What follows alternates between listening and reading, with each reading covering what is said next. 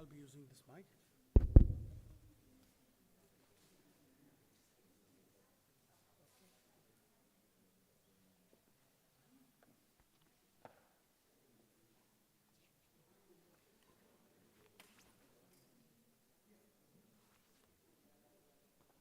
السلام عليكم.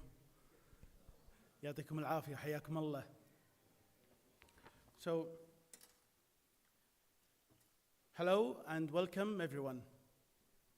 Dr. Fahd Al-Fadli, who's the VP for Academic Affairs, who's also here on behalf of the of Kuwait University President, Professor Lafi, Dr. Mshari Lafi Al-Harbi, and Dr. Layla Al-Musawi, who's here on behalf of KFAS, the Kuwaiti Foundation, the Kuwait Foundation for the Advancement of Sciences. Dear keynote speakers, dear presenters, dear esteemed guests, and dear students, welcome all.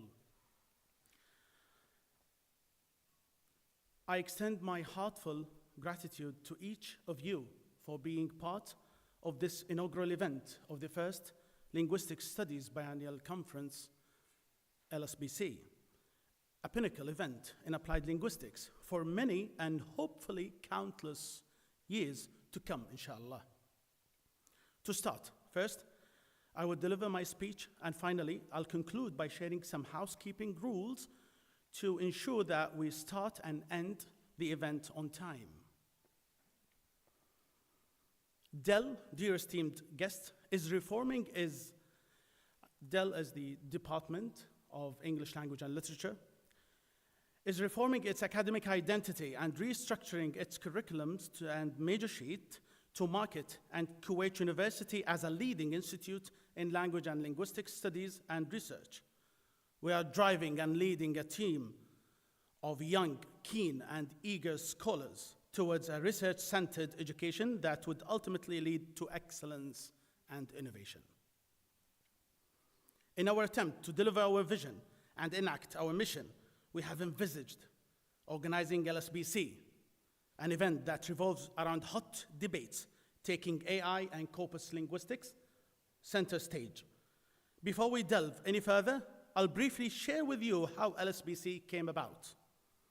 While there is a backstory to it, I'll just proceed to this very event. Since I joined DEL in September 2022, I have been in constant debates with eager minds such as Dr. Shamlan, Dr. Nadia, and Dr. Sabah about what constitutes applied linguistics. We are almost on the same page, but most importantly, those fruitful arguments showed one thing. We are frustrated that despite our knowledge and keeping up with literature, DEL is almost internationally unknown. November 8, 2023, at around 5 p.m. in Dr. Shamlan's office, Dr. Nadia and I were having what became the usual debate about applied linguistics. The need for a conference and the recognition that DEL deserves, until we came up with the LSBC idea. The LSBC was organized within a span of just 4 months.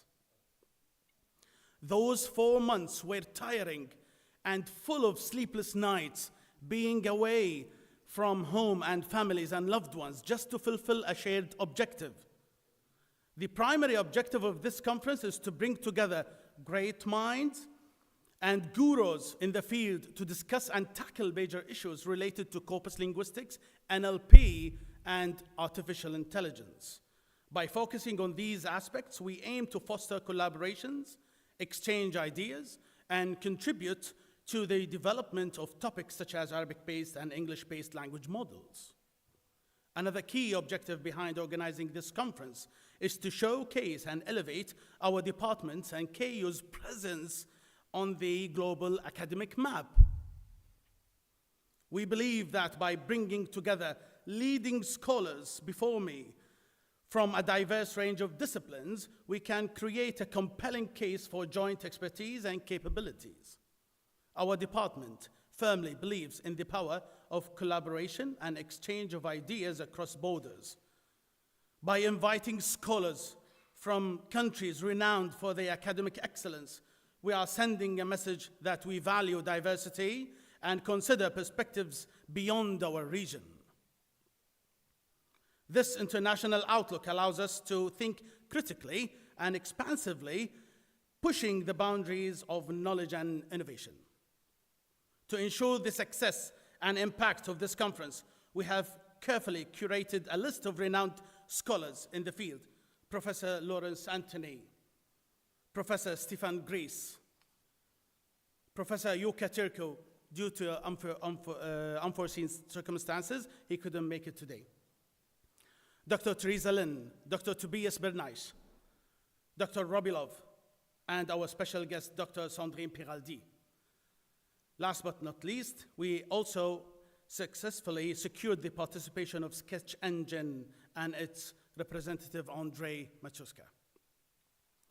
My welcome speech would be short. I know it's long, but anyways, would be short if I didn't take the time to thank and welcome our distinguished guest. Without the auspices of Kuwait University and the Kuwait Foundation for the Advancement of Sciences, this conference would not have seen the light of day. Thank you for the generous sponsorship. I extend another special thank you to Bobby and Back, which sponsored this event and participated as a bronze sponsor. I thank all the other sponsors who made this happen and whose logos can be found in our giveaways and promo videos. Dear special guests, thank you for attending the event and accepting our invitations. Dear students, thank you for attending the conference. I do hope that the conference will be your compass and lighthouse in your academic journey. Dear Professor Lawrence Anthony, your contribution to AI and corpus linguistics is tremendous, and Conc is a testimony to that contribution. Dear Stefan Gries, thank you. Thank you for making quantitative linguistics and statistical corpus linguistics so easy to read and digest. Professor Yuka, okay, wherever he is, thank you so much for your brilliant and much needed conceptualization of the pattern-driven approaches, which is situated between corpus-based and corpus-driven approaches. Dr. Teresa Lin, despite your pregnancy, you graciously accepted our invitation and came to Kuwait to participate in LSBC. Dr. Teresa Lin is another guru in AI whose contribution has been critical. She's now the head of NLP research engagement at Mohammed bin Zayed University of Artificial Intelligence. Dr. Lin, 100,000 welcomes. Cade Mela Fulcher. I hope I pronounced it correctly. Okay. Dr. Tobias Bernays, you also deserve a special thank you as your works, especially your meta-analysis of corpus linguistics and World English's research, have helped tremendously to tackle issues in both corpus linguistics scholarship and World English scholarship. Thank you. Dr. Robilov, one cannot talk about you without mentioning your significant contribution to the field embodied by the compilation of the British National Corpus 2014. Welcome to Kuwait. Dr. Sandrine Piraldi, my former PhD supervisor, corpus linguistics supervisor. Welcome. I'm so happy to see you again. Dr. Piraldi was and still is a great mentor and inspiration to me. I had the privilege of working with her and under her supervision for 3 years, during which she challenged me a lot. She always had high expectations, but also gave me the guidance and support I needed to succeed. She taught me valuable skills, especially proper ways of conducting corpus-driven investigations.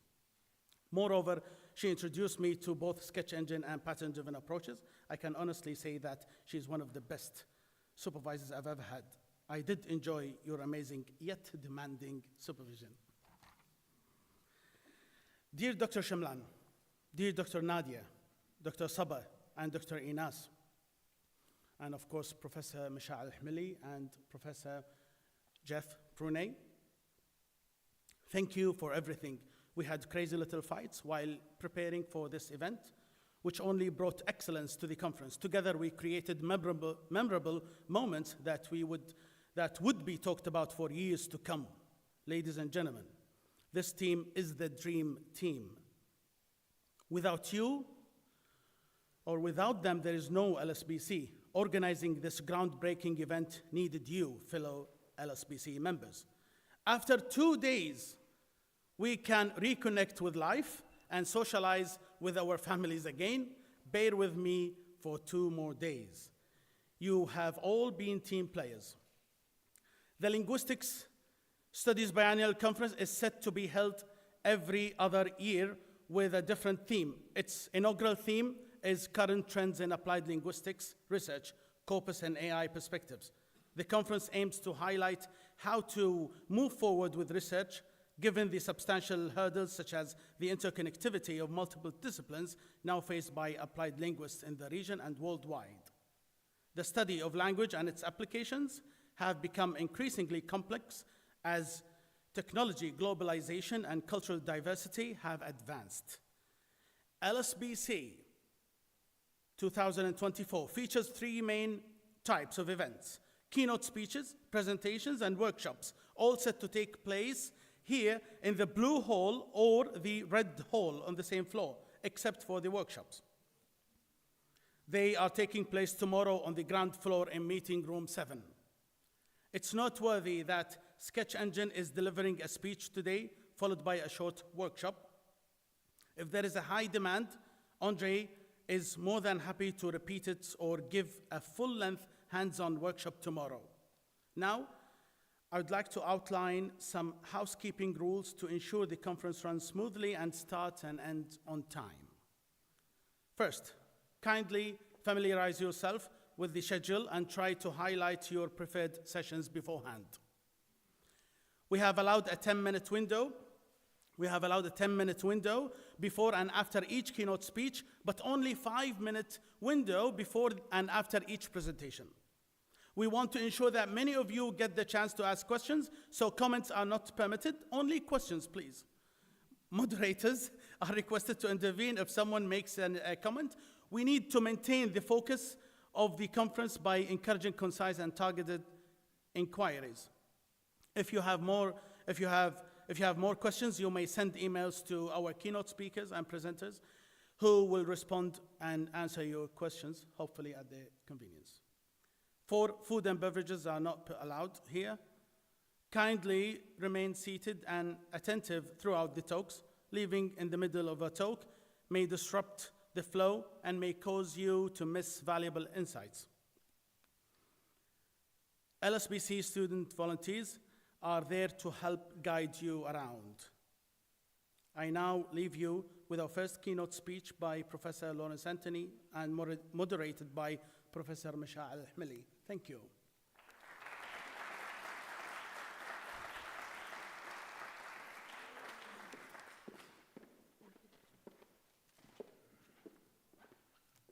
السلام عليكم جميعا. It gives me great pleasure to welcome Professor Lawrence Anthony. Dr. Anthony is a professor in the Faculty of Science and Engineering at Waseda University, Japan. He is a founding member of the Center for English Language Education in Science and Engineering and current coordinator of graduate school science communication courses. Dr. Anthony received his MA degree in TESOL-TOEFL and the PhD in Applied Linguistics from the University of Birmingham, UK, and his BSc degree in Mathematical Physics from the University of Manchester, UK as well. His research interests include corpus linguistics, educational technology, natural language processing, and genre analysis. Dr. Anthony's main research interests are in educational technology, corpus linguistics, and natural language processing. Continuing from his master's work in genre analysis, he developed software to automatically analyze texts at the sentence and discourse level for his PhD thesis. Since then, he has been developing educational software for use by researchers, teachers, and learners in corpus linguistics, including ANCOC, a freeware concordancer, Antword Profiler, a freeware vocabulary profiler, and more recently, web-based monolingual and parallel concordancer. Dr. Anthony also likes to participate in joint projects, so this is a chance for you guys if you want to approach him and with an idea of research. With other researchers in the fields of science and engineering, when participating in joint projects, he usually likes to act in a number of roles, sometimes serving as a technical advisor and other times as a technical writer. Without any further ado, please help me welcome Professor Anthony Lawrence. Anthony? Thank you so much.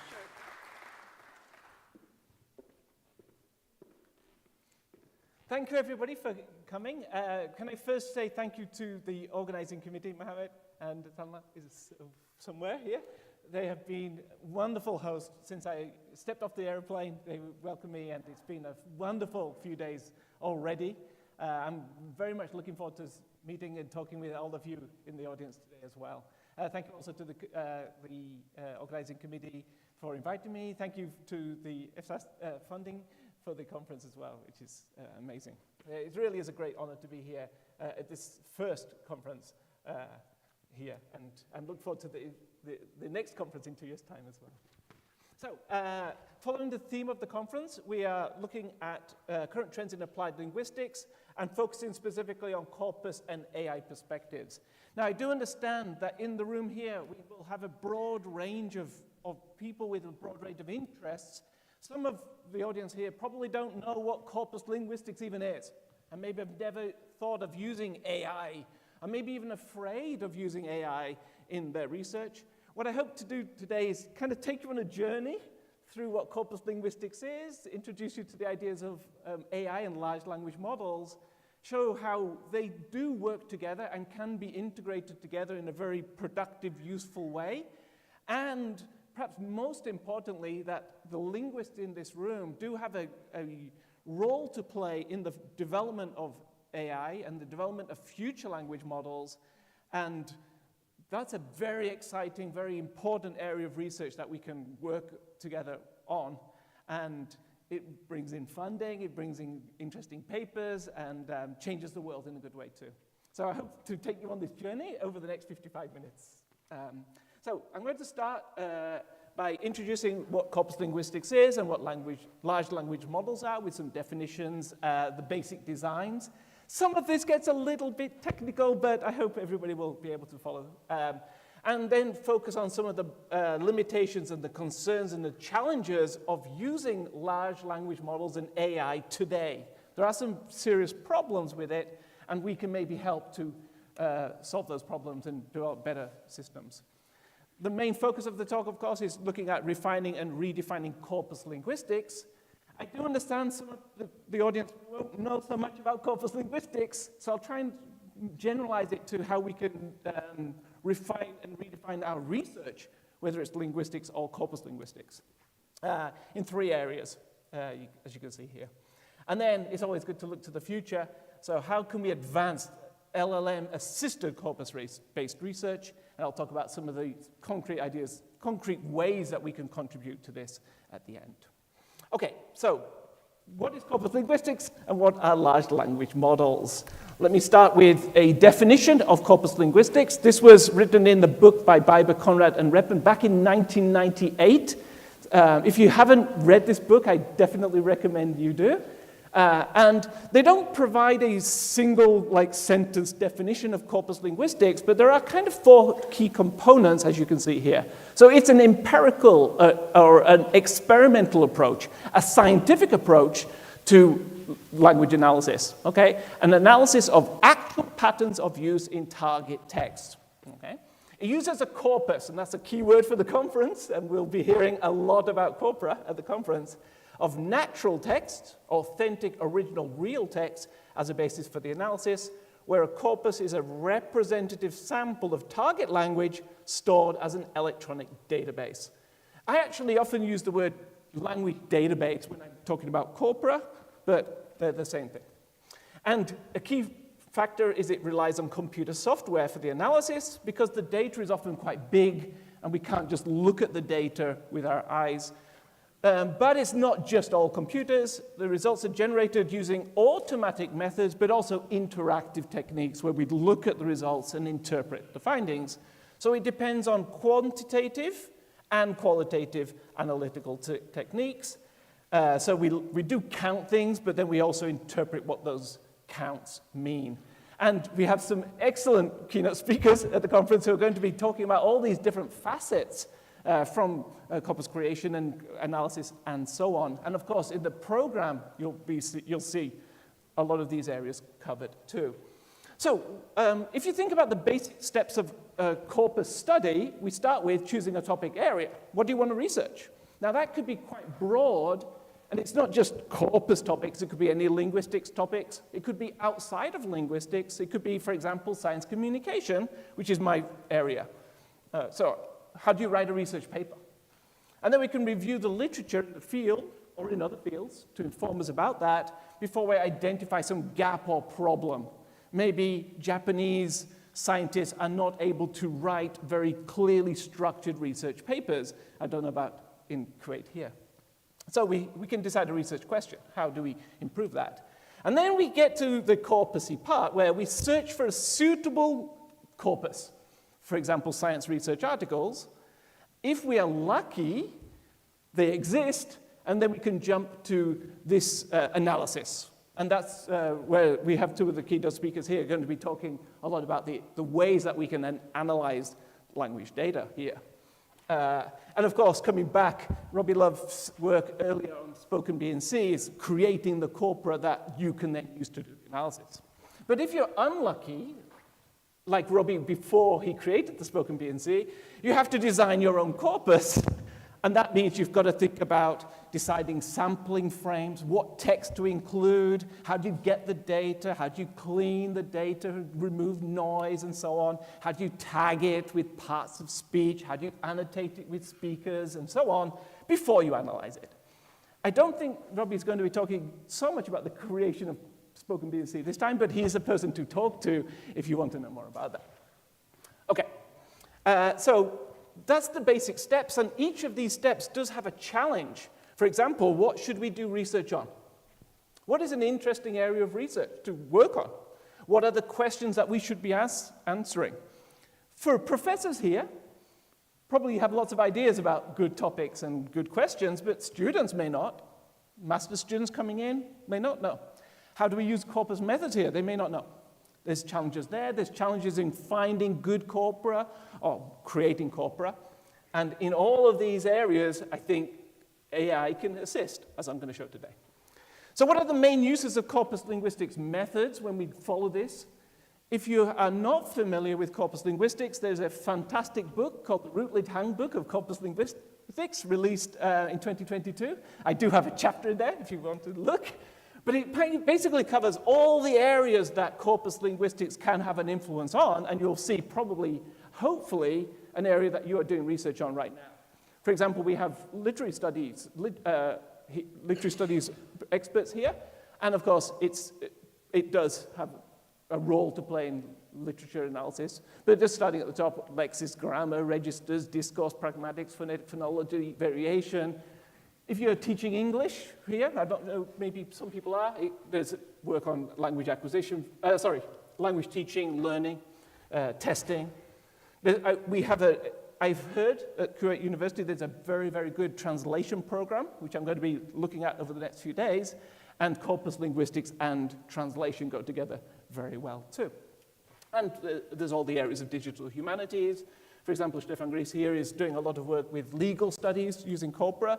I don't think he's going to be talking so much about it at this conference, but again, if you have interest, you can always talk to him about it. So that's corpus linguistics. And just coming back here, as I said, there's challenges through all of these steps. So what can we do to address these?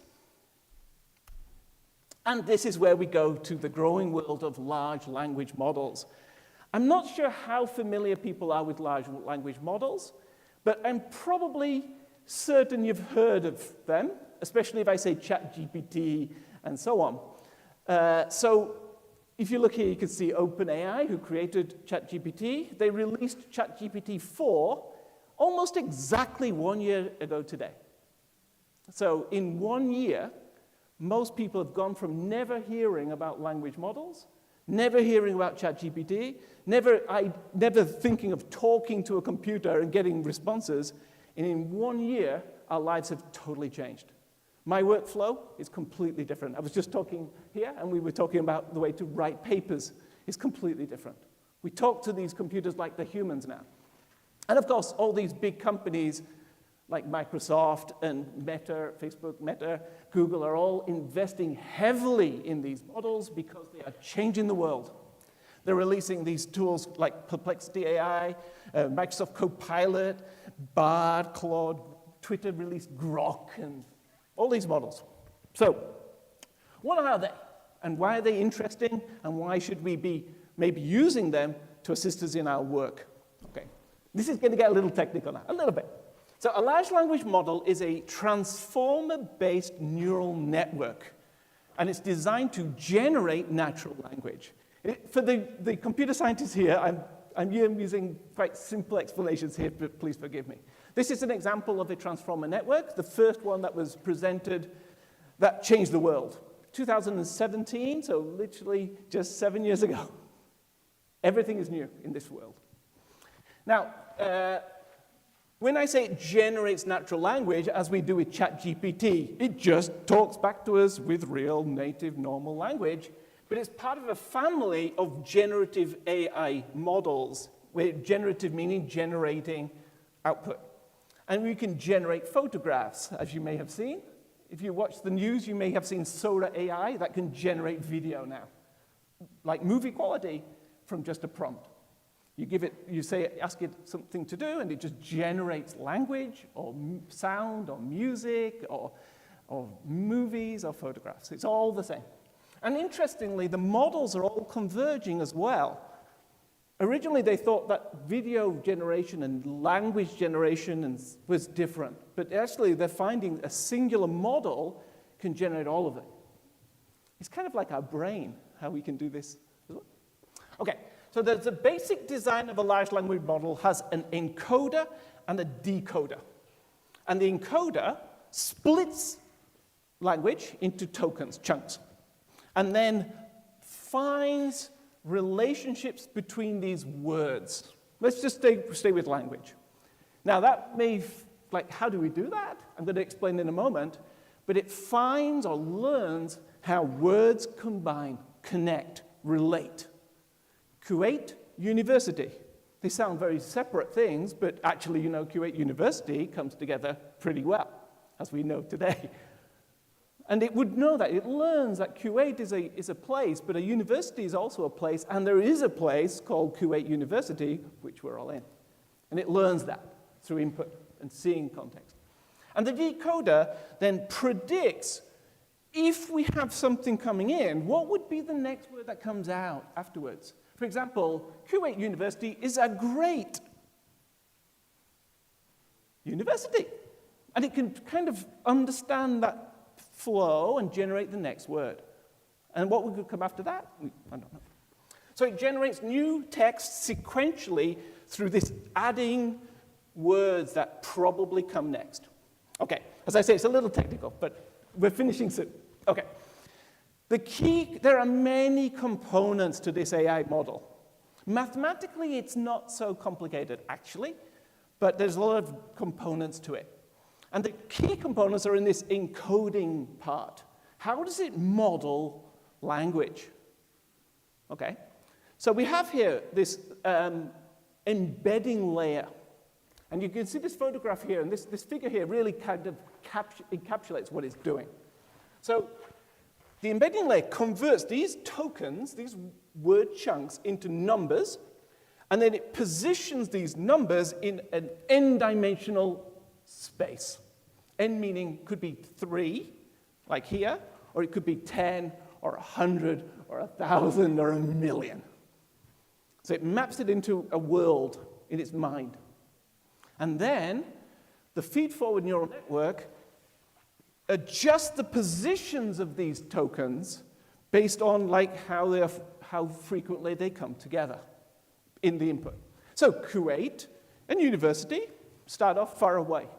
But then they hear about this university. It's like, oh, they're a bit connected. And they hear more about this university, and they come a little bit closer. And through learning and cycling, they pull these words into the same zone or same area. So Kuwait in university, and you may have AI and perspectives all coming together. So the model learns to pull words or chunks into the same space. Okay. The key difference with this new transformer network is something called attention. And it assigns weights to different words or input during that training because it knows that's important. So if we say, I work at Kuwait University as an input, which of the words there are useful to remember? University, Kuwait, and work. But at, maybe not so important. So it learns to, which words should be pulled together and how should they interact? And we have this world. The important thing to understand And my hero in AI is called Andre Karpathy, an AI expert who worked at OpenAI. And he said that is effectively taking our world knowledge and compressing it into a database. Well, not a database, but into a neural network. It's a compression of our understanding of the world. Now, it's not a perfect model of our understanding of the world, but if you think there, Kuwait and university and AI and perspectives, it models and it compresses the whole of our world knowledge into a little space, and then we can ask it about it. What is the most famous university in Kuwait? Ah, famous Kuwait University. And it can give you back the answer. So it maps the whole of the internet and all of our world knowledge into this compressed model. Just think of it like that. And it's amazing. It's stunning. Okay, so why is it useful? So we can do amazing things with this and have got maybe the 5 most important things we do with AI models right now. So the first thing is we can use it for getting back information, like Google search, but now we're not searching on the internet, we are searching in the entire world of knowledge in a contextual and nuanced and subtle way. So, what is the capital of Kuwait? I don't know. Kuwait City. Oh, yeah. See, you should ask the AI engine. Okay, so here we have you, and you can say, what is the capital of Kuwait? And it would say the capital of Kuwait is Kuwait City. And it's generating that word by word. So here, what is the leading university in Kuwait? Yeah, well, it says that as of my last update in January 2022, Kuwait University is often regarded as the leading university in Kuwait. Well done. Okay. And it will then go on to give you more information about Kuwait University because it has encapsulated everything we know about Kuwait University in this world. It's stunning. It's stunning. It looks like a human because it's encapsulated all we know. Okay, so we can also do text generation. If you're a student and don't know about corpus linguistics, we can ask the world model, what is corpus linguistics? Or write a one-sentence definition, and it will say, corpus linguistics is the study of language based on large collections of text known as a corpora to identify patterns, trends, and structures within a language. It's not copying from the internet. It is generating it from its own mind. It's totally original. It's stunning. It may be plagiarizing something, but it's basically original. But then we can also say, translate that into, translate the above sentence into Arabic, and we get that. And I do not know Arabic, so I have to ask you, is that a good translation?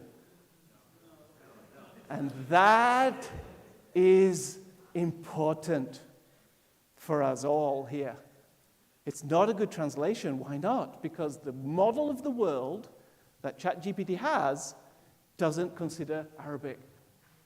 The input wasn't rich in Arabic language. It doesn't know much about Arabic, which means we could contribute to improving that mind, improving its understanding of Kuwait and this region of the world, and the Arabic language too. Okay, we also have this chatbot idea. Can you help me? Of course, I'm here to help. What do you need assistance with? It's like a human. And then we can also do code generation, which I use daily.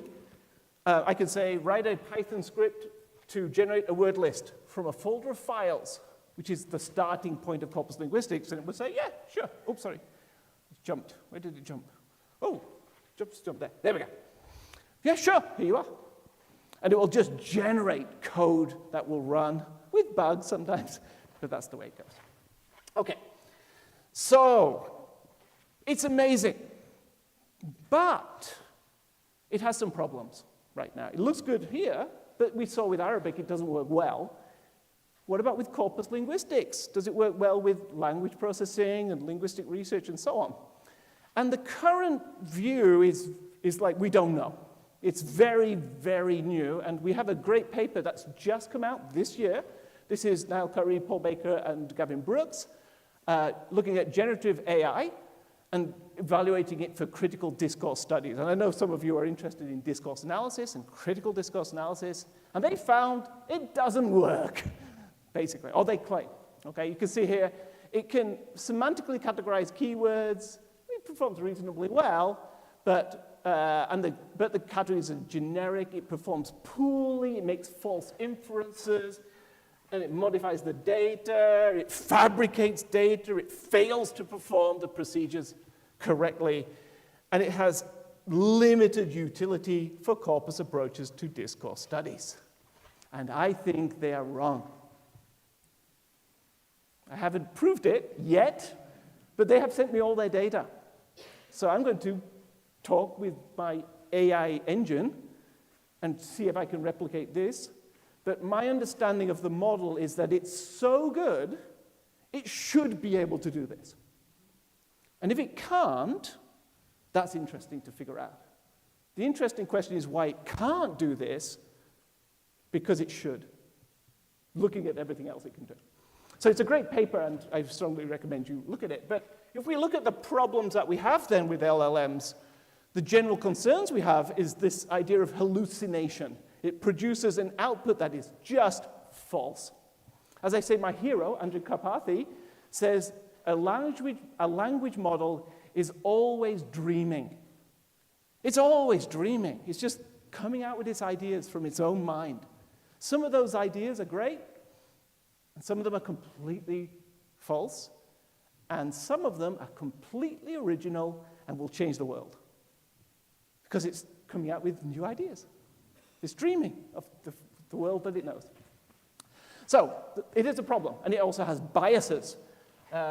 It promotes stereotypes, positions of racism, gender bias, and also there's also problems with consent of how it got the training data.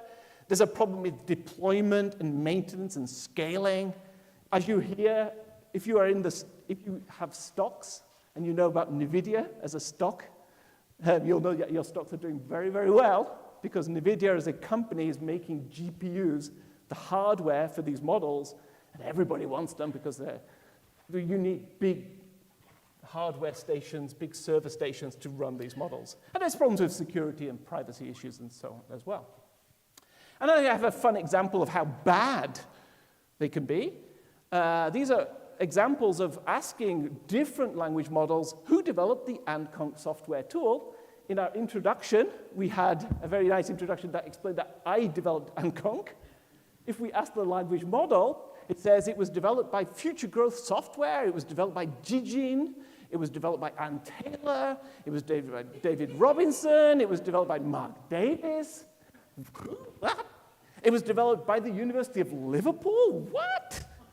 I went to Birmingham, led by Professor Sinclair, who was at Birmingham. It's completely crazy, completely ridiculous.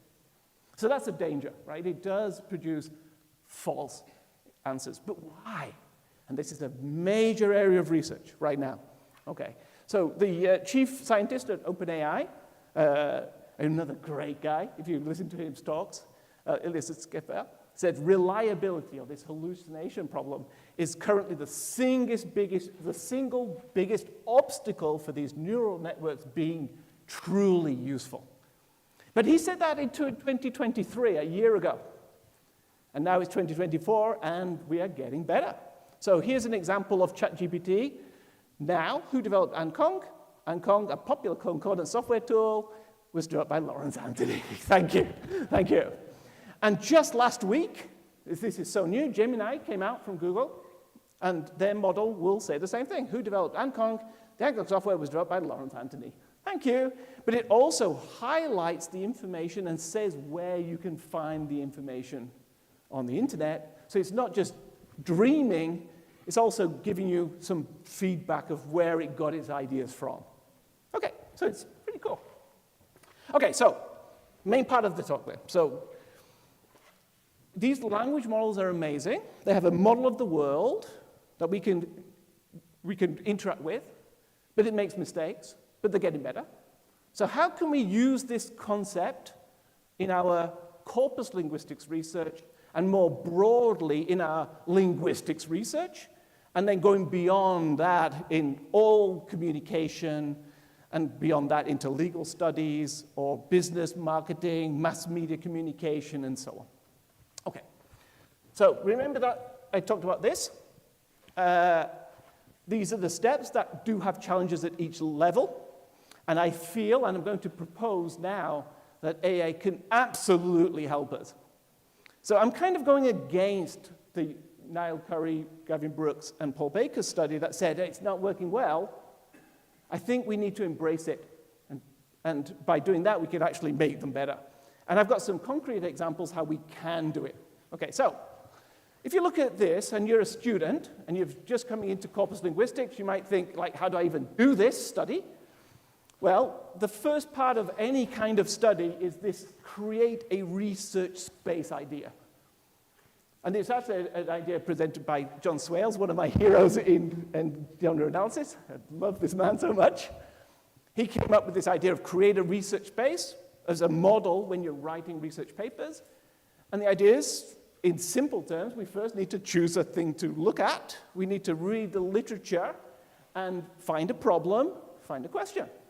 So can AI help us do that? And the answer, of course, is absolutely. So let's do it. Oh, whoa. Maybe not do it. That was very quick. Did you capture everything that I just said? That was funny. Maybe I shouldn't go over there with my pointer. Okay, so let's do this again. I shouldn't walk over there with this pointer, I think.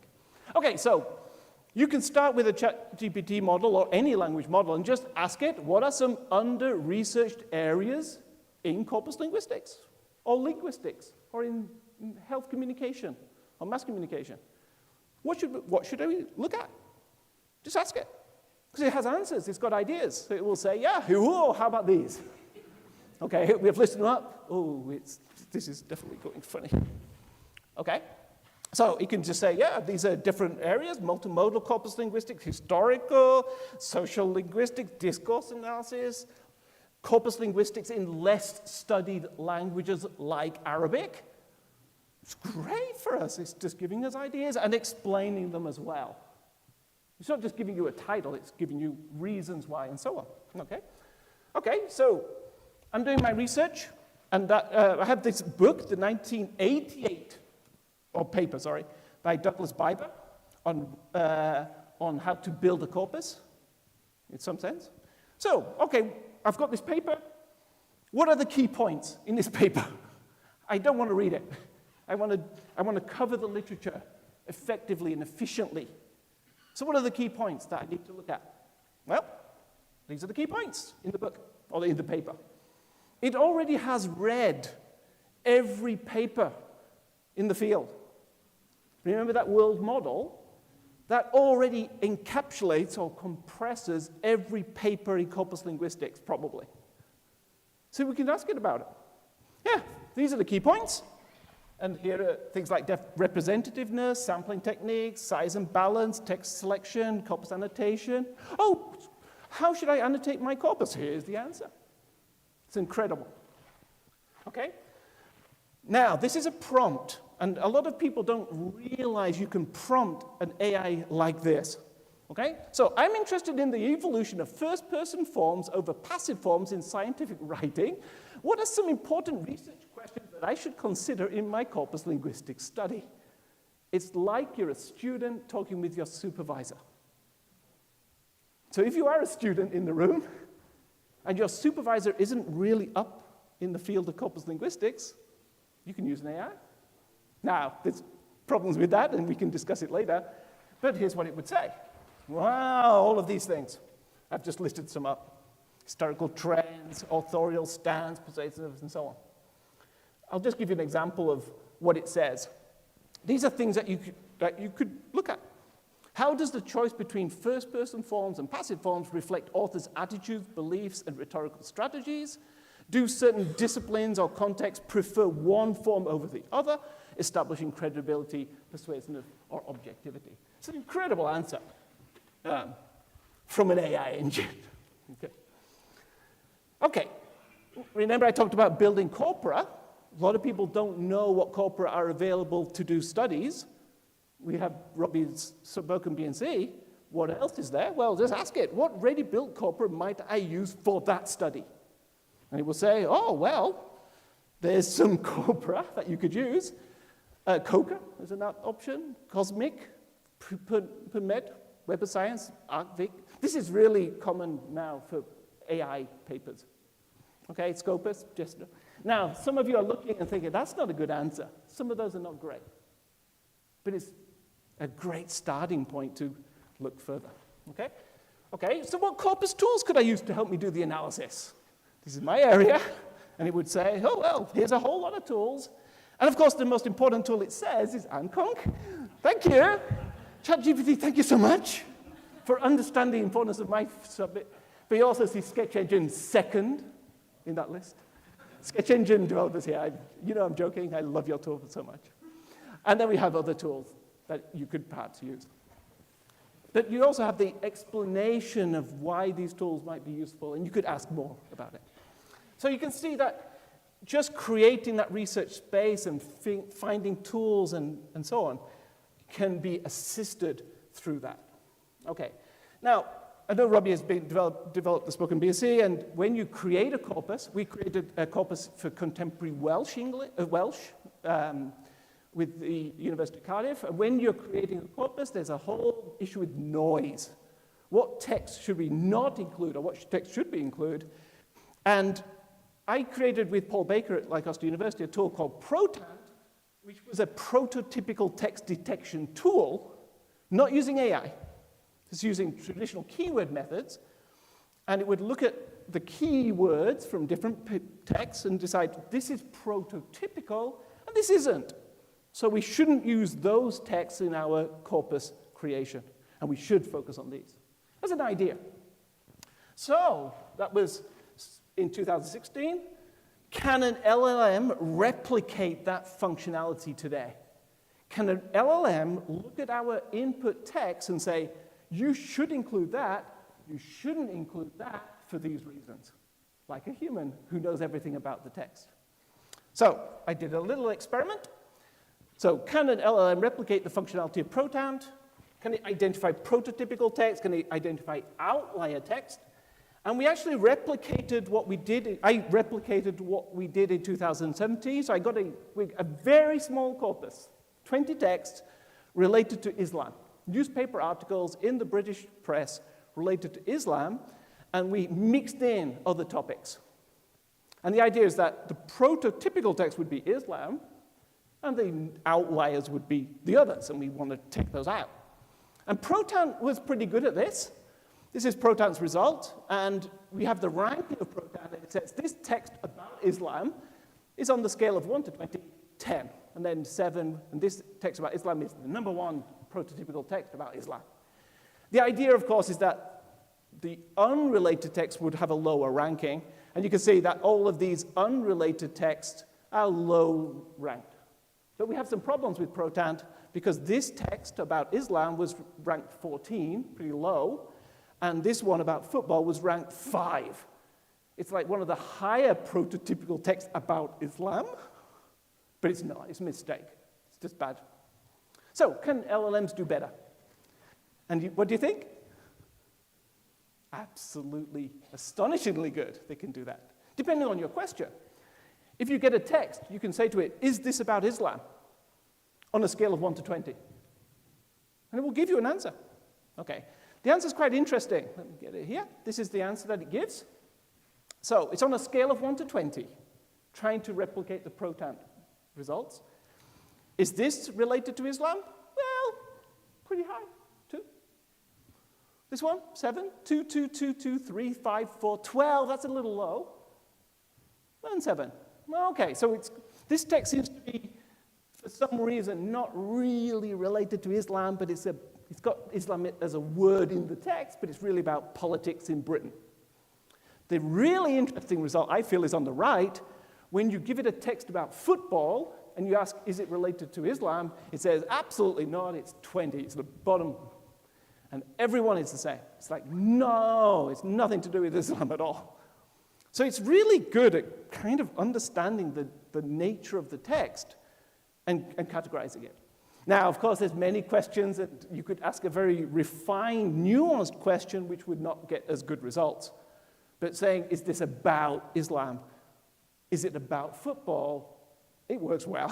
You can do that easy with its model. Okay, let's go on. When it does rank something as 20, in Protant, we have to look at the result and think, why is it ranked 20? And we look at the keywords and we try to figure out why it was low ranked, why it was high. But with ChatGPT or all these language models, we could just ask it why. Why did you give it a ranking of 20? And it will just give you an answer. On the scale of 1 to 20, I would rate the relevance of this article to the topic of Islam as 20, the lowest. Okay?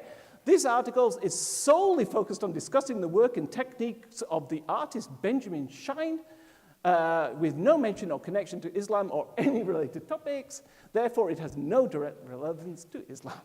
20. It's like human. It's like a human in a very interesting, unusual way.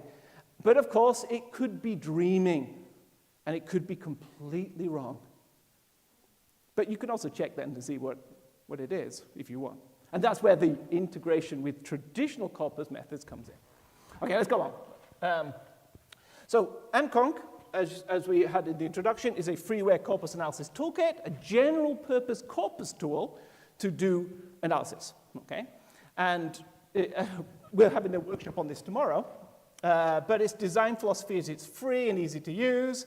It's a powerful multi-platform corpus analysis toolkit. It has access to different corpora. You can load in your own data, and then it has many different corpus methods or tools or functions that you can use, like quick and plot and so on, designed for everybody. Can we redefine corpus linguistics by putting AI into this concept? That's the idea. Okay, so when I've talked about refining, now I'm really moving to redefining corpus linguistics. Let's embrace that ChatGPT model. Let's put it in the tool itself and see what it can do. Okay? So can an AI engine be usefully integrated with traditional corpus tools like AMCONC? And the answer, I hope you will find if you come to the workshop tomorrow as well, is that the answer is yes. And I'm going to demonstrate it now. But the idea is I put the model into the tool and allow you to talk to the model directly, like ChatGPT, but also let it look at the results from traditional corpus analysis and talk about that.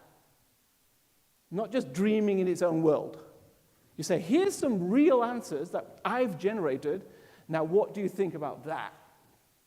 What are the patterns here? And I'm going to show you in a moment how it dramatically changes when you do that, okay? So the answer is yes. And I'm going to give you a live demo in a moment, but the one very important thing to understand is how this works.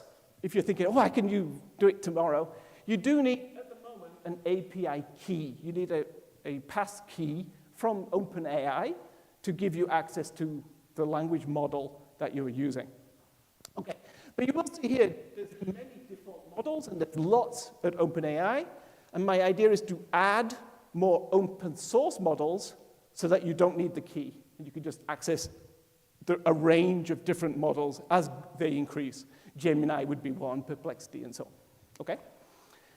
A real interesting feature of a language model is you can also tell it how to think or how to act.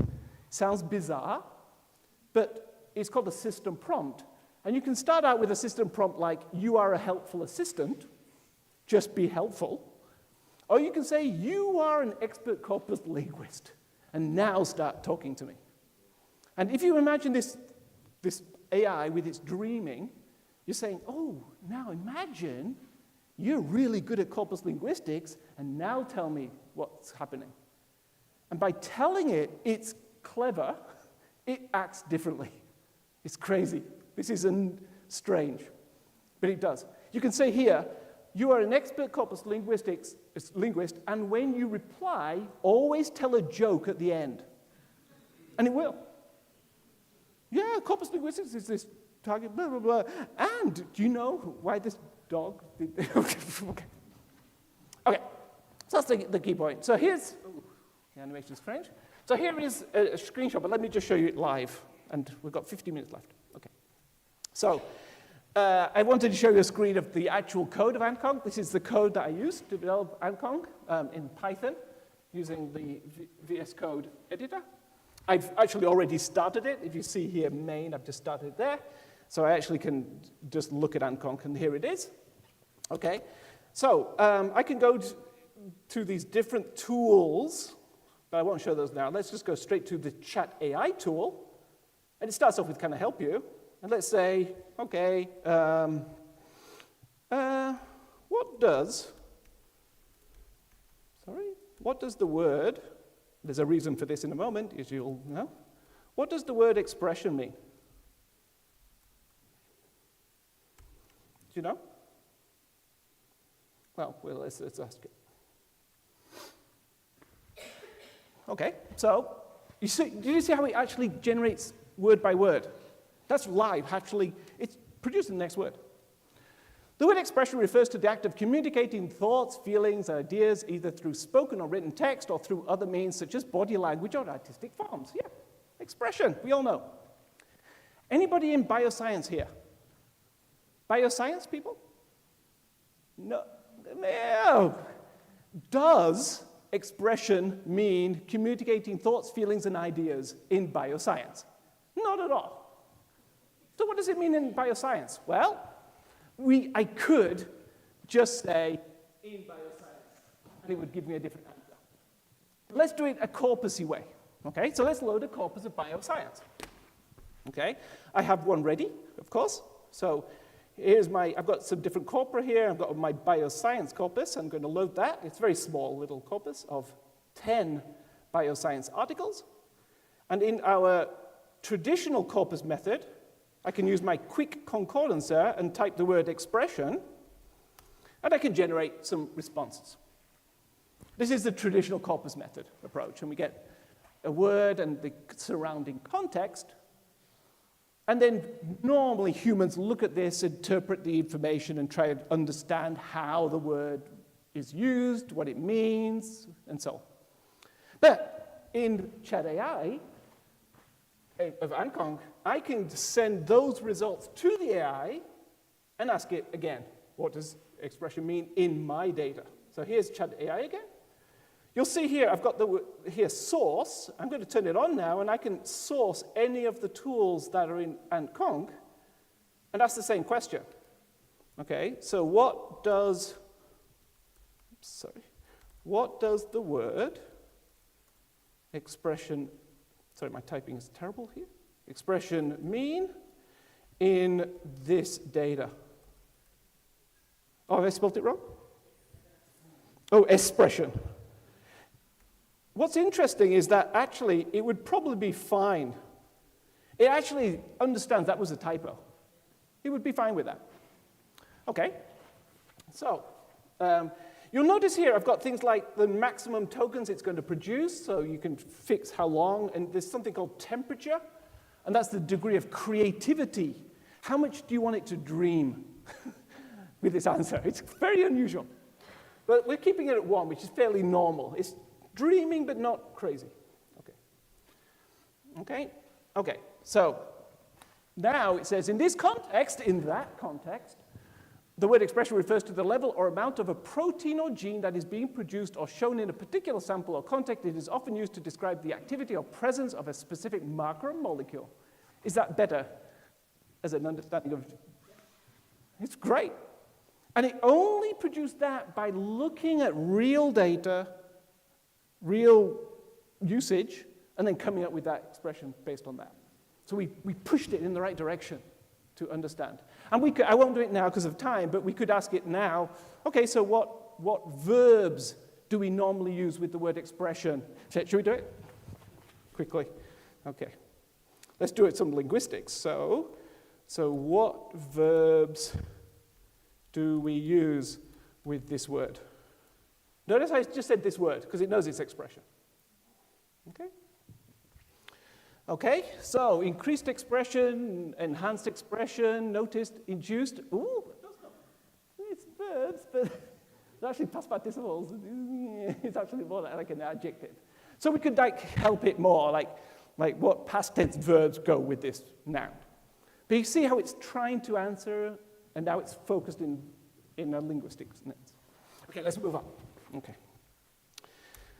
So my idea here is that if you do integrate AI with traditional corpus methods, we can reduce the amount of dreaming, the hallucinations. We can actually check back in the raw data, like, why is it saying that? We could ask it, why do you think that? But you can also just go back and check as well, which is also good. And you can also change the models. So if you are interested in developing models, you can just swap the models and see how it changes, change the temperature, change the prompt, change the system prompt to see how it reacts and learn more about the modeling. Okay. But let's go to the final part, which is of redefining. Okay. So can AI help us to generate original language? Completely original, new corpus data for corpus studies and linguistic studies. Can it understand the properties of that language, and can it postulate why that language might be successful or unsuccessful in achieving a cumulative goal? And if yes, what does that mean for us? So this is generating synthetic data, like dreaming the data, looking at that data and thinking, why does that work? And telling us why it works. Like totally internalized. It's a kind of strange idea. So how did I look at this? And it's interesting, I think. So there's a very interesting project at Lancaster University called Metaphor Cancer and the End of Life Project. They're looking at how people who have suffered from cancer go to a doctor and talk about their symptoms, and the doctor might be saying, I'm sorry, but you only have 6 months to live.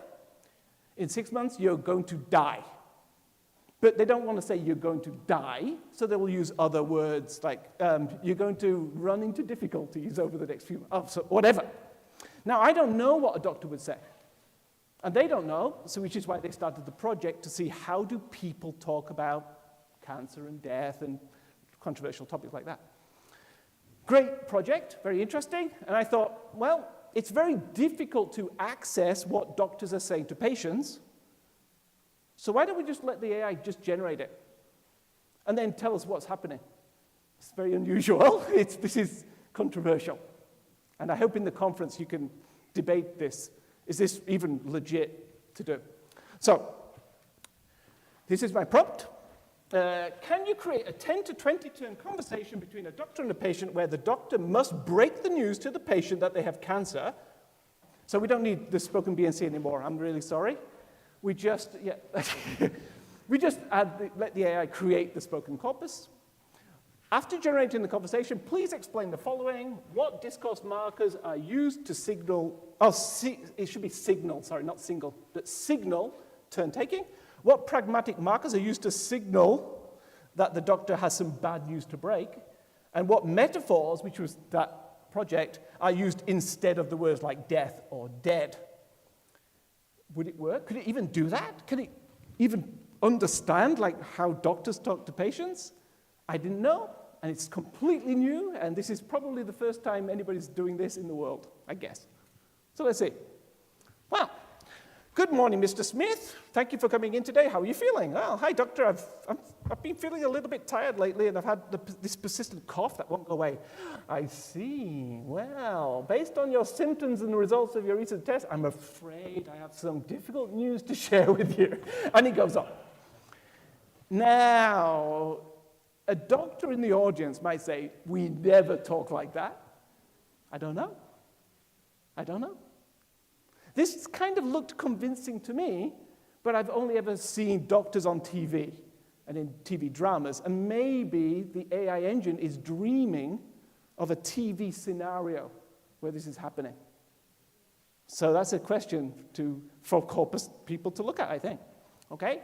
So the discourse markers, like I see. Now it gets good at this. He knows how discourse works. So I see, well, I'm afraid, I understand, of course. I'm afraid I have some difficult news for you, and so on. It's pretty good at analyzing itself, what it's doing with its own language. But interestingly, when I did ask it to say what metaphors it used instead of death or dead, if you read through, it actually doesn't, the doctor doesn't say they're going to die. So it doesn't have any metaphors for death or dead, so it starts dreaming all kinds of things. So this is all dreaming. It's important to discuss our next steps. Next steps does not mean you're going to die. So it's wrong. It's wrong. It's actually picked up this nuanced way of talking, but it's not a metaphor for death. So it's kind of interesting. And I think this is something that we should be thinking about. Okay, so looking to the future. Got 5 minutes left. Okay. Just a moment. Okay. So what can we do, maybe, to improve that example? How can we improve its translation of Arabic? Translation from English to Arabic, it was bad. When we asked it to talk about doctors and patients, it's not good. Okay, so the future. I'm going to focus on just 3 things which I'm pretty sure about, because it's very new. This is all very, very new. But there's 3 things I'm kind of pretty sure about right now where we can definitely improve. Okay, and they are LLM design engineers.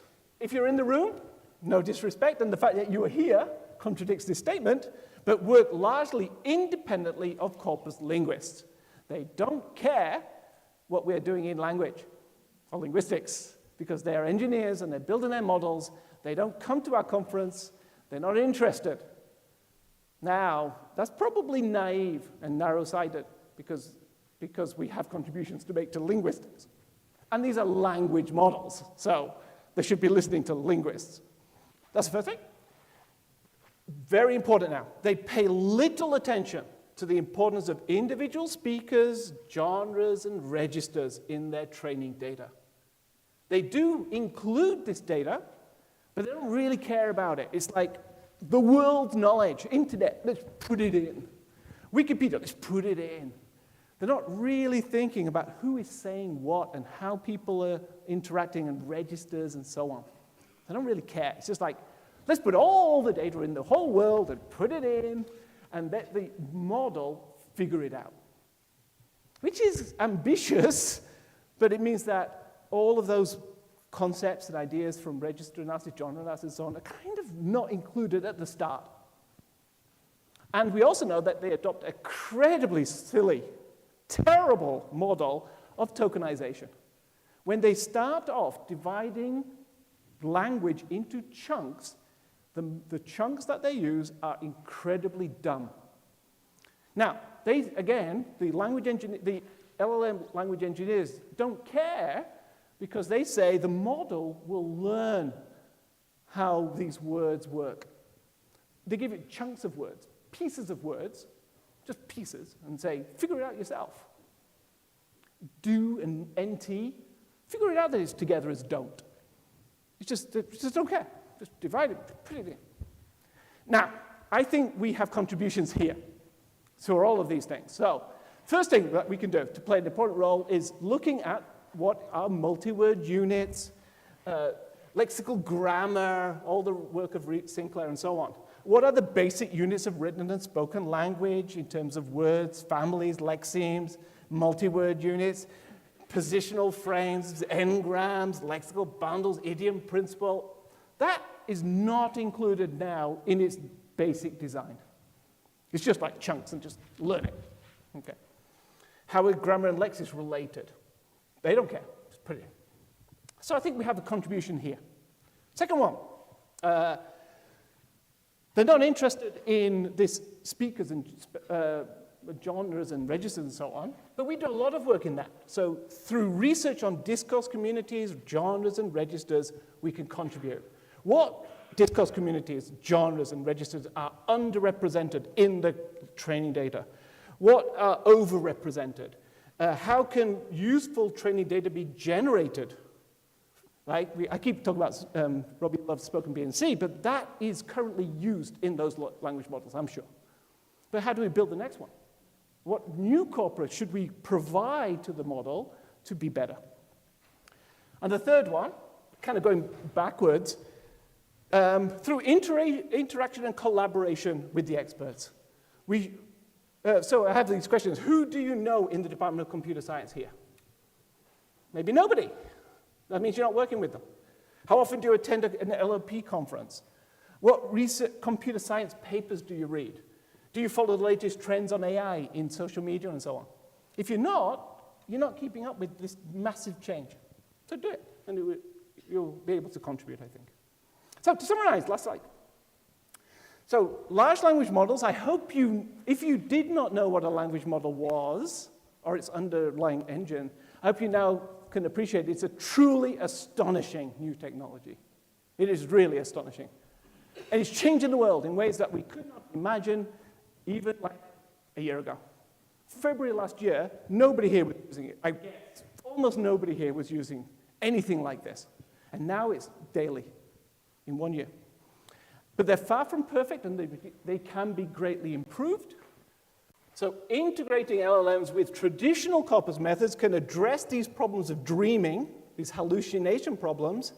It can introduce exciting new ways for us to analyze corpora, like generating its own data and looking at that. And I have to plug my own research. It can be experimented with fairly easily. You don't need to build your own language model. You don't need to think how to use the APIs and so on. You can experiment with this through this Amcon's Chat AI feature. I feel that my own view is that we are living in an incredible time for language research, similar to the early 1900s when physicists began to understand the structure of the atom. I am originally a mathematical physicist. My hero is Ernest Rutherford, who at Manchester University understood the structure of the atom through little experiments in his lab, and they changed the world. Everything we do now is from understanding how atoms interact and move and carry energy and so on. Most of the time, we're kind of just doing little steps through research, and we kind of know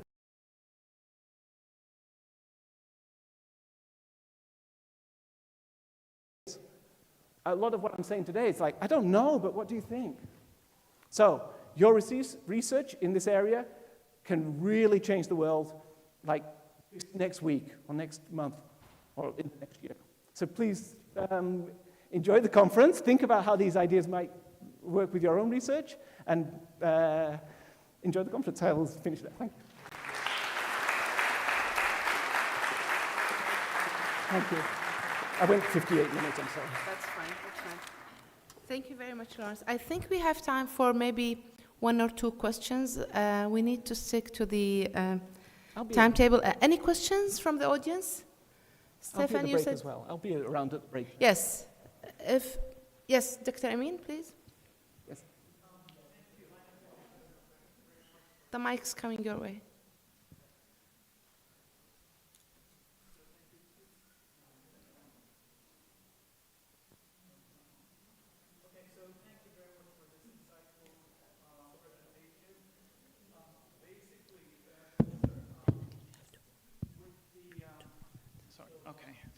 Thank you very much. Okay, so with the incredible ability of text generation, should we be concerned in terms of ethical issues when it comes to corpus linguistics? Should this be included in your redefinition of corpus linguistics, especially since it's quite convenient for us to include whatever is generated by AI into our corpora? I mean, who owns it? I mean, doesn't this raise question marks when it comes to copyright issues and so forth? Thank you. Question about what ethical concerns does this raise? So there's a lot of work in AI and language model creation about making the models act responsibly, dream in a nice way, not dream about how to build a bomb and destroy the world. They could do. Like, what do you think, what should I do tomorrow? Well, tomorrow you should start building a bomb and destroying the world. No, don't think like that. So they can prompt the model to not think that way, like guide it. It's like a child. Just don't go that way, go this way. So there's a lot of work on just the raw engine to act responsible. But what we have with corpus linguistics is when we create our own corpora, we do think about balance and representativeness and so on. So we can develop a corpus which represents what we hope, and then the integration is where I think a key point lies, that we can then ask the LLM to look at that data and formulate its opinions there.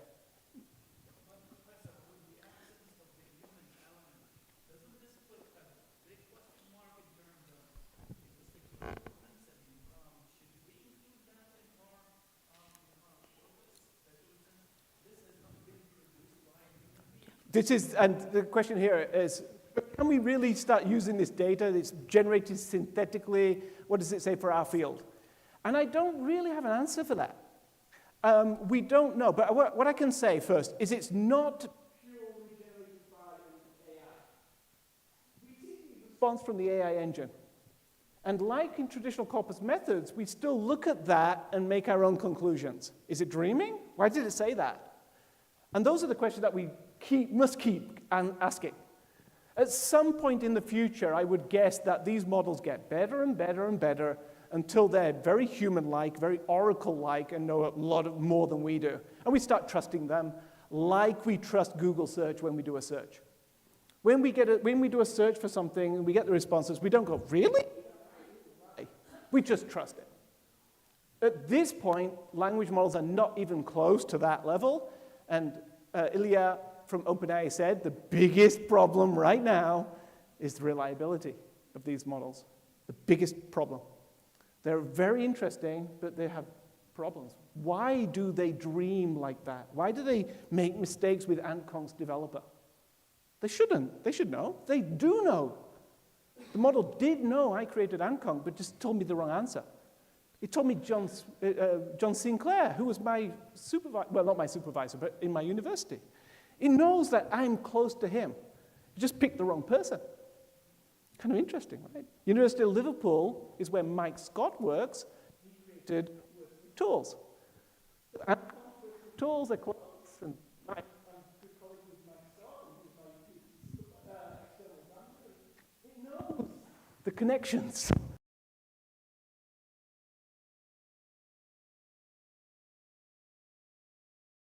That everything is new, nobody has the answers, and any research that we're doing can change the world. Thank you very much, Anthony. Thank you very much for your attendance. I'm sorry for taking a few minutes for your 10 minutes break. We'll convene again here and in the other room at 10:35, inshallah. One more time, thank you very much, Anthony, for such a wonderful session. Thank you. Thank you. Thank you.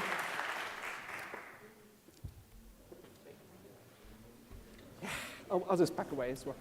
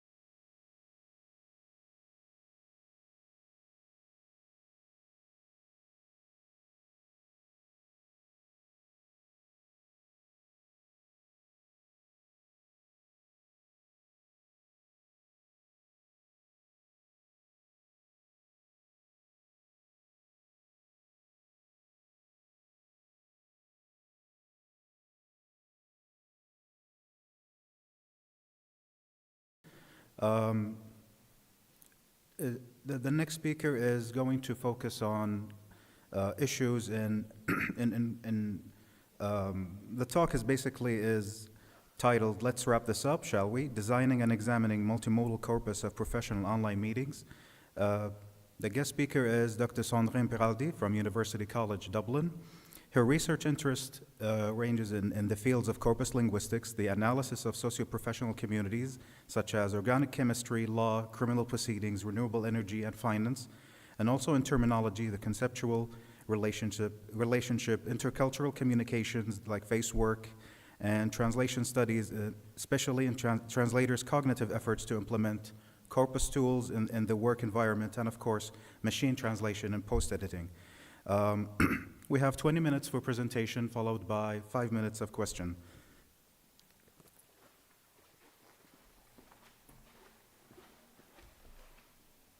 Hello, everyone.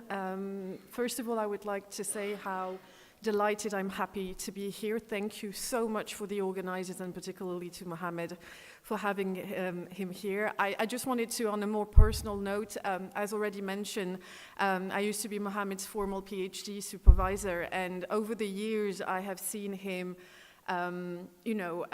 basically thrive, first of all as a PhD student, and now as a fantastic lecturer and obviously conference organizer. So I'm a very proud mama, as I used to say to him. So anyway, I just wanted to say thank you again, and I'm absolutely delighted to be spending this conference here. So thank you again for having me. Today, I don't know why this is not, sorry about this. It should be showing fully. I hope that's going to be working.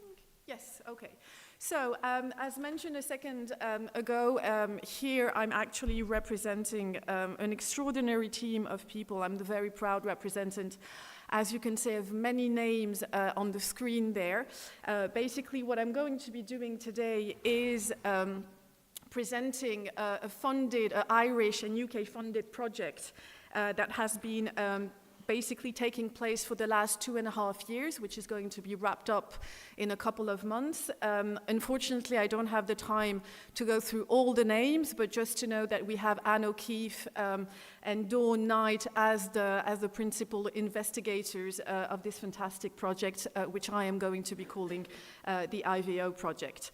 I have, of course, the difficult task of talking after Lawrence Anthony, so I'll try to do my best today. Now, when I suggested this very topic to Mohammed, I in a very naive sort of way, I thought that I would be able to give you a broad overview of all the results that we managed to go through while working in this project for the last 2.5-3 years, basically. And I realized today that even if I was given 4 hours to do so, I wouldn't be able to do that. So what I'm going to be focusing today is on the challenges that we have met, because I believe that multimodal corpus analysis is still something that is quite scarce, basically, and so this obviously is the main topic of today's talk. And then I will give you one specific result, which is the concept of explicitness. So anyway, to give you a little bit of background about this funded project, we had 3 particular purposes in mind when we started working on this project. So the idea, perhaps I'd have to start by this, is that we decided after the unfortunate COVID surge, of course, doing work meetings online has become somehow a standard for absolutely everybody. And so we thought it would be extremely important to have a look at this new communicative standard and, of course, try to analyze if there are emerging practices and what are the differences between face-to-face and online interaction. So this is the main gist of this project. Now, we had 3 specific objectives in mind. Obviously, first of all, develop specific working protocols, because, as I said, analyzing multimodal corpora is still something that is quite rare and particularly challenging. So I will be demonstrating this a little bit in a few seconds ago, but we've created specific resources that are being made available to you so that you know exactly how to annotate a corpus, how to do gestural annotation, loads of technicalities that are absolutely vital when building a corpus. The second objective was obviously to build a multimodal corpus with a specific focus on gestural annotation. So basically observing how non-verbal communication develops in online meetings, basically, of course, to understand what is happening and to be able to kind of correlate pragmatic and discursive functions with non-verbal communication. Now, the third, obviously, objective of this project is, of course, to enhance our understanding of language use within workplace discourse in a virtual environment. So, for example, these are, is it working? Yes. So these are some of the research questions that we wanted to have a look at, and of course we ended up having way more questions to answer. But for example, how do meetings open and close? Do they do that differently online compared to face-to-face interactions, okay? Are these meetings more transactional, basically down to business, or do we keep very much of a kind of relational perspective, or do we try to compensate this in those different online meetings?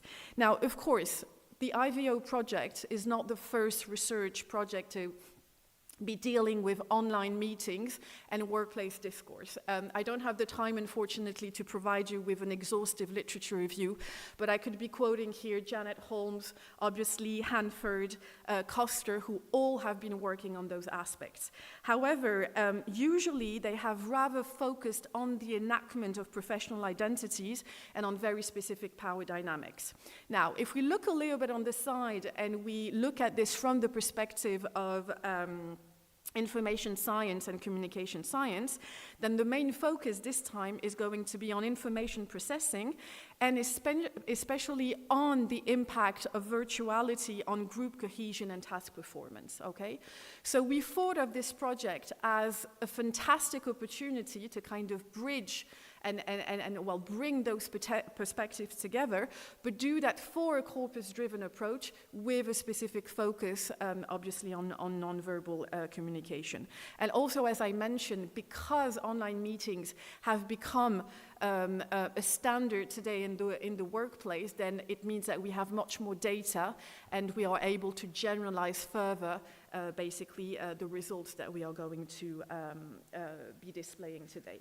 Now, one of the challenges of multimodal analysis or multimodal corpus analysis is that obviously we need to work through multiple layers of analysis. The first layer is obviously the fact that we are going to be working on nonverbal communication. Unfortunately, again, I don't have the time to develop on why nonverbal communication is so essential, so I'm kindly referring you to many previous studies, starting from Edward T. All in 1959 to Camden to Ruhlman more recently in 2023, basically, but the main idea is that we cannot analyze languages in use if we don't have a look at what is happening from a nonverbal perspective. Now, one of the challenges, of course, is first of all that we have loads of different nonverbal parameters. For example, we could be observing head movements. We could be observing the way I look at you right now. You could be observing the gestures. So first of all, we have an extremely long list of factors that needs to be observed. Secondly, the second challenge that we had to deal with is how do we annotate those gestures, those head movements. So just as an example, we have been, for example, using what is called the Mumin scheming code, which is a particular framework where we are going to be essentially focalizing on facial gestures and, of course, on hand gestures and essentially on upper movements, basically.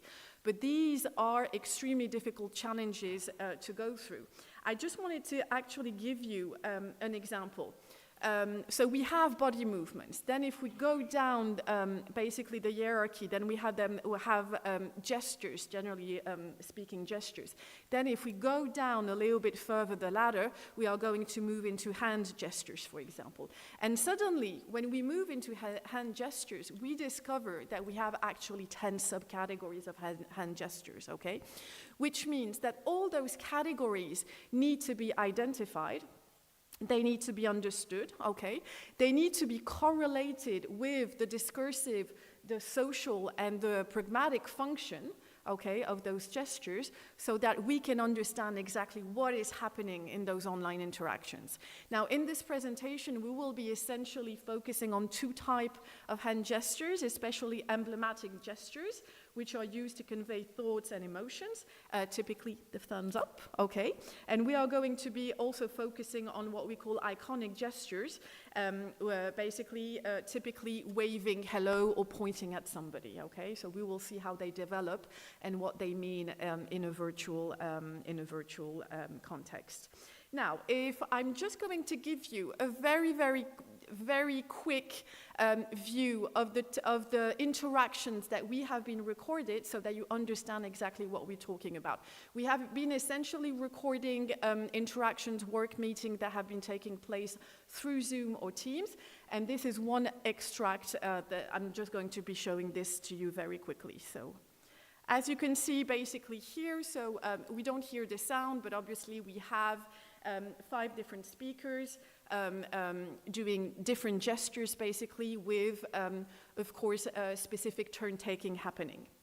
Now, if I go back actually to this screen, obviously you can see that there's going to be a bit of difficulty to analyze this. First of all, because we have 5 different speakers basically, all are using extremely different gestures, head nods, different way of staring at the screen, or using also silences as a way of communicating. So this is the first difficulty. Now, what I would like to mention here is that actually this is a completely ideal situation of typical virtual meeting recording. Why?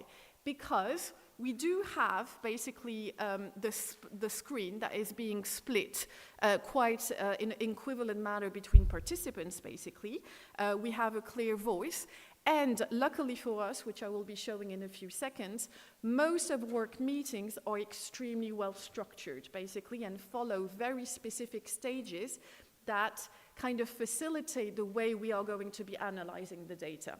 However, unfortunately, in most situations, when we are going to be working on a model, multimodal corpus of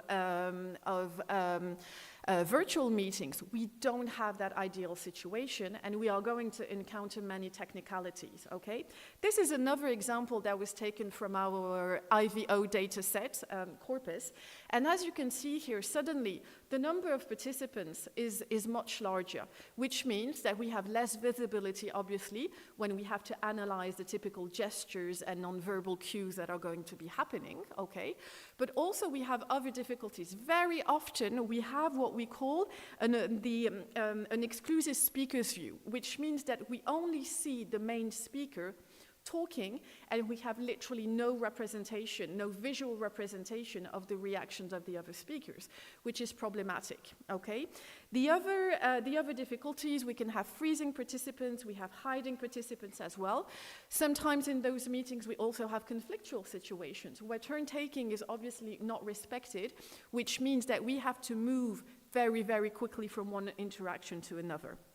Now, the last and perhaps the most important challenge that we have to take care of when we work in a multimodal corpus as this one is what we call, and we have taken this word from information processing disciplines, is the notion of cue-filtered environment. What does it mean? It means that obviously in an online environment, we do not benefit from the same nonverbal indication and cues that we would have in real life, okay? As you can see from this screen and the previous screen, we obviously have a focus on the upper part of the body. It is extremely difficult to interpret the gaze, okay, because we don't know if participants are looking at you, if they're looking on the side, if suddenly they are going to, take away the video for multiple reasons, basically.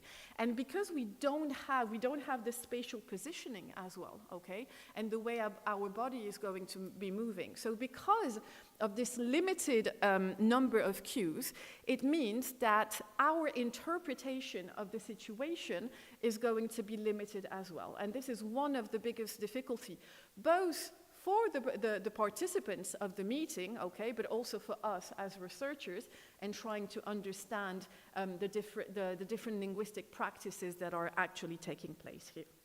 Now, Another challenge that we had to deal with as well, I know loads of challenges today, is, for example, what I call the synchronicity between verbal interactions and non-verbal interactions. What does it mean? It means, obviously, you can see it when you are observing me right now. As I'm speaking, I'm gesturing at the same time. And this is, of course, a typical feature of interactions, may they be face-to-face or virtual. So, for example, what we have been doing is that as we have been collecting basically the spoken data, as you can see on the left side, we have also been observing all the typical gestures, head movements that have been taking place at the same time. So what you see on the screen for the time being is an extract of a table representing the verbal and the non-verbal behaviors that are actually taking place during turn allocation. So for example, the very first instance here, we see the sentence, do you want to come, drop, pop in there, okay? Obviously, it is an invitation to kind of, you know, take the lead and share your opinion about something. And it's very interesting because at the same time as this sentence is being uttered, then we are going to have at the same time nods, smiles, pointing. We've got the chair that is going to be leaning in, obviously, that is going to be moving his or her gaze, basically, and all of this has to be analyzed at the same time, which can be extremely problematic, okay? I'm going to give you, this particularly is particularly representative of one of the features that we have been analyzing in the project, which is what we call back channeling, okay? For example, a back channeling is linked to our typical head movement. You know, when you want to agree or display that you are listening to a speaker, you're going to be, you know, nodding your head quite a lot. This is what we call basically back channeling. Here, I wanted to show you the level of details that are needed when we are going to be working on back channeling. As you can see here, so this, on the left, we have the different subcorpora, which I'm going to be presenting in a few seconds, basically. And what we have been doing is that we have been basically looking and counting literally the number of silent back channels, which means only nods without any vocalization. And on the right side, we have what we call spoken back channels, when we have a nod and a vocalization. So basically when the speaker is going to be, you know, uttering a sentence at the same time. So what we did is that we gathered that information and then we did a comparison from one discourse community to another, which is quite interesting and to see the differences. Unfortunately, I will not be talking about this, but just letting you know that loads of articles are being published right now about this. So if you are interested in this, the data is going to be made available. Now, once we have done this in terms of back channeling, we have to then move to the typical pragmatic, social, discursive functions that are going to take place, because we know that one gesture can mean loads of different things. So the one that I just mentioned here is typically what we call the engagement response. When you want to display that you are listening, okay, then you are paying attention, which is both a politeness strategy, but at the same time a collegiality move, then nodding is going to be considered as an engagement response. So I just wanted to show you here the level of details and the level of perspectives that we have to put forward basically to be able to analyze those online interactions. Now, there's of course another difficulty, because I've only been focusing on verbal communication on non-verbal communication for the time being, but obviously we want to be analyzing what is happening, of course, in terms of the content being uttered, okay? Now, work meetings. Obviously, we selected work meetings because this is where we see, how should I say, this is where we see transactions happen, and this is where we can potentially see emerging practices in terms of communication. Now, work meetings are extremely difficult as well to analyze because of the different layers that are being used. First of all, we need to focus on the entire organization, institution. Then we are going to be focusing on the different teams that are potentially represented in the corpus. Then we are going to have to move to potentially individual participants or speakers so that we analyze all the different level of commonalities, but also what we could call the inter and intra-institutional variation that is taking place, basically. Also, we know that we have different stages in meetings, so all of this needs to be recorded in detail. So what we have done there, basically, is that we did a kind of a granular approach, which is a mix between genre studies and register studies, as they were initially done by Swells, and of course much more recently by Biber and Egbert in 2023. So the idea is to look both at variation and commonalities and to move very slowly from workplace, which is considered as the genre, then moving to the register of work meetings, and then moving to what we call ideal lect, basically, which is single participants and how they're going to be interacting. So as you can see, I'm again adding more layers into our analysis. Now, very quickly, I mentioned the structure of work meetings. Luckily, quite similarly to face-to-face meetings, we are dealing with extremely structured, basically, interactions where we have very well identified stages, which has been one of the elements that has allowed us to kind of like, move from a structured manner from an institutional perspective and then into basically a participant's perspective. So as you can see, usually we're going to have a very one dominated speaker who is going to be the chair, and he's going to be the person that will allow the meeting to move from basically the setting of the agenda to the different points that needs to be discussed. And the chair, of course, is going to be the person taking care of turn allocation. So I just want to give you a little bit of background information here. Now, very quickly to mention this, before I show you the corpus, what is interesting, obviously, to be able to compile, to design that corpus, we needed to go through a very thorough transcription process, which was extremely time-consuming because we were both looking at verbal and non-verbal behaviors. We used, of course, the ELAN tool, just as a quick reference. And as I don't have the time to go into the details, I just wanted to show you that there is an IVO website, and all the protocols that I have been mentioning in the beginning on how to actually build such a corpus are being made available there, so please feel free to go and have a look, because obviously the purpose here is to facilitate multimodal research. Now, very quick word about the corpus that we have been compiling. So as you can see here, this is a representation of the corpus design. We have exactly 15 recordings, which may seem quite small in terms of corpus design. We have 15 recordings, online recordings in total, which are representative of 4 specific discourse communities. We have, for example, the DDC, which is basically a governmental institution that works in the Dublin City Council. We have one company, a tech company, that is being represented. We have an NGO being represented as well, and we have a team, obviously, of academics who are preparing a forthcoming conference. So as you can see, we try to have quite a nice diversity, basically, in terms of the different institutional settings that we are working on.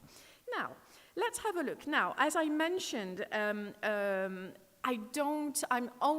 only going to be focusing on one of the results of the corpus, and that result is what we call explicitness. Because we actually work in a queue, or because those participants interact in what we call a queue filtered environment, as I said earlier on, they have a limited ability to understand, to interpret all nonverbal gestures, but also you assume that the audience that is going to be listening to you has a limited capacity to understand what you're going to be conveying as a message as well. So what we have been looking at is explicitness, both in terms of verbal content and non-verbal content. Here is an example. So here we have decided to look, for example, at the collocation come-in. Okay, we notice that this specific collocation has occurred basically throughout the entire corpus in all basically the discourse communities that we have been that we have been analyzing, with a very strong collocation, a very strong occurrence of 82.71 times per million words, okay? Now, you're gonna tell me, come in, so we have a few examples. I wasn't going to come in on this. You might want to come in on this. Do you want to come in on this? So this is a clear invitation for a second speaker, basically, to take the turn. You're going to tell me nothing unusual here, because in a face-to-face interaction, we could potentially use you know, such a collocation as well.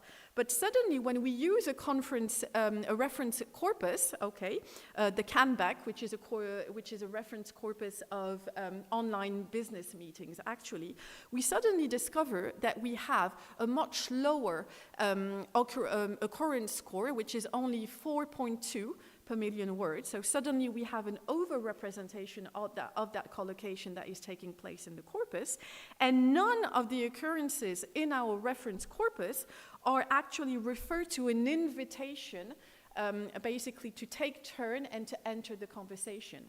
So what seems as something that is absolutely not a difference between face-to-face and online communication suddenly becomes a typical feature of video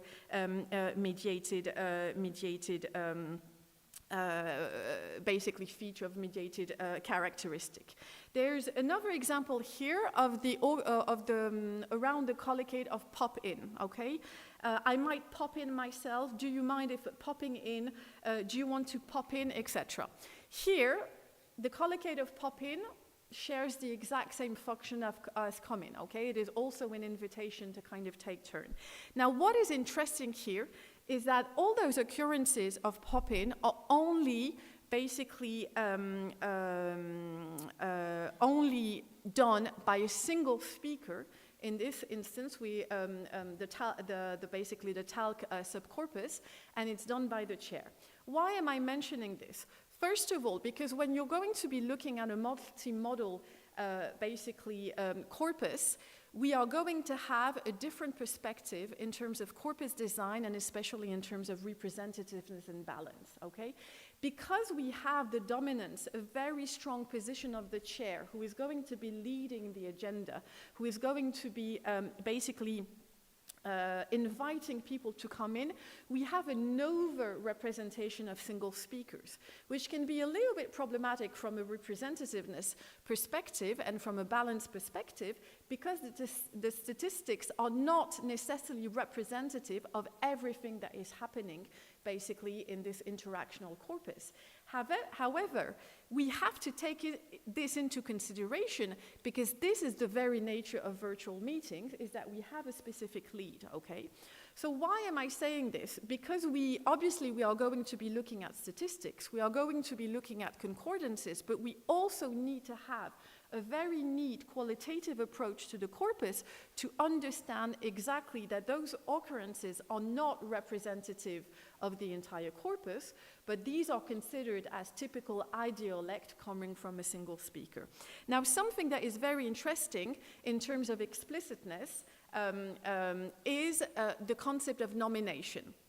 I should have told you that the concept of explicitness is basically the tendency, a participant's tendency to overcompensate for the lack of nonverbal cues, okay? Because we don't benefit from all the gestures and the same level of understanding that is happening on screen, we are going to overcompensate to make everything more explicit from a verbal and non-verbal perspective. So for example, if we look at those slides, at those collocations of pop in and come in, we are going to say that the chair, but other speakers nominate all the time the other speakers, okay? Because obviously you cannot turn your body towards the other person, so we have to nominate them. I see that I have to go to an end. I'm just going to finish very quickly to give you another example.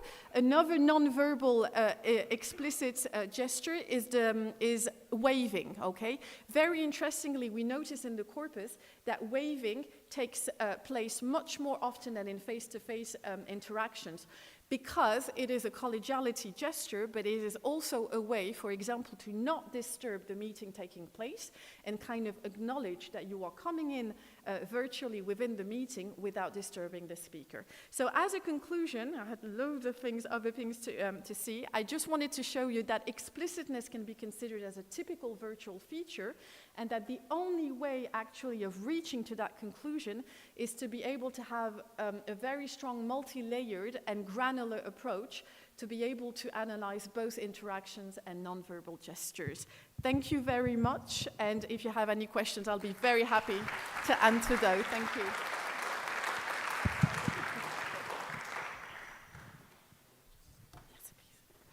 Any questions? Short and precise and concise questions, please. No comments. If you have any comments, you can email. There's one there. Yes, Yeah. Dr. Sundus. Thank you very much, Dr. Peraldi, for the insight into this, I think, emerging and very interesting topic. We truly enjoyed it. My question, pertaining, because you mentioned Edward T. Hall, so he developed a notational system for proxemics. I'm sure you're aware of that. Did you find any usefulness for it, provided the special circumstances of this topic? Did you aspire to develop a similar notational system, since you're dealing with a proximically focused nonverbal communication atmosphere? I'm curious. Thank you. So I was not the one specifically working on the gestural annotation, so I'll try to answer that question. I was more on the verbal analysis.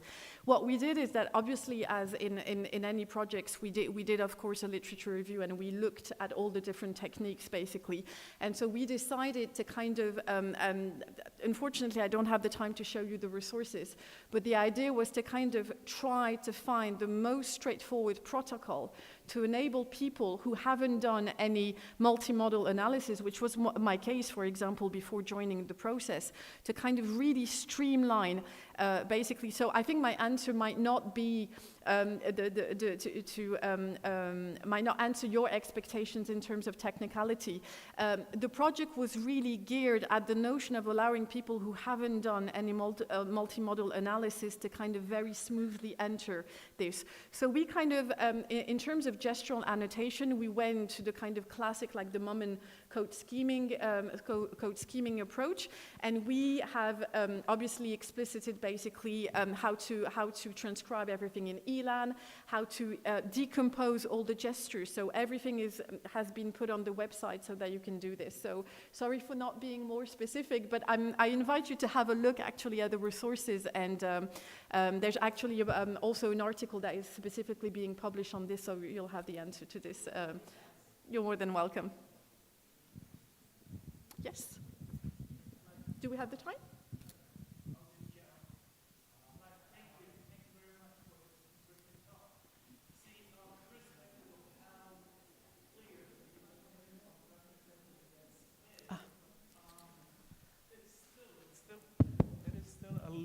A loose definition. Now, the question is, how far do we really want to go when it comes to capturing nonverbal communication or nonverbal cues, especially in online communication?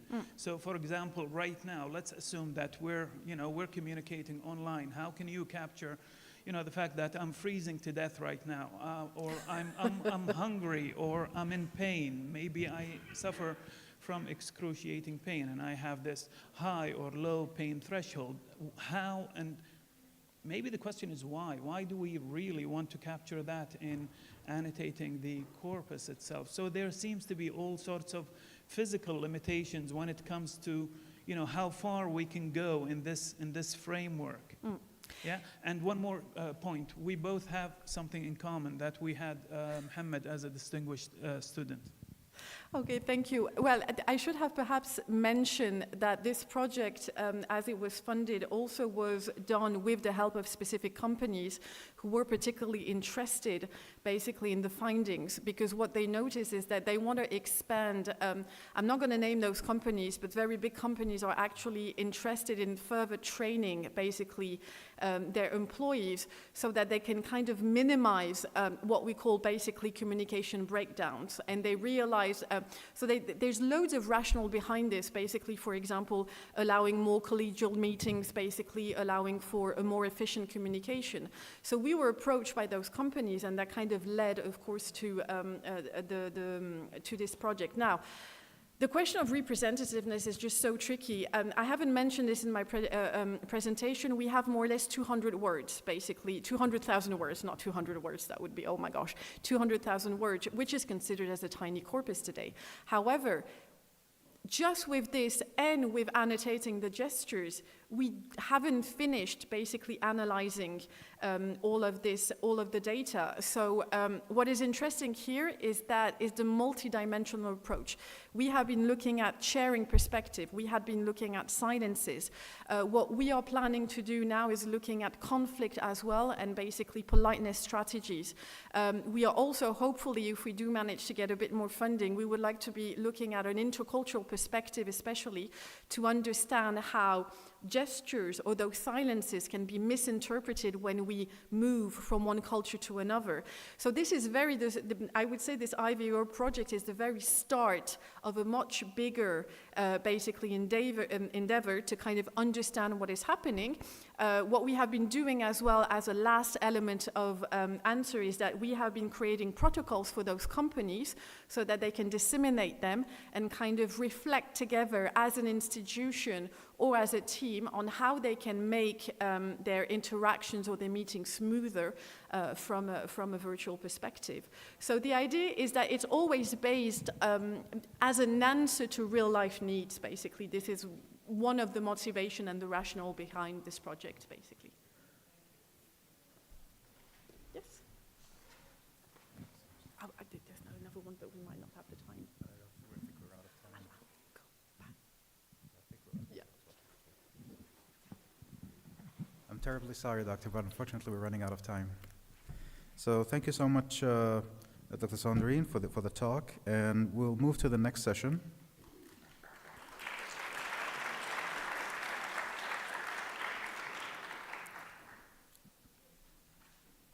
The next session comprises of 3 speakers, Dr. Yusuf Al-Badr, Dr. Iman Al-Sharhan, and Dr. Bashar Al-Atabi. Dr. Yusuf Al-Badr is an associate professor of linguistics at the Public Authority for Applied Education and Training in Kuwait. His research interests include Gulf Arabic dialectology, lexical semantics, cultural translation, and lexicography. Dr. Iman Al-Sharhan is an associate professor of natural language processing from the Department of Arabic Language and Literature at Kuwait University, and she is also the acting vice dean of the College of Arts. Her research interests include speech recognition, machine translation, and phonetics and phonology. Dr. Bashar Al-Atabi is an assistant professor in the Department of Arabic Language and Literature at Kuwait University. She specializes in syntax and syntax semantics interface. She published papers in developing morphological analyzers for Kuwaiti Arabic. And their talk is titled Numerical Hyperbole in Kuwaiti Arabic, a corpus-based study of exaggeration.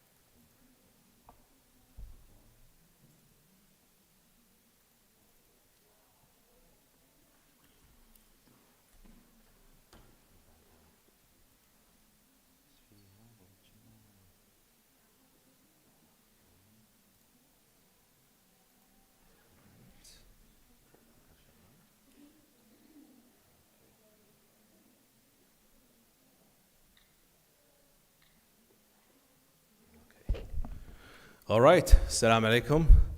Good morning, everyone. Great to see you all. And today we'll be talking about a very interesting topic, at least to us, which is about hyperbole in Kuwaiti Arabic. And you can imagine, the challenges that we faced studying a colloquial dialect, which is spoken form of Arabic language, and looking for the written form of this spoken form actually online. So mainly our data come from digital communication online, as we'll be discovering and exploring in a minute. And one of the hyperboles actually was mentioned 5 minutes ago by Dr. Amin Lemhanna. I'm freezing to death. So this is very interesting hyperbole here. Now, hyperbole, for those who's not familiar with hyperbole in English language, is al-mubalagha in Arabic, al-mubalagha, or in Kuwaiti Arabic, tudahwil, yidahwil, tudahwil, so which is over-exaggeration in this case. Now, for a quick definition here, hyperbole is a literary device that uses exaggeration to make a point. Well, that's the basic element of hyperbole. We need to make a point by using or exaggerating certain items in the language. And it is a common figure of speech or language use, of course, according to Jeffrey Leach 40 years ago. And it's frequently referred to either exaggeration or overstatement, as mentioned by a seminal paper by Michael McCarthy and Ronald Carter. But let's take a look at some examples from English language. We have expressing abundance in the English language, such as I've got, or I have a ton of homework, or I have about 1,000 calls to answer by noon. So these are kind of hyperboles that are not real. It's like kind of exaggeration and overstatement. And if we want to show you some examples from the Arabic or Kuwaiti Arabic dialect, we'll be having something like expressing laughter in Kuwaiti Arabic would be something like mit min al-dhahik. So this is kind of to be dying for something, or I died from laughing. And when we want to exaggerate the length of time, we would be having something like عقبال الألف سنة, a very common expression. So, to express that in Kuwaiti Arabic and in other Arabic dialects, which means may you live 1,000 years. Now, the question is it hyperbole or, or overstatement? Because there have been some debates whether to stick to one term or terminology in order to understand the distinction between them. But according to Gibbs in 1994, he distinguished actually between two types of exaggerations. Hyperbole, which he meant, or he shows that it's an intentional exaggeration, whereas overstatement is non-intentional and subconscious. And even he disregarded actually the term exaggeration itself, as a denomination. But Neil Norrick in 2004 distinguished between three types of exaggerations: hyperbole, overstatement, and extreme case formulation. So, for example, if I want to describe an emotionally cold person here, we have the three ways of explaining or defining this in terms of exaggeration. If it is a hyperbole, it would be something like iceberg of a woman. If it is extreme case formulation, it would be something like absolutely unfeeling. And it would be, overstatement would be something like extremely cold. But at the end of the day, we are still talking about exaggeration. But, for the purpose of this talk, we'll be sticking to one terminology or term to describe the following, which is hyperbole as a general term. Now, steps or framework for studying hyperbole in the Kuwaiti dialect, we went through these 5 things in order to check and go over all the hyperboles that are under investigation. First of all, we have to recognize the prevalence of hyperbole in everyday speech, which is quite common in everyday Kuwaiti dialect, and we have to distinguish between what's the linguistic aspect and the extra-linguistic aspect of hyperboles and examples. What's literal and what's being exaggerated, or what is said and what is meant, and then moving on to the context, which is the basic or the essence of discovering and exploring hyperboles in the Kuwaiti dialect, or in all dialects in general, and the distinction between literal versus non-literal meaning, as well as what's being conventional and non-conventional, because as we will see, lots of these hyperboles are actually found their way to the Kuwaiti Arabic lexicon, and they are quite conventionalized hyperboles. Now, there have been a number of classifications when we want to classify hyperboles. One of the earliest one was done in 1963. Actually, this is as far as I know, this is the earliest and the a mention of a classification of hyperboles, but not based on a corpus, of course. Now, Spitzbart mentioned there are around 7 types or 7, aspects of hyperbole. We want to study them linguistically speaking. And one of them, and number one actually, was numerical hyperbole, which is our focus of study today. Another corpus space studied by Claudia Claridge in 2011, when she discussed and studied hyperbole in the English language, British English. And again, she mentioned there are 7 classifications to studying hyperbole in British English. And number 4 was numerical hyperbole, with the examples given after each classification or after each category, as you can see here. Now, our aim really here is to analyze hyperbole and the digital communication. As I said earlier, we're talking about a colloquial Arabic that is used online, and we try to capture as much as possible the Kuwaiti dialect using a corpus. So we're trying to investigate a specific lexical field or semantic field, which is the semantic field of numbers. And as we'll see in a minute, why we have chosen this specific topic. And of course, we need to, a very interesting thing to mention is to advancing or to study the tropes instead, such as metaphor, metonymy, simile, and so on, using corpora and using corpus linguistics. So it's quite important to understand, but a bit challenging, but we will see how we overcome these challenges. Now, why do we study hyperbole, or why do we study hyperbole? Although it's, purposeful exaggeration is a key aspect of many dialects and languages, but there are still considered an under studied field in linguistics, and of course not a great amount of research exists into everyday spoken hyperbole. So that's the emphasis. We're trying to do a spoken studying hyperbole in the spoken language, so which means challenging here. Now the question is, the bigger question would be, why numerical hyperbole? Well, it makes sense. What sparked actually this topic and this research was this question. How come 7 minutes are always exactly 7 minutes, but 5 minutes can sometimes be much more? It makes sense, right? That's the case here. We say something, we use numbers, but don't mean them. Sometimes we mean something less or more, depending on the situation here. But according to McCarthy and Carter, numerical expressions and expressions of accumulation and quantity seem to generate very rich hyperbole. So that's why one of the reasons that we are focusing on this specific area of study, numerical hyperboles, to understand what's or how it is used, really. So one of these studies by McCarthy and Carter in 2004, which is based on a 5 million word corpus of everyday English conversation, they single out or focused on one of these items they focused on was actually numbers. And these are the things that they discovered actually when they discovered and studied hyperboles in spoken English language. So expressions like dozens of, hundreds of, thousands, millions, billions, even zillions, even these very interesting, figurative hyperbolic, expression here. But notice that all of these numbers are actually round numbers. We have round numbers rather than, integers or something like that. So does this the case, in Kuwaiti Arabic? We will see in a minute. So our research questions are actually divided into 3 questions.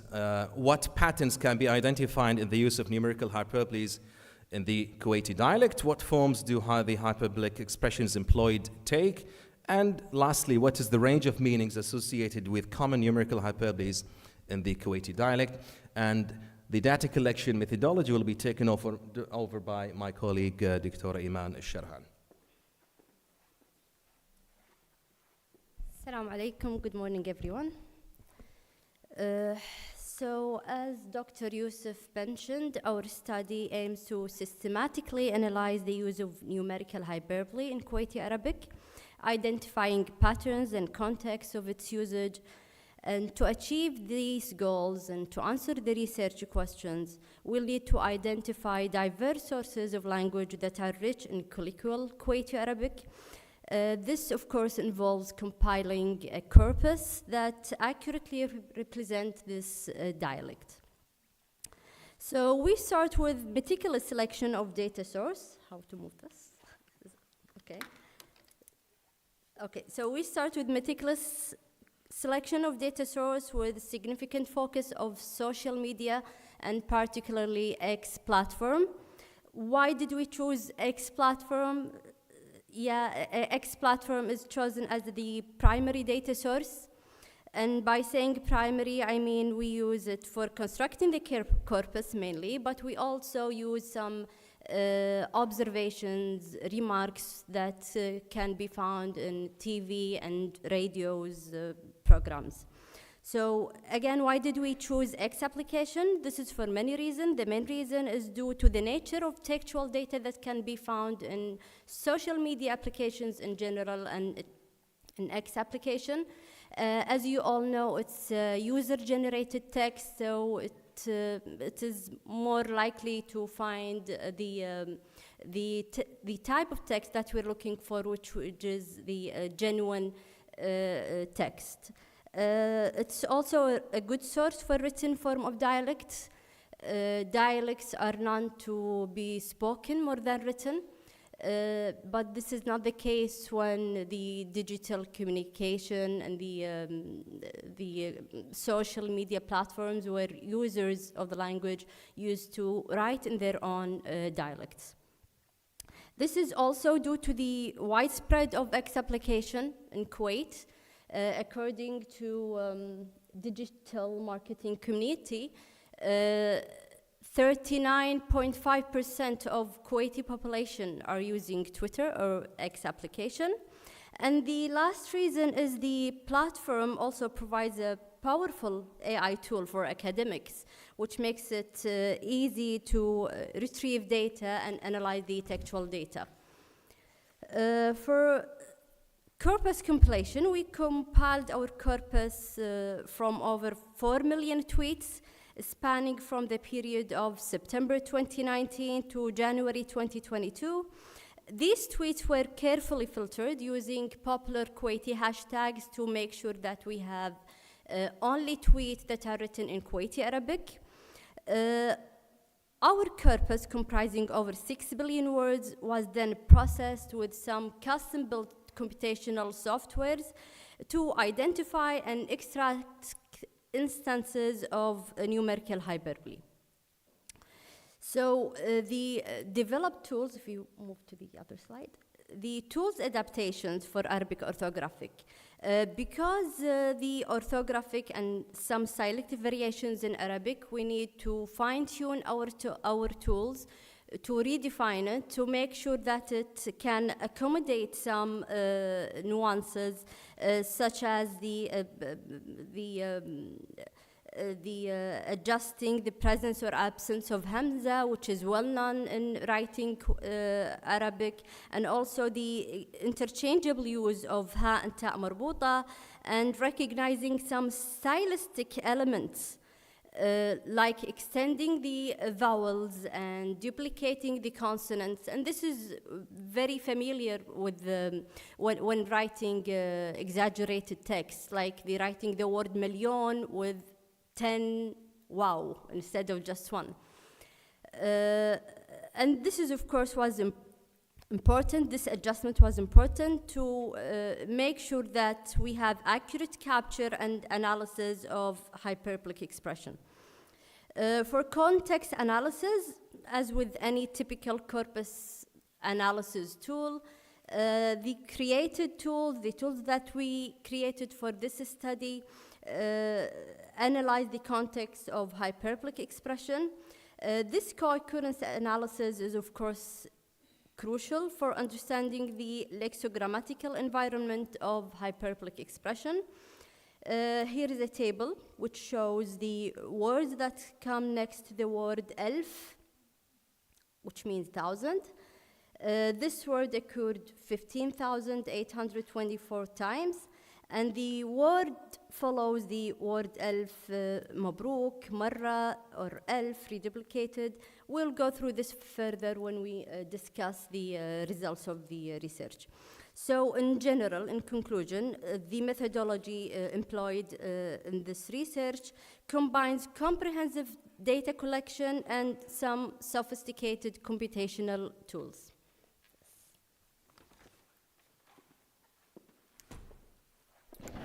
All right, so based on the data collection methodology, some of the things that we discovered studying the 4 million tweets divided into two kind of sub-corpora. Number one specifically designed for numerals, which consists of 36,000 tweets divided into these numbers. Some of them are round numbers, the others are integers. And there is a reason actually for picking out these specific numbers, because they are, they were, found to be used in very exaggerated form.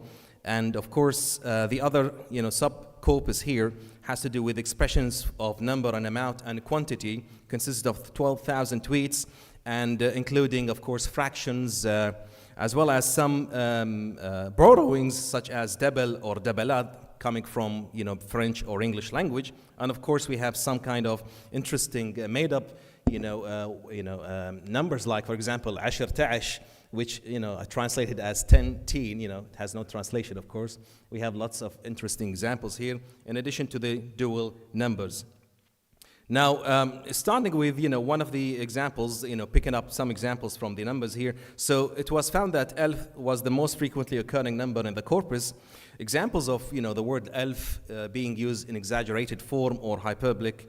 We have elf mabruk, 1,000 congratulation. So notice congratulation is in the singular form. And then we have elf mabruk, and then we have elf marra, elf sibab. But notice elf dinar could be really elf dinar, or it could be something hyperbolic in this case. Now, there's something that we need to mention here for non-native speakers of Arabic. Elf mabruk is one of the conventional actually phrases in the Arabic language and dialects. So it's a very customary way to offer heartfelt congratulations in the Arabic-speaking world. So this is kind of conventional and institutionalized expression. And the frequency, what happens here, the frequency of occurrence suggests a degree of conventionality of the hyperbole. Another numerical that we discovered is 16. 16 seems to be a very used with very harsh language and very bad and curse language. So we haven't, of course, mentioned that for obvious reasons, but look at these examples here, the literal use of 16 and the hyperbolic use of 16 here. So الممثلة بالحلقة 16. So the actress in episode 16. This is the actual use of the number 16. Here, for example, the other hyperbolic expression, شخصيتي باليوم الواحد تتغير 16 مرة. Again, we have 16 times 16 مرة in the hyperbolic event here. 50, which we found that frequently used for jokes and humoric instances actually, including فرك عينه 50 مرة, سوالي 50 mention. Usually followed by these emojis, laughing emojis actually. الحكم الحين 50 دقيقة بدل ضايع. Again, this is kind of followed by these laughing emojis here. صفر or zero, again, mostly used figuratively rather than in its actual use, the number zero here. So أخلاقه صفر. So we have his moral is zero, but the intended meaning was he lacks manner. شعوري اتجاهك صفر. Again, the actual meaning would be my feelings toward you are zero, but the intended meaning would be you mean nothing to me emotionally. So one of the challenges here we found is, that Arabic, we write, or the writing system of Arabic, sometimes we have lots of homographic incidents, like safara could be safar or safar or sifr. So one of the problems here in searching for the Arabic language in the corpus world here. So it could be sifr or safar or safar as the second month of the Islamic year. Okay? So sifr here is used, to convey the intensity of feeling rather than the actual number. One of the aspects of Arabic language is the dual form. So we can count one and then two and then more than two. So singular, dual, and then plural form. So one of the dual forms that we found here, of course, we have ahlain, meaning two welcomes, and marhabtain is actually two hellos.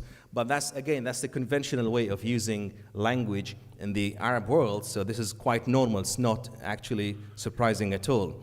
And fractions has also been discovered here or used to mean something, and a fraction. So أخذ حقه ونص, أخذ حقه زود. So he got his due all right.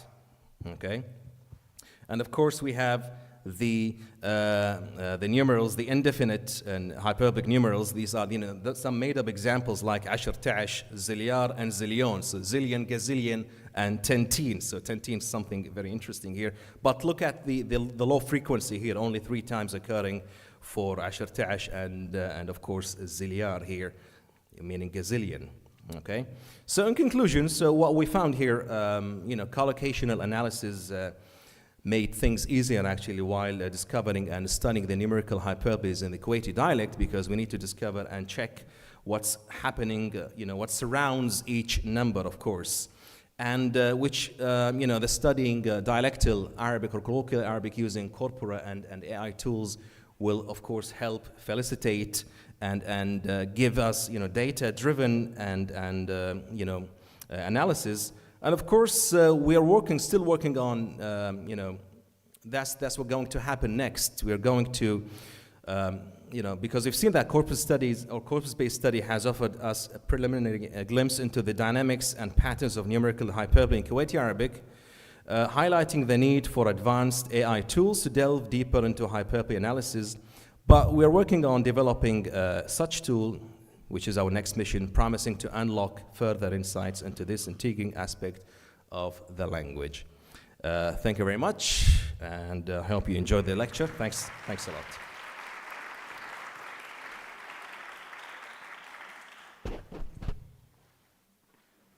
Any questions?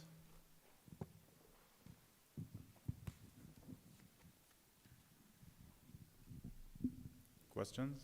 Yes. Thank you for this presentation. It's not really a question as much as it's an addition that could help you for your further study, since you said you're going to add on it.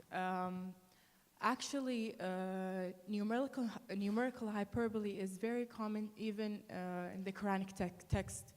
When the Quran was revealed for the followers of Islam, it actually, a lot of the verses uses hyperbole in numbers, alf sana. And sometimes it mentions it in terms of the literal meaning. Alf means 1,000, literally, or in terms of an exaggeration, overstatement. Alf, mi'a, asbu'. These words were actually very common within the Arabic speakers. So it's a very successful topic that you chose, because it's a topic that has been there since before even Islam. And when the Quran was revealed, it was revealed for the speakers of Arabic. Alf was something that is understandable for the speakers then, even before Islam. They would understand that alf means a big number. So it was revealed in this language. So this could be something that you could add as a reference, because it's a text that is considered a reference that you could actually use where verses were used in the language of the speakers of that language. Thank you so much for this. Numerical hyperbole, of course, is quite common in Arabic language, whether classical Arabic or modern Arabic. But of course, when we talk about al-mubalagha in Arabic language specifically, we talk about morphological patterns, al-mawazin al-sarfiyya, because we have mizan fa'al is the hyperbolic pattern here. So that's the thing here. When we talk about numbers, of course, we have the literal and versus the non-literal sense. Thank you so much. Any question? Well, thank you so much. This means we're ending this session A, and Yes, Doctora. A short one, please. Really quick one. Yeah. Because I think, well, thank you, first of all, to both Dr. Ayman and Dr. Yusuf. I think I must have missed the tools you've used, because you mentioned they're sophisticated. I must have missed it. What tools did you use, please?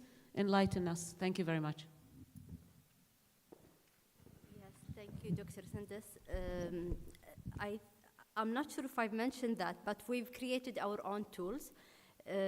We weren't lucky to have a ready corpus that can be used for our study.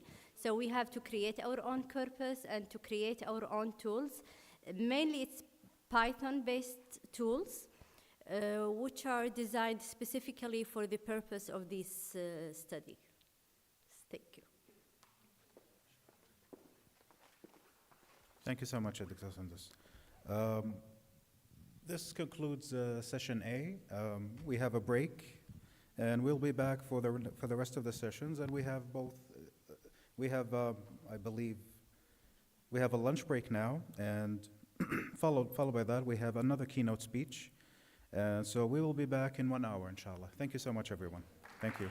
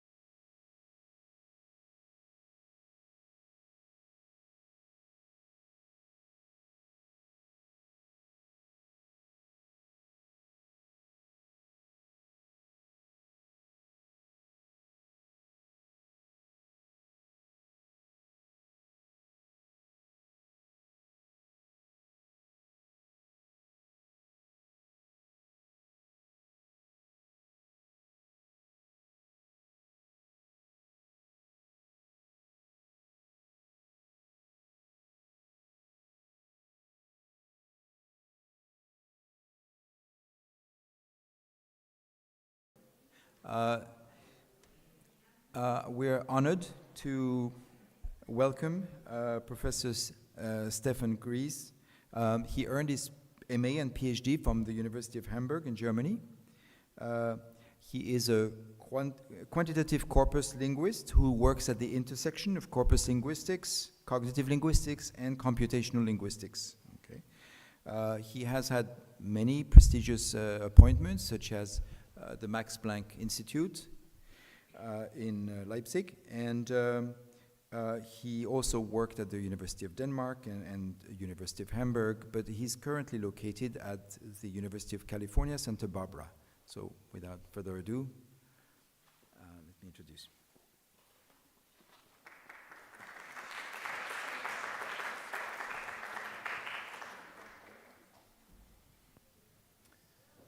All right. Thank you very much. Also, thank you very much to the organizers. I'm very happy to be here.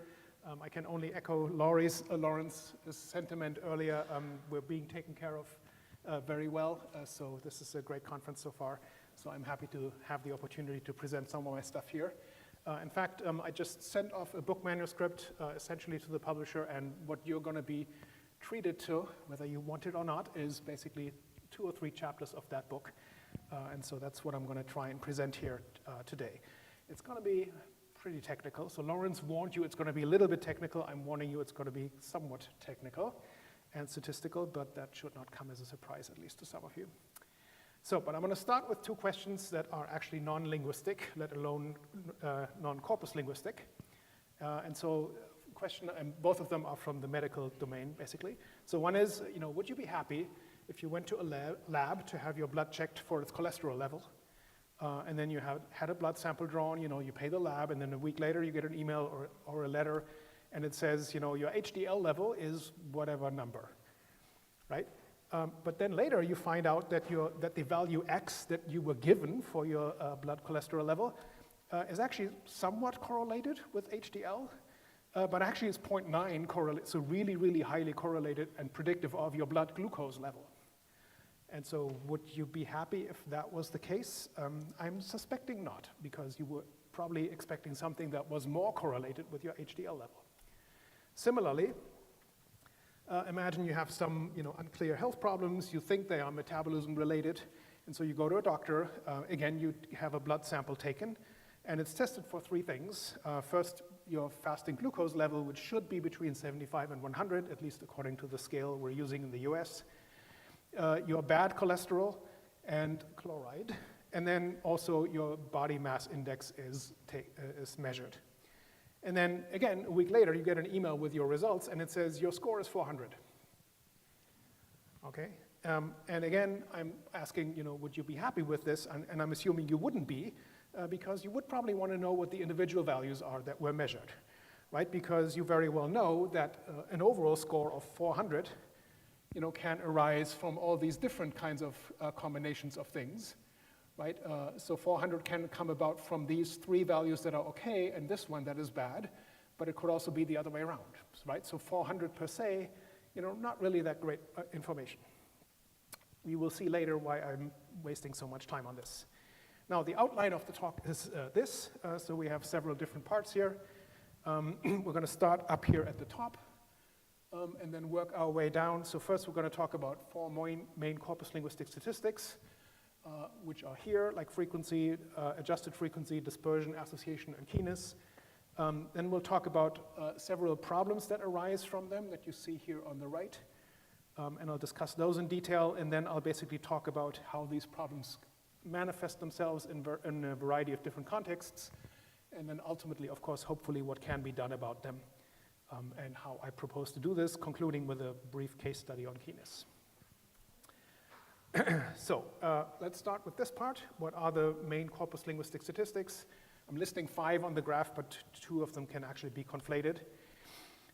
So most corpus linguistic studies that involve any kind of quantification typically involve one of these 4 dimensions, right? So we talk about frequencies, we talk about dispersions, so how evenly are things distributed in a corpus across the different files or the different parts of a corpus. We talk a lot about association, things like mutual information and others, and in maybe more applied contexts, or text linguistics, genre analyses, we talk about keenness. And for each of these dimensions, a ton of different statistics have been proposed. So we report frequencies in many different formats. Excuse me. At least a dozen or so measures have been proposed for each dispersion or keenness. There's several dozen of association measures that have been proposed, some of which are also used for keenness. And what they operationalize is often different kinds of cognitive or psycholinguistic information.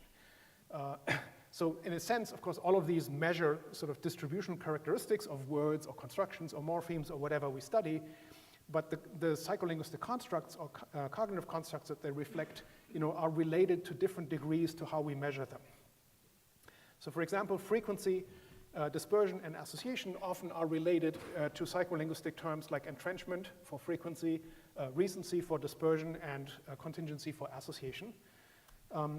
And of course, in a sense, somewhat trivially, but also importantly, most people would probably agree that these kinds of things in turn are related to learning, chunking, and categorization.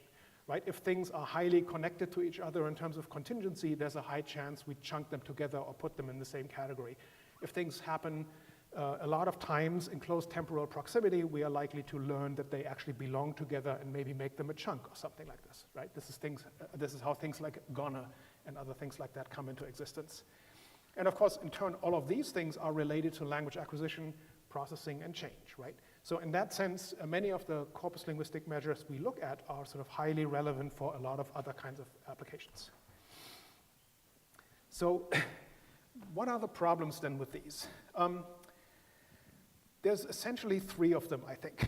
One of them is that in many studies that if you look at the cognitive and psycholinguistic processes that are involved, you find that people just measure one of these potentially many different dimensions that are relevant. Right? So for example, there's a lot of studies in first or second language acquisition or processing or priming studies or something like that deal with phenomena that would actually require including frequency and dispersion, but they only use frequency. Problem two, in many studies, people choose quantitative measures that can be problematic. So for example, many association measures are very highly correlated with frequency of occurrence. In fact, I will show that they are correlated so much with frequency of occurrence that one wonders how they even measure association anymore. And this is well known for association, but it's actually much less well known and discussed for keenness and even less so for dispersion. And then problem three is a smaller one that I will deal with here, but I actually think it may be one of the most important ones. In many studies, people don't fully consider the role of the input. And when it comes to this, I'll stay vague here right now. This has to do with matters of tokenization of a similar type that Lawrence mentioned this morning. So to abbreviate this, problem one is many studies use too few dimensions of information that we have in our corpora. Problem two is they claim to measure one thing, but actually use statistics that measure something else if you look really closely. And problem three is many studies may not study the best kind of input. All right, and so what I want to do here is basically exemplify all of this kind of stuff and demonstrate how I see these as problematic. One of these demonstrations will involve the idea that frequency alone can be misleading because it can be completely undermined by dispersion information. The same is true of association measures, and the same is true of keenness measures. So this will be one thread that will consistently go throughout this talk. I want to briefly, at least, how you can mitigate these things partially, and that part will be technical. I'll be brief over this, but maybe we can talk about this in the Q&A. And then, like I said, show one case study where many of these things come together in one application. All right, so let's look at these dimensions really briefly. So the first one, again, frequency, probably the most widely used statistic. It's supposed to represent exposure, so how often do you see something, how often do you use something, how strongly is something mentally entrenched because of this, and what implications does it have for the productivity of words or constructions or morphemes or something like this. And so the state of the art would be that we report very basic things like token frequencies that come either in absolute numbers, this occurred 47 times, often those are relativized to the size of the corpus, 47 times per million words. And then there have been other suggestions like the zip scale that involves a log transformation and stuff like that. For type frequencies, we might report, how often or how many different things occur in the specific slot of a, let's say, syntactic construction, right? So how many different verbs in this corpus are used in the ditransitive construction, for example. Now, the problem, frequencies don't take dispersion into consideration. And one of my pet cases that I always use for this, just because it makes such a great example, is these two words in the Brown corpus. So the Brown corpus is 1 million words of American English of the 1960s, and the corpus consists of 500 pretty much equally sized parts. Okay, so 500 files, each with 2,000 words. That's the Brown corpus. And these two words occur the same number of times in that corpus, 37 times. But enormous occurs in 36 different files out of 500, whereas staining occurs in one. All 37 times are in that one file, right? And so a lot of times this is visualized like you see this here on the right with a dispersion plot like that even some ready-made software can, I think, produce if the authors try really hard. And the potential solution might be to use something that's been called adjusted frequencies. And here you see one example, Julien's usage coefficient.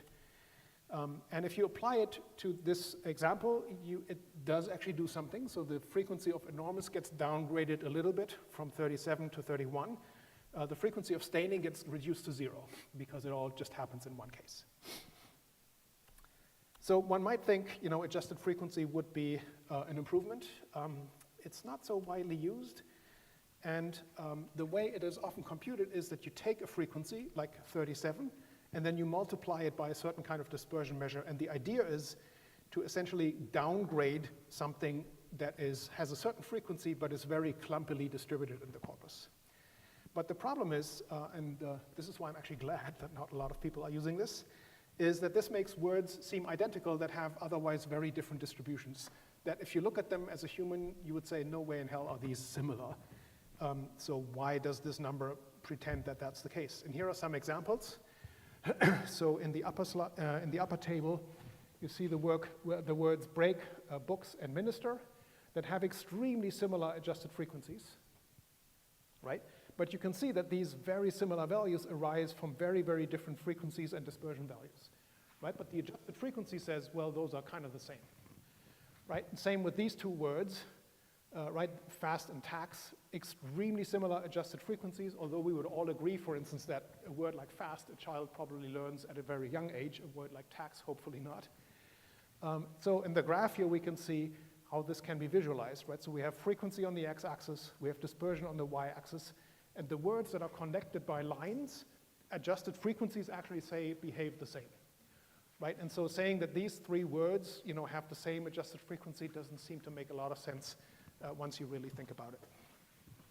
So this is why I'm glad that actually a lot of people are not using adjusted frequencies, because who would want to treat those the same?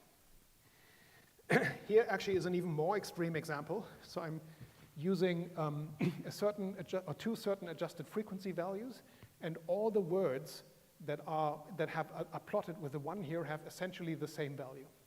So if you use adjusted frequencies, you're saying this word is the same as that word, which makes no sense at all. There's no application where this is useful. Okay, same with the number 2.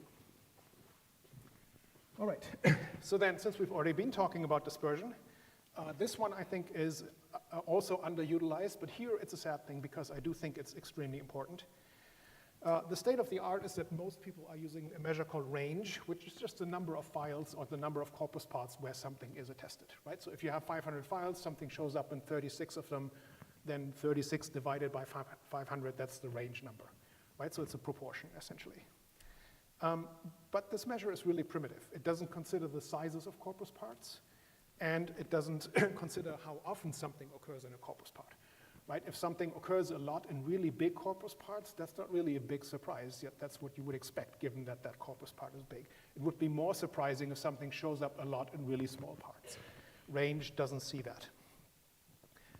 There's a bunch of other measures that have been proposed, including one by myself, but all of those, including myself, the one I proposed myself, have the problem that they are really highly correlated with frequency, such that there is an overall high correlation between what you see on the x-axis here, which is logged frequency, or up here, these are two different measures, And then on the y-axis you have dispersion, and you can see they are extremely highly correlated. If you know the frequency value, you pretty much know the range of the dispersion value that it can only take. So the question is, does dispersion, if measured this way, actually contribute something that we didn't already have somewhere else? And maybe you can see how this relates back to the medical questions at the beginning already. Right? The other big problem is that words of identical frequencies but different dispersions often don't get separated well. So ranges, no pun intended, from 0 to 1.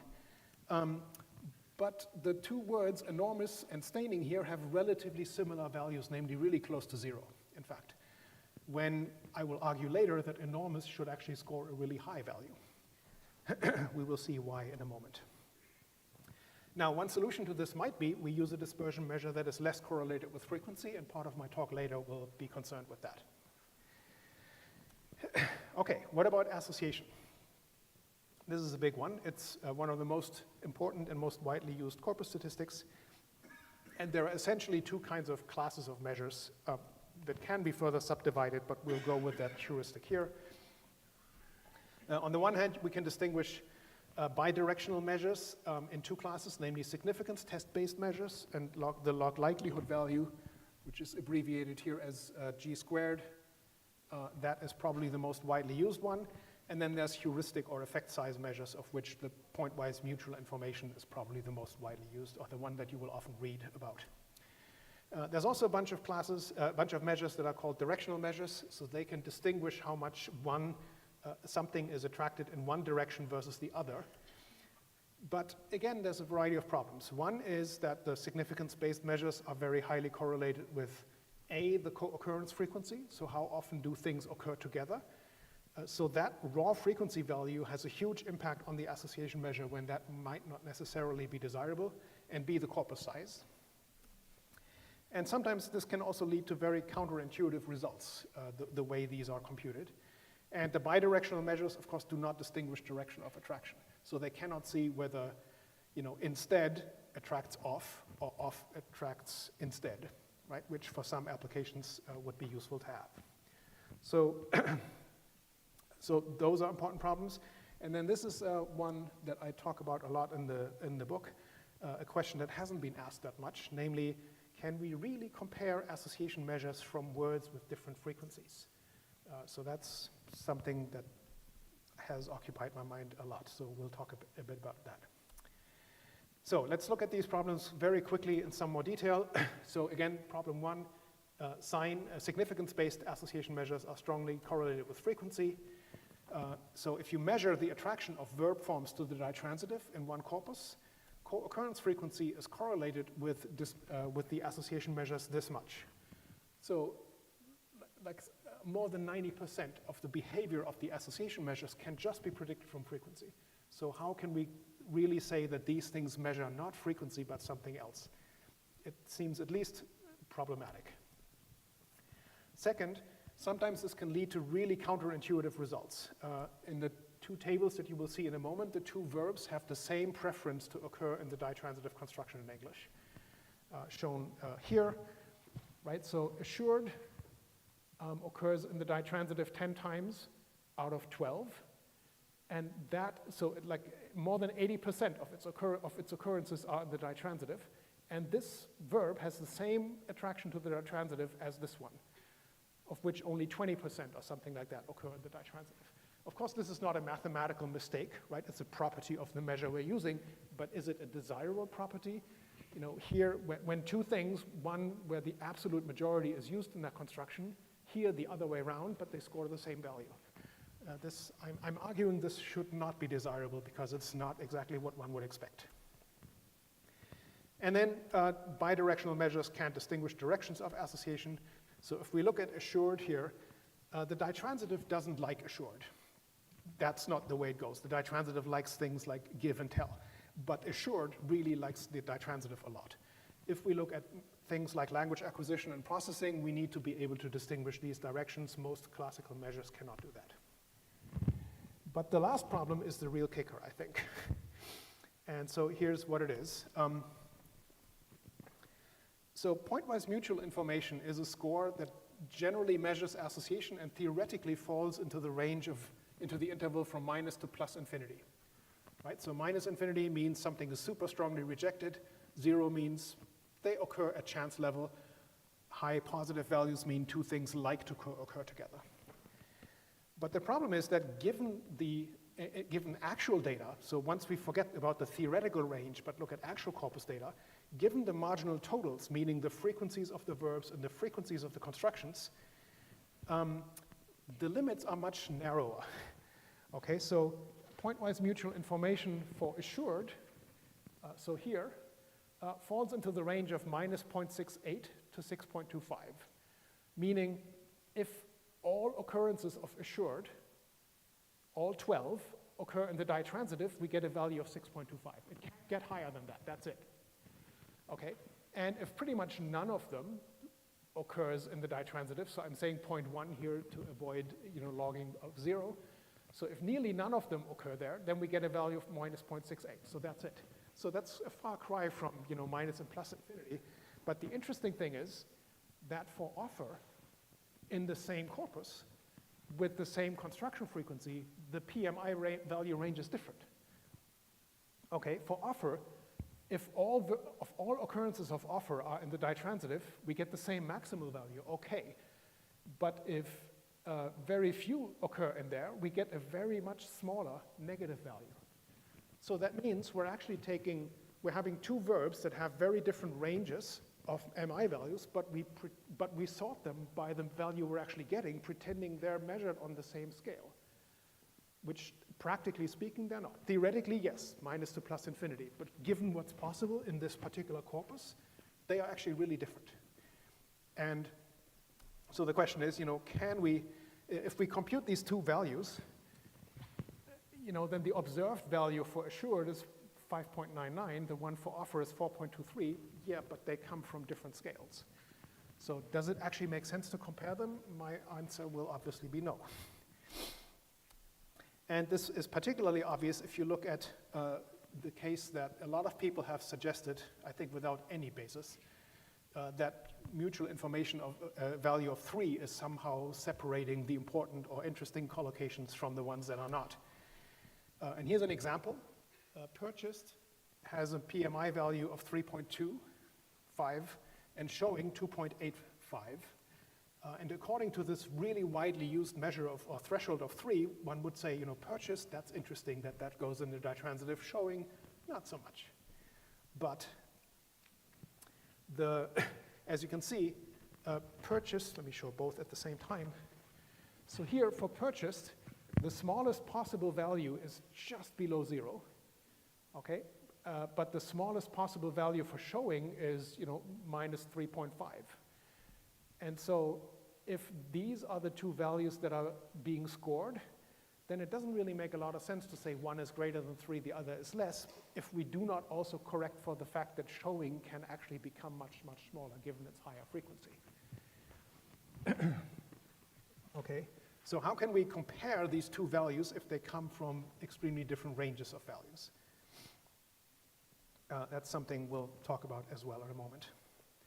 All right, finally, keenness, widely used method in applied linguistics, right? We use it to identify words that are characteristic for a topic, a register, a text type, things like this. And most studies have used the log likelihood value for it.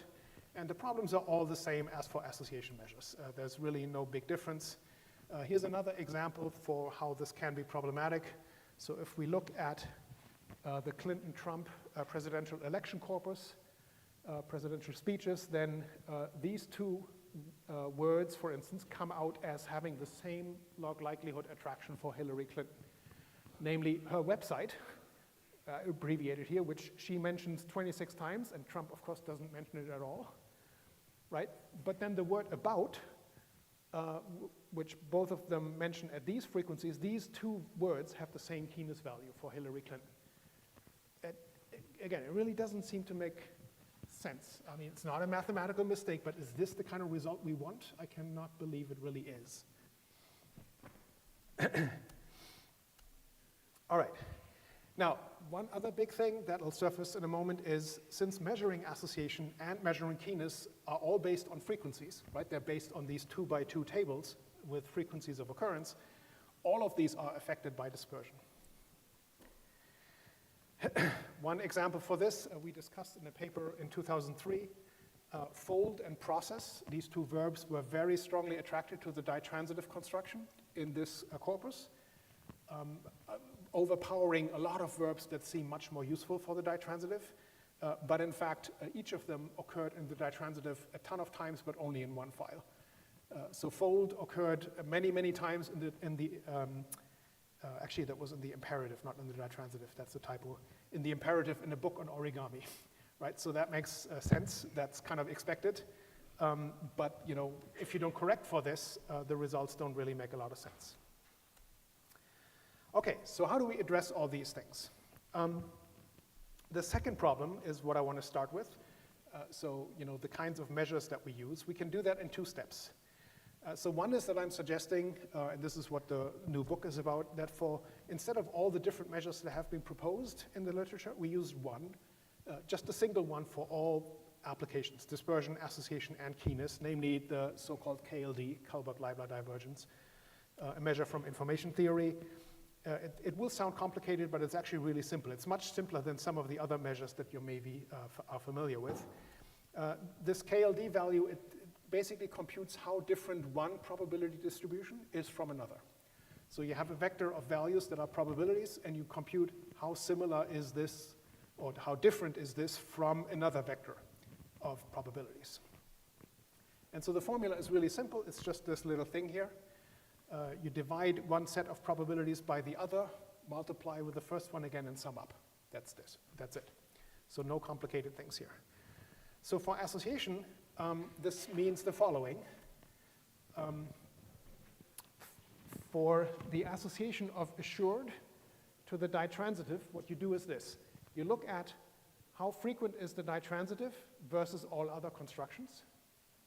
Okay, and we can see there's a 1 to 80 or something like that relationship here. So this is really small, this is really high. And then, but how does this change if we look at that verb? Okay, and suddenly when assured is the verb, then we have a 5 to 1 occurrence of the ditransitive.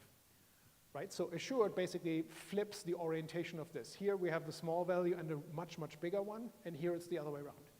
And that discrepancy is what the KLD quantifies in this very simple fraction.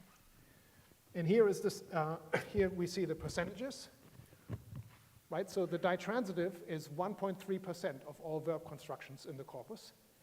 But if you also say, well, but the verb has to be assured, then it's 83% of all instances, right? So that discrepancy is what the KLD quantifies. And here we would do it the same way, just in the different direction.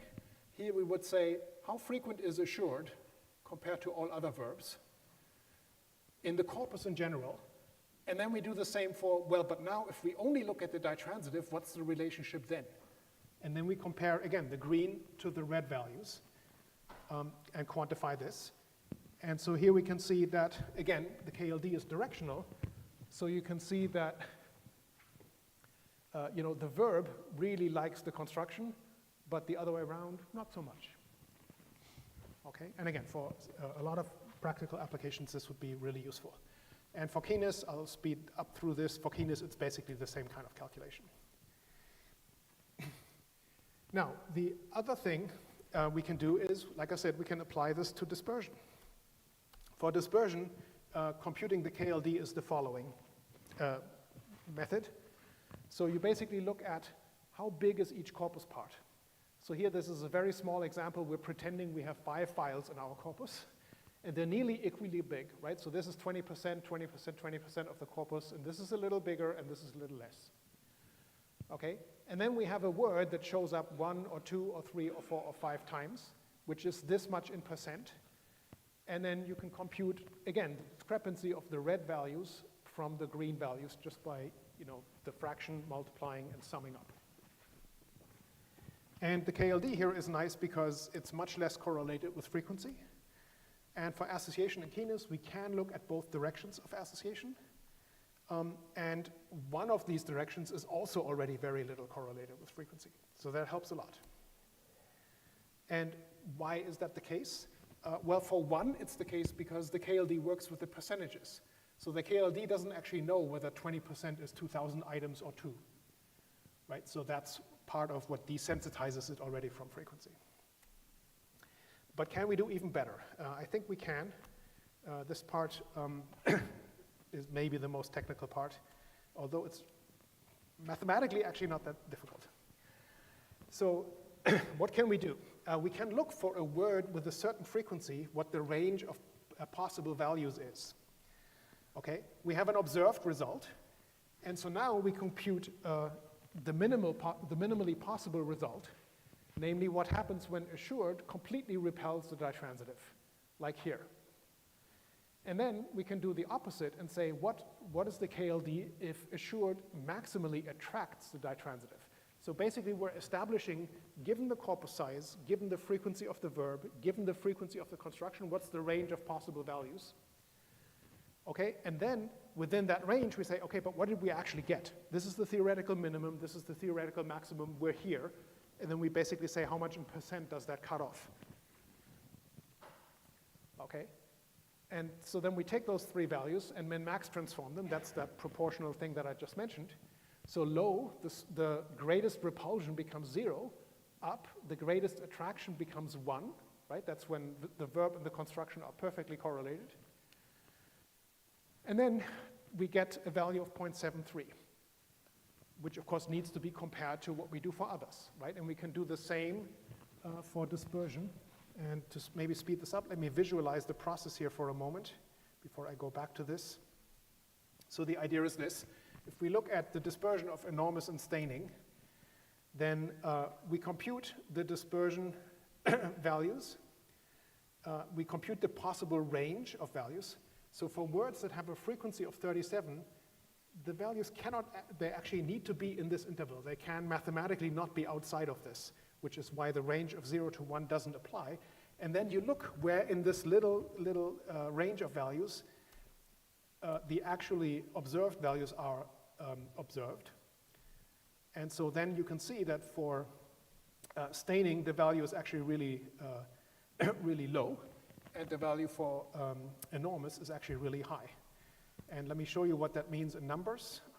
Going back to the previous slide here. Okay, this is over there. So the normalized KLD value for enormous is actually 0.975, which means given its frequency, it's really highly dispersed. And for staining, it's really low, meaning it's very clumpily distributed. So what that means practically is something like, you know, if you look at enormous and you say it's clumpily distributed with a traditional value, then enormous would talk to you and say, why the hell are you giving me that small value? I'm occurring 37 times in the corpus. I managed to squeeze those 37 times into 36 different files. How can you say I'm not evenly distributed given the number of times that I'm occurring? Right? Whereas staining obviously occurs the same number of types, but it never manages, so to speak, to leave this one file that it occurs in. And this measure can reflect that kind of difference.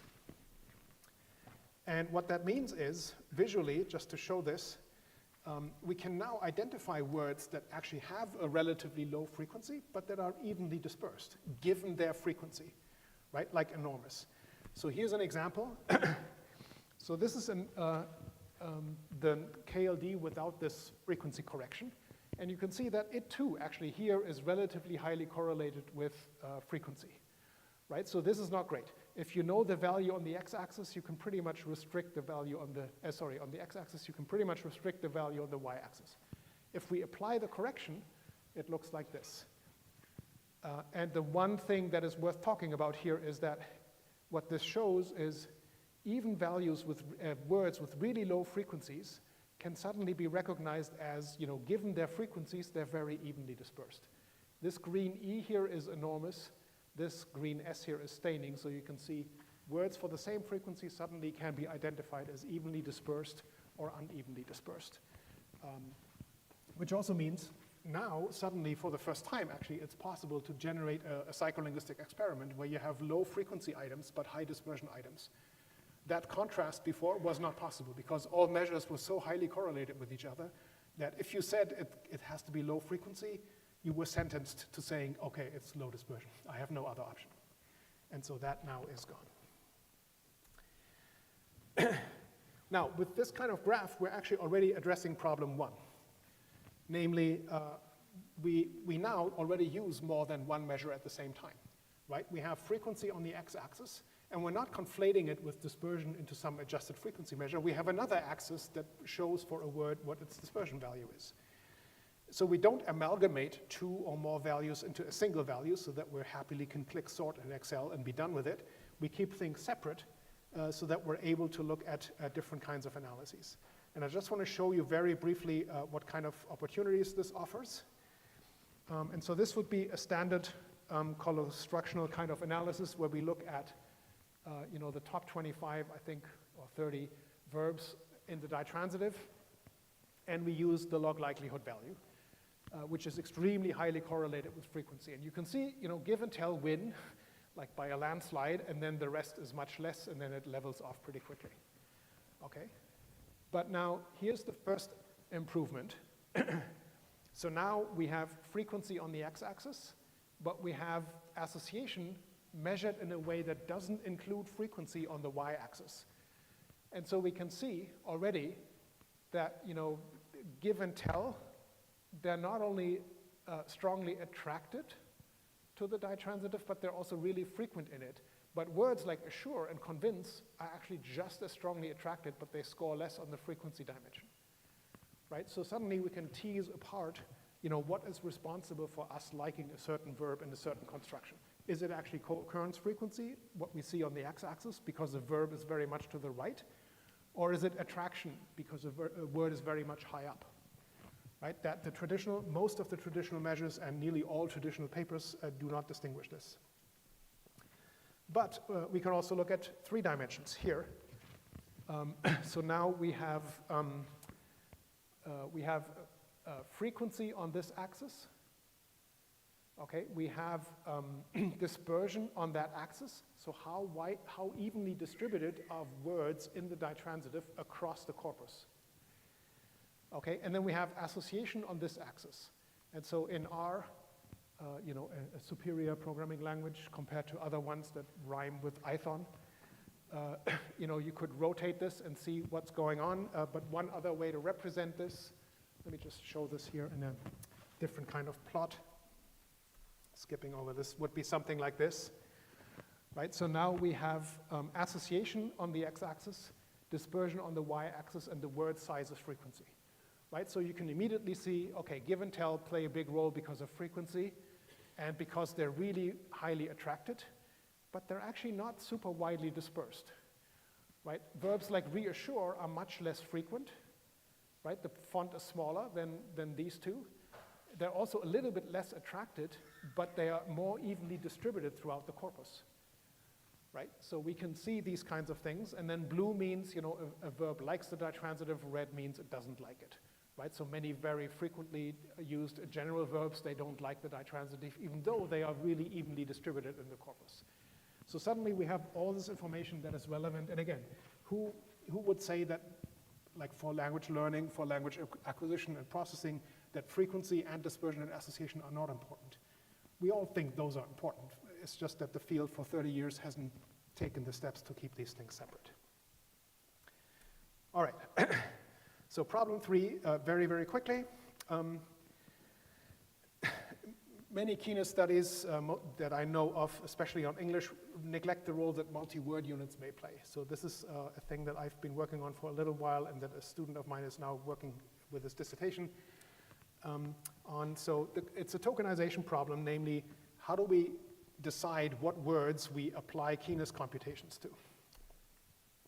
And so the solution, or one possible solution, is before you take any corpus and apply keenness analysis or anything else to it, run some sort of multi-word unit identification algorithm on it, and ideally one that uses multiple dimensions of information, like the one that I'm proposing here. Because one would say something is likely to be a multi-word if it's frequent, if it's evenly dispersed, if it shows up everywhere, if both parts attract each other in each direction, if not a lot of other words are in the corresponding slots, and something related to entropy that I don't want to discuss here because it would take too far, would take us too far astray. So in the Brown corpus, when this algorithm was applied, it was actually quite interesting. It found all these things without any additional input. It found Los Angeles, Soviet Union, Attorney General.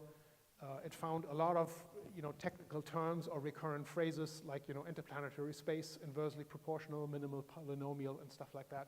So for a lot of applications, being able to see that, a boa constrictor or something like that is actually a multi-word item would be really useful. All right. Very briefly, one example.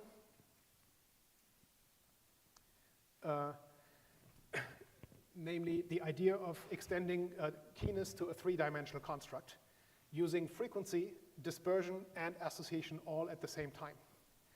And so we can distinguish words that are frequent in a genre, but maybe not associated with it, and the other way around. And so I measure the frequency of a word. I measure the association of a word using the KLD, just as we saw before. And I measure, let me show this here, I measure the dispersion of a word using the same logic as before. The idea is you measure how evenly dispersed is a word in the target corpus that you're interested in, and how much under-dispersed maybe is it in the reference corpus, and you compute the difference of the two. Just to give you a few results of what this can show in academic writing.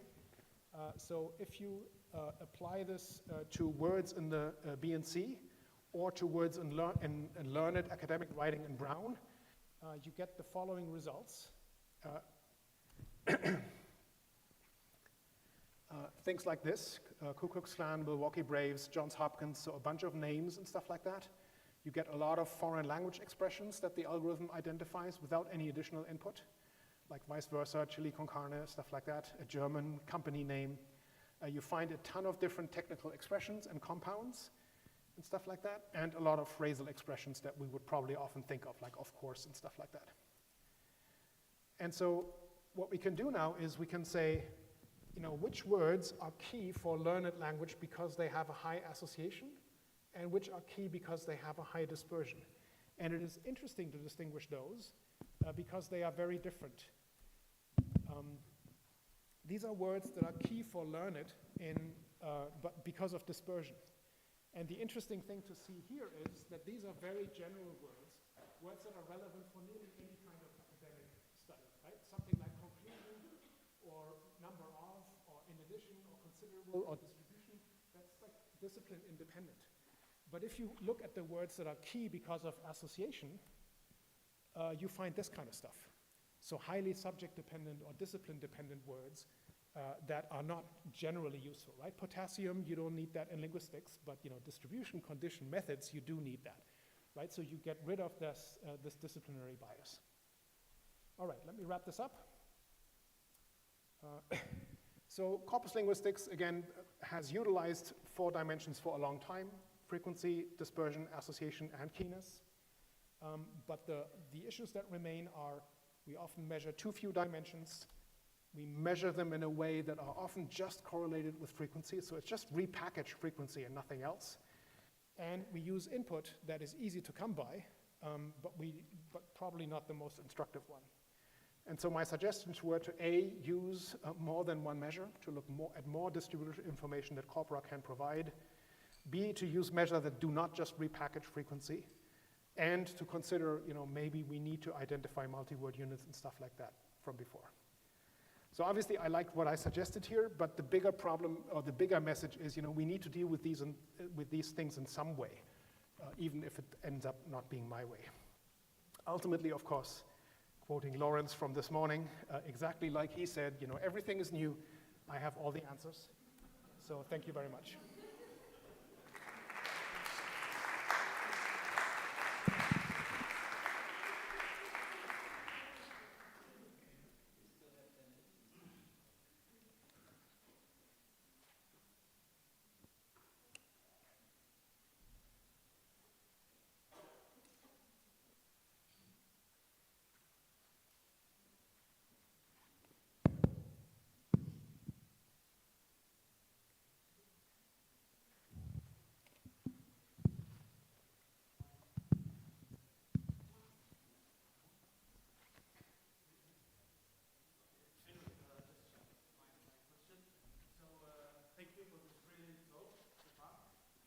enjoyed it.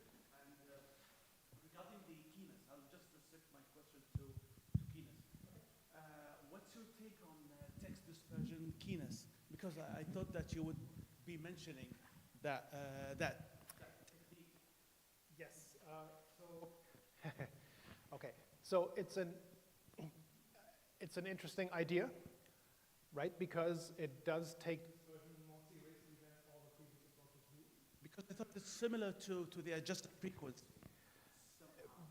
Well, so the problem with this kind of keenness measure that they suggested is that so several actually. So one is it's basically a version of range, right? Because the 2x2 table just says in how many files does it occur. So that means it's incredibly imprecise, right? It doesn't consider file sizes, and it also doesn't consider how often does it occur in somewhere, right? Because what they do is they say for every file, they say, does it show up in there, yes or no?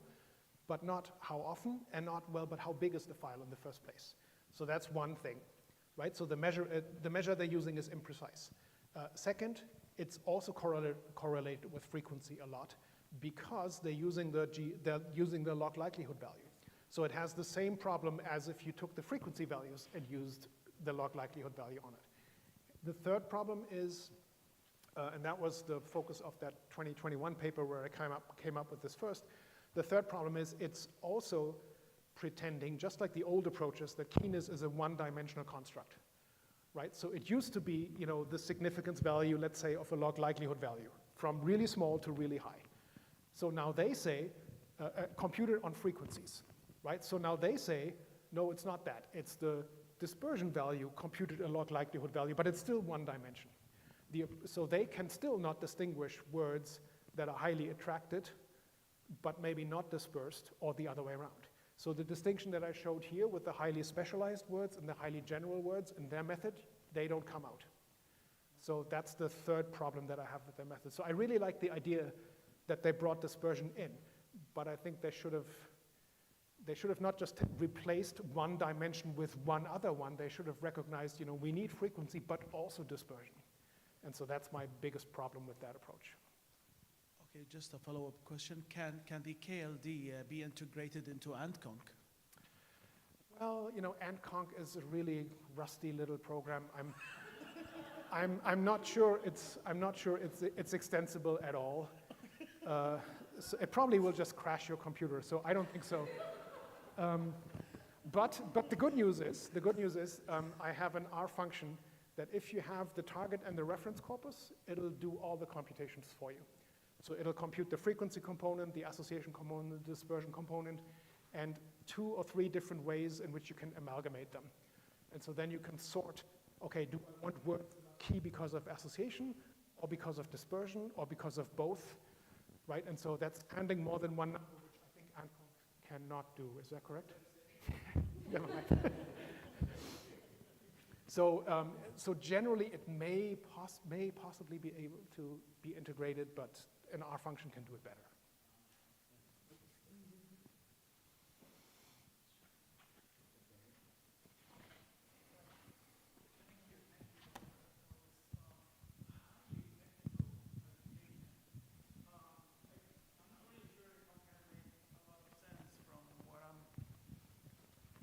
Have in mind. Okay, so what I have in mind is far more basic than what you're presenting. I guess my question is it possible for statistics to provide false information about language use, especially when it comes to sociocultural issues? Let me give you an example. Think, for example, in terms of the same language. So, for example, we're talking about travel words, okay? But رحت, مشيت, سافرت, walked, left, traveled. But here we're talking about 2 different geographic areas. So, for example, Kuwait. We're talking about 2 different what? 2 different geographic areas. So Kuwait geographically is tiny. Saudi Arabia is huge. We practically speak the same language. Now, is it possible for statistics to give us false interpretations for the same language use. I'm just trying to be as specific as possible to project the idea to what I'm working on right now. Well, so the general answer, of course, is yes. I mean, I think probably any method, be it statistical or otherwise, suffers from the same problem, namely, garbage in, garbage out, right? So if the input to the statistics is deficient, let's say, then good statistics won't save you, right? But that's not a unique characteristic of statistics. That's also true, if you look at audio data and your recording is crap, and then, prod will not save you. It's just bad input. So any method, including statistics, if the input isn't right, can give you wrong results.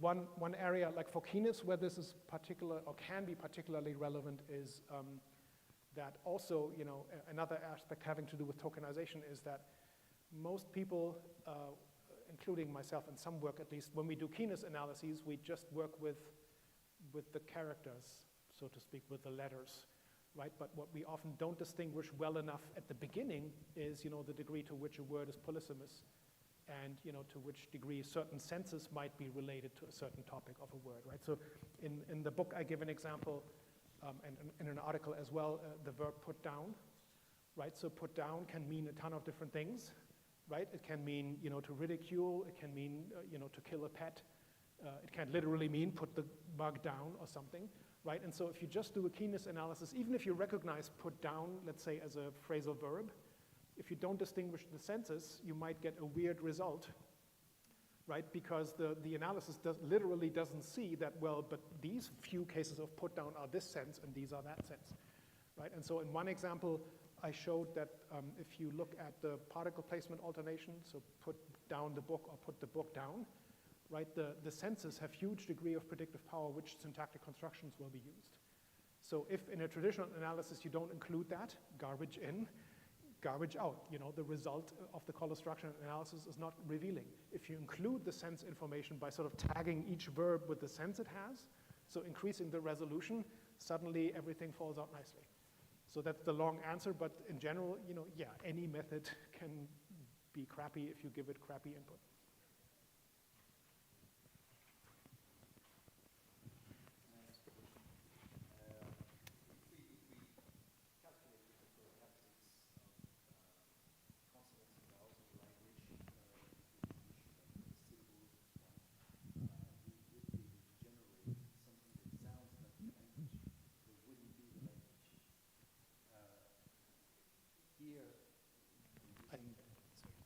Here you're using statistics to model a language, but is it the language or is it an imitation of the language? Well, I mean, corpus linguists would probably say, well, we really, really hope it's a representative sample of the language, right? So obviously, it's never the language as a whole. It's a sample that will often be biased probably more by convenience than by any rigid sampling scheme. But to the extent that your corpus/sample is representative of what you want to study, I would at least not say it's not an imitation, so to speak, but it's just a subpart, right? I mean, it's like with presidential or election polling, right? I mean, you never ask everyone. You ask 1,000 people and you sample them in a certain way that hopefully allows you to generalize to actually the whole population whose behavior you want to predict, right? We kind of do the same. It's just that when we don't have a sampling of people, we have a sampling of texts or, recordings, whatever definition of text you want to assume. Does that answer the question? Or? Yes, Yeah? Yes, Okay. yes. Well, thank you very much for this very interesting presentation.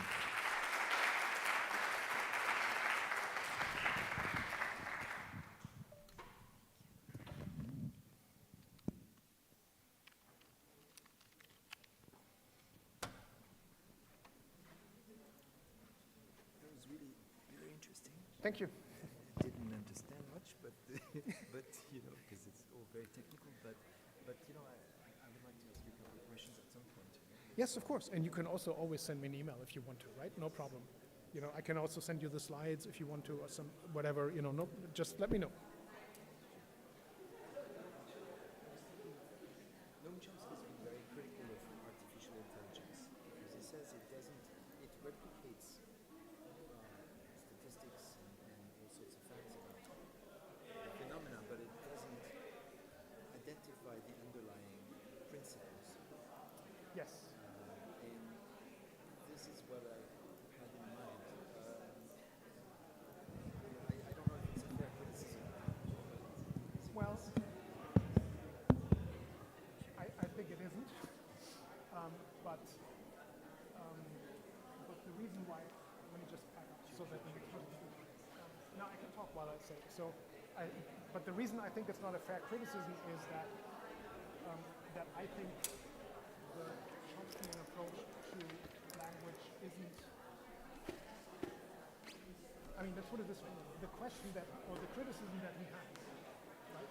Can I actually use your computer? Excuse me. Yeah, you can. I can use mine, but if yours is already connected, I just need a computer and internet. I don't need anything else. Thank you so much for this meeting. It's really informative. Thank you. Thanks for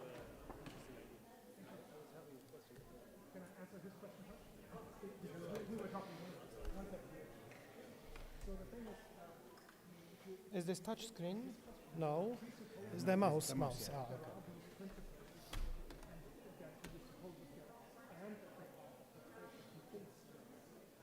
but a lot of people would say, I don't believe in human processing or whatever. Actually, what text has 6 and 2 elements and different positions. Oh, it's not doing anything. Okay, let me check.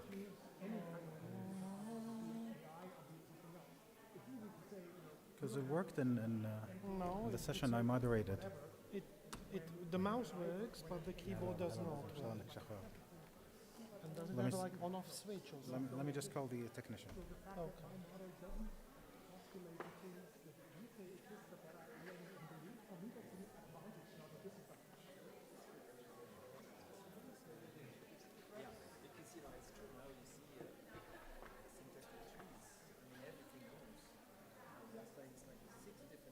The technician is coming.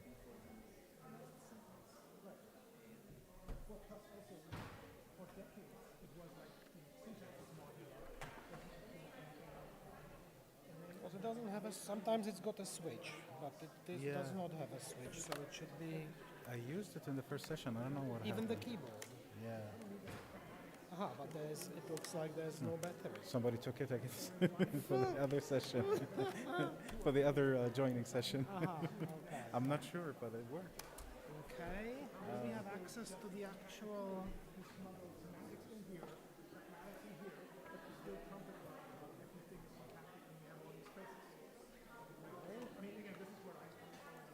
Wait, let's try cheating.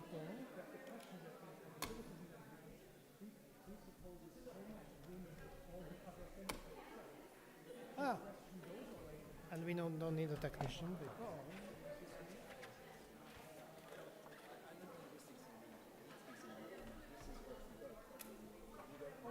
Ah, it's working. So here's yours, here's mine. That's funny.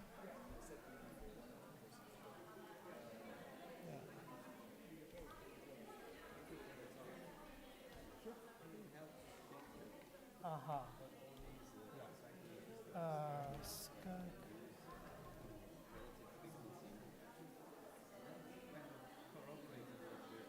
Okay. Oh Jesus, it's all in Arabic. What are you looking for? Oh, it's the other side. Yeah. Okay. Oh, funny. Okay, working. We'll just wait for a minute. Yeah.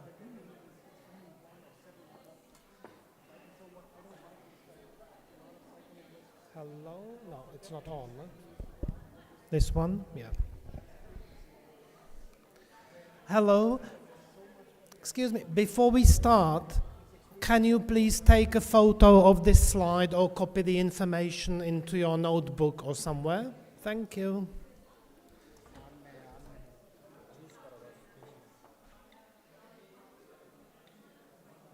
Oh, it's working now. Oh, yeah. Yeah, okay. Yeah, no, the keyboard wasn't working, but somebody took a battery from it. So I'm using my own, so we are fine. Don't worry. There's just one battery in it. It needs to. So.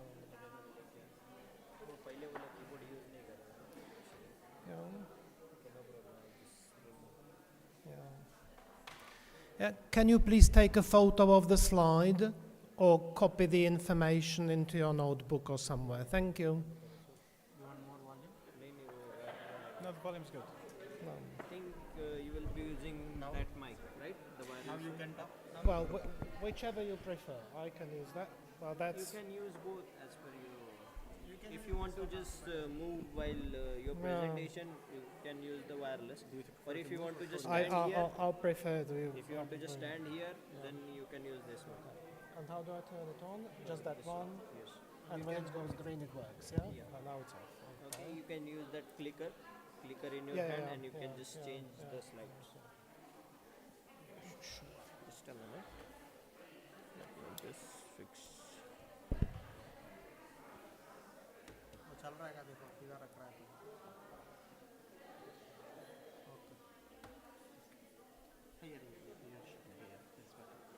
Like that? like this. Yeah. You can talk. Yeah. You can talk. Let's on. Hello, can you hear me? Yeah. Yes, it's fine. 1, 2, 3, 4, 5. 1, 2, 3, 4, 5, 6, 7. Yeah, yeah, I'm fine. If you want just no problem. He's so we have to fight and who wins. We both are like brothers. We both are like brothers. Thank you so much.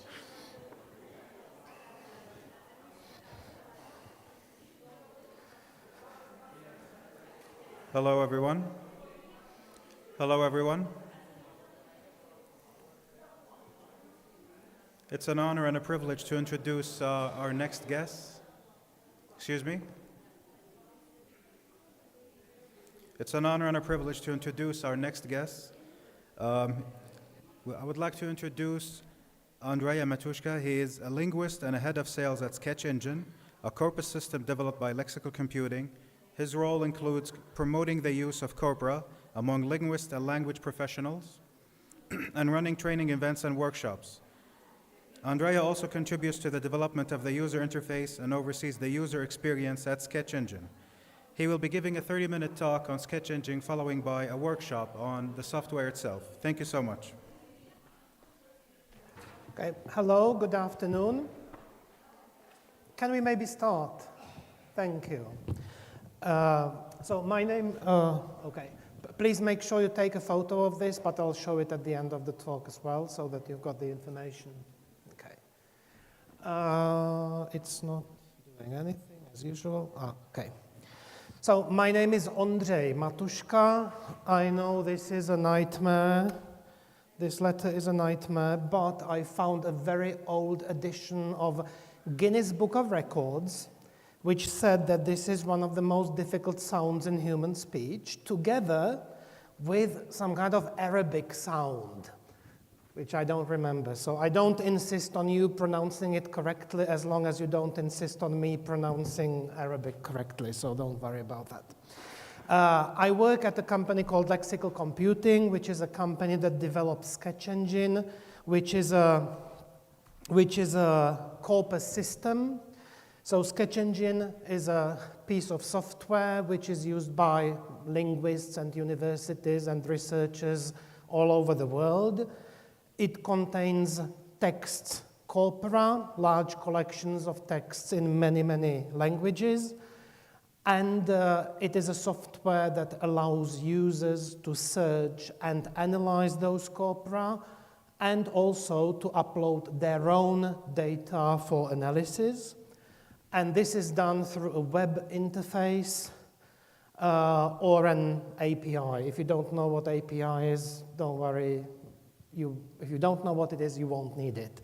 So through a web interface. So you can't install Sketch Engine on your computer. This is mainly used for language research by, as I said, universities or maybe national language institutes. It's used for dictionary publishing or dictionary writing or editing.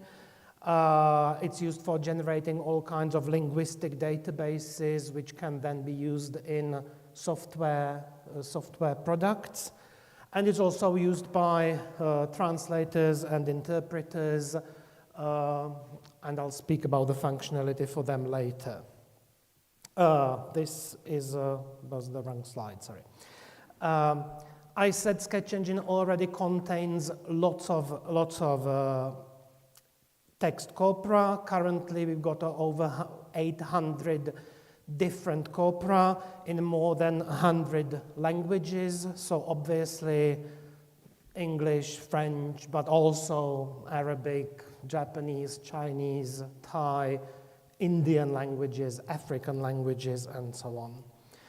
And our largest corpora have the size of dozens of billions of words. So at the moment, our largest corpus is, as you might expect, a corpus of English, which currently has, I think, 60 billion words. So not million, but 6,000 millions.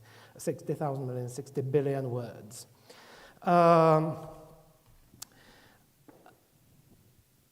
Why do we focus on such large sizes? Because the software is specifically designed to be able to handle such large corpora, billions and billions of words. And the reason is that size is very important, or we feel size is very important. These are just examples from the British National Corpus, which is relatively small in size. It's got 100 million words only, very, very small. And if you look at the frequency, these are actually the most frequent nouns in English, and if I look at the frequency of the word day, I will find 60,000 examples. And that's actually a lot of examples to study. So you think, okay, I'm fine. But if you want to study the phrase on the day, out of those 60,000, only 1,000 something will be on the day. If you want to study make my day, only 23 out of those 60,000, or 23 sentences out of those 60,000 sentences contain make my day. And if you want to look at how people use on the very first day, in the British National Corpus, you will only find 2 sentences. And that's certainly not sufficient. So actually, I'm not saying that 100 million is not enough, but as soon as you start studying any kind of multi-word expression or phrases, the frequency goes down dramatically. So in order to find sufficient number of examples of phrases, you need a very large corpus. And when I compare it to our 52 billion word corpus, this gives me 54 million sentences containing the word day. So actually it's many, many, many more than I would ever need if I was just interested in that word. And if I'm interested in on the day, it's still 23,000. If I'm interested in make my day, it's 33,000.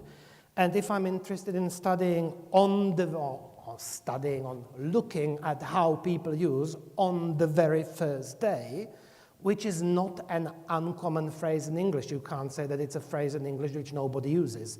It's a legitimate phrase. When you want to say that, you say that. We still have at least 4,000 sentences containing on the very first day.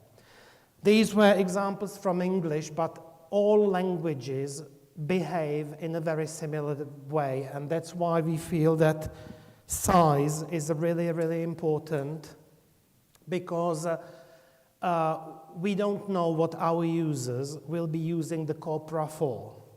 So we want to make sure that we've got enough source data for some very superficial study, as well as enough data for some very detailed study, for studying something that is not the most frequent phenomenon in the language. So this is about the size. Corpora of this size, there's only one way you can build a corpus that's got billions and billions of words. And the only way is to automate the process. So we actually build these corpora by collecting linguistically valuable content from the web. So we do not just blindly download everything we find on the web, because it might potentially contain lots of things which are unsuitable for a corpus. I could speak in detail about how we do it, but I don't have time to do that, so I'll be around during today and tomorrow, so you can ask me. And we also allow our users to build their own corpora, so it's very easy for everybody to just upload their whatever PDFs, text files, Microsoft Word documents, or even collect their own content from the web. And this is what Sketch Engine looks like. It can be used on any device connected to the internet, even the mobile phone, but the mobile phone is simply impractical because of the size of the screen, but it still works on the mobile phone. And the main feature of Sketch Engine, which gave Sketch Engine its name, is called the word sketch. And the word sketch is a tool that analyzes the corpus and looks up collocations of words and displays them categorized by, we call them grammatical category, which is not always the exact name, but that is. So, for example, this is the word sketch for the word account. And in the first column, you can see modifiers, email account, bank account, blah, blah, blah, blah, blah, blah. The other column shows when account modifies something else, yeah? Account holders, account balance, account executive, account password, blah, blah, blah, blah, blah. And then we've got verbs, and we've got many, many more categories. I'll be demonstrating it in the second half of the talk, so that's the word sketch. And the nice thing about it is that you can use it if you are a corpus linguist, but you can use it even if you know nothing about linguistics. Because if I show this to a learner of English, they will still be able to understand what kind of information it is and make use of it. So we want to try to make corpus linguistics or corpora more accessible to a wider audience. So anybody who needs information about language or how language is used, even though the person may not be an expert in linguistics. And this is, I completely forgot which word that was, but I just used the same function with the Arabic corpus, and I hope it shows something meaningful. And again, there would be more categories, they just don't fit on the screen. So it shows frequencies, collocations, and you can display other information. The next tool in Sketch Engine is called the thesaurus. So Sketch Engine is able to automatically identify words which are similar in meaning. So this is the thesaurus for the word wonderful, and this is done purely automatically. There's no manual intervention, and as you go further in the list, the words are less and less similar to the original word. So this is for the word wonderful in English. And this should be also wonderful in Arabic, I hope. I just used Google Translate to translate it because apparently I don't speak or write Arabic, so I hope that displays something meaningful. Does it display something meaningful, or is it complete nonsense? Okay, thank you. And it will work with your own corpus as well. So these are data derived from our corpus, but if you upload your own data, all the tools will display information based on your data, not on our data. Sketch Engine has a tool for word lists, which is quite obvious. Frequency list gives a list of the most frequent words, lemmas, nouns, adjectives, adverbs, God knows what.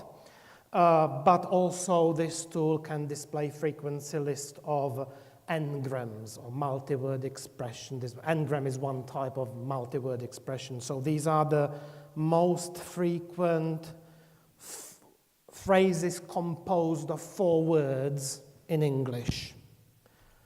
And this should be the same in Arabic. Again, let's hope it shows something meaningful. I just used Google Translate on that page to check that it does kind of what it's supposed to do, although when Google translates these phrases without context, it's sometimes funny, so. Okay. And of course, Sketch Engine also contains the most traditional tool to work with corpora, which is the concordance, which means you type a word or phrase and it will find all instances of the word or phrase. Here you can see, well, you can't see, but I typed go viral and it found goes viral, gone viral, went viral, and so on. So actually, I'd like to say all our corpora, but it's not true.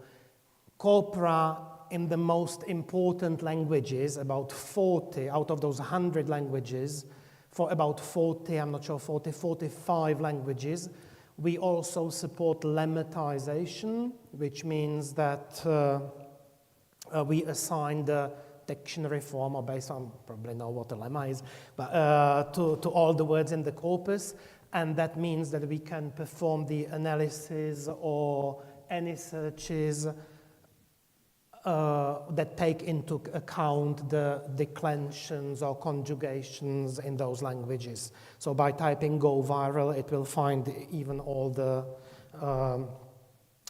declined forms, which is quite useful in English, but much, much, much more useful in many other languages. Maybe I didn't say that, but my mother tongue is Czech, because the Sketch Engine is in the Czech Republic, so we all speak Czech, and we've got some Slovaks. So this is where it's like enormously useful, because without lemmatization you can't find anything. Well, you can find something, but you can only find what you typed, but there will be, for every noun, there will be 14 other forms of the same word, which you wouldn't find. Yeah? So this is it. And also, sorry, I'll keep pitching. I just added one more slide about artificial intelligence, because people sometimes ask whether we use or how do we use artificial intelligence to do all of this. Actually, we don't. Because based on the feedback from our users, linguists, when they do their research and then when they discover an unusual collocation, unusual word form, or unusual usage, they always want to know where this irregularity happened, why this irregularity happened. So in Sketch Engine, all tools, the word sketch, the collocations, the thesaurus, the frequency lists, and other tools, keyword extractions, neologisms finding, all of those tools are connected to the concordance. So for any result you see on the screen, you can go to the concordance and display the actual sentences which produce the result, or which are responsible for the irregularity, And you can see the sentences in context and analyze the reason why something unusual happened, or why somebody used the language in an unexpected way. And this is what linguists want, I hope. And the problem with artificial intelligence is that if artificial intelligence gives you a result, and you ask artificial intelligence, and where does this information come from? The artificial intelligence has either, oh, it's this information or this fact follows the natural rules of language, blah, blah, blah. At least that's what artificial intelligence replied when I asked. Or it says the information comes from me, I am artificial intelligence who knows everything, blah, blah, blah, blah, blah, blah, blah, blah, blah. But you can't track the actual source of the information. So even if you ask, like, give me 50 most frequent words in English, it gives you a list, and if you say, where is the source of the information, like, can I double check that actually the frequency list is correct? It will give you that answer of a very vague answer, actually which is not able to support the result. And there is actually one place where we use artificial intelligence, and that's because that functionality is simply impossible to develop without it. And this is, Sketch Engine is also able to identify different word senses of a word, and this is where artificial intelligence is applied, and I will demonstrate it in the second half of that. I'm sorry, it must seem I'm drunk, but I'm displaying it on an Arabic computer where the left and right arrows are in change. So I keep pressing the wrong arrow, yeah? So it's it does not happen normally, yeah? It's just here. Because Sketch Engine was originally developed for, battery is getting weak, for lexicography. Many years ago, the original intention was lexicography.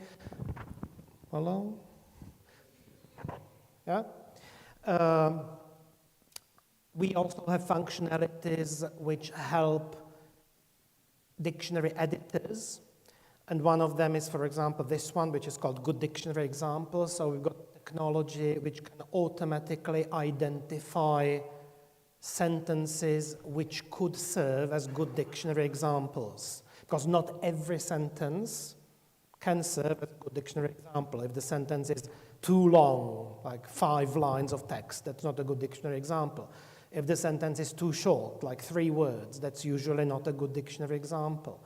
If the sentence doesn't have enough context, if you have the word to buy, like to buy something in a shop, and the sentence is, he bought it there, that's not a good dictionary example because you've got no idea what the word buy means. So it shouldn't have too many pronouns. It shouldn't contain acronyms, for example, proper nouns, names of companies or products, because that makes sense. So we've got technology that can identify this, and this can also be used, for example, by teachers of English or by authors of language teaching materials. Because if you are developing language exercises, you also want sentences which on their own are easy to understand and contain the word, phrase, or grammatical structure which you want to practice. So there's a the wrong arrow. It's that one. And Sketch Engine also contains functionality which is called keywords and terms, which is primarily designed for translators and interpreters to be able to upload their own specialized text and discover terminology in the text. So, for example, in this screen, I built a very small corpus of texts about digital photography, digital cameras. And when I ran the tool, it identified identified single words, but also multi-word items, which are actually terminology from the text, and they really are from the field of digital photography. And this functionality can also be used to, for example, understand what a large collection of text is about, even without reading it. So you maybe upload 5 million words, and you want to check, are these 5 million words representations of language in general, or is it kind of specialized or maybe biased in some way? So you can, and if you don't want to read the 5 million words, you can run keywords and terms, and if the keywords and terms return a complete mix of all kinds of terms, you can't simply say, okay, this is all economy or law, it's just a mix of everything, then probably your data is a representation of language in general, because there is no one specific topic covered by the data. But if you get lots of words which are like maybe legal terms or business terms, then you know that your data are probably biased towards business or law or other areas. So this is keywords and terms. And actually, it uses a completely different approach to identifying keywords. It's not through a keenness score, but it's through a comparison of your text to general language. So anything that is more frequent in your text than it would be in general language is considered terminology. So even if the word is found just once in your text, but actually is more frequent relatively than in general language, it will be still found, which is sometimes important because sometimes you've got a legal document and one important term is only mentioned in the name of the document and nowhere else in the text, and you still want the system to be able to find it even if it appears just once, because it's still a valid term from the domain.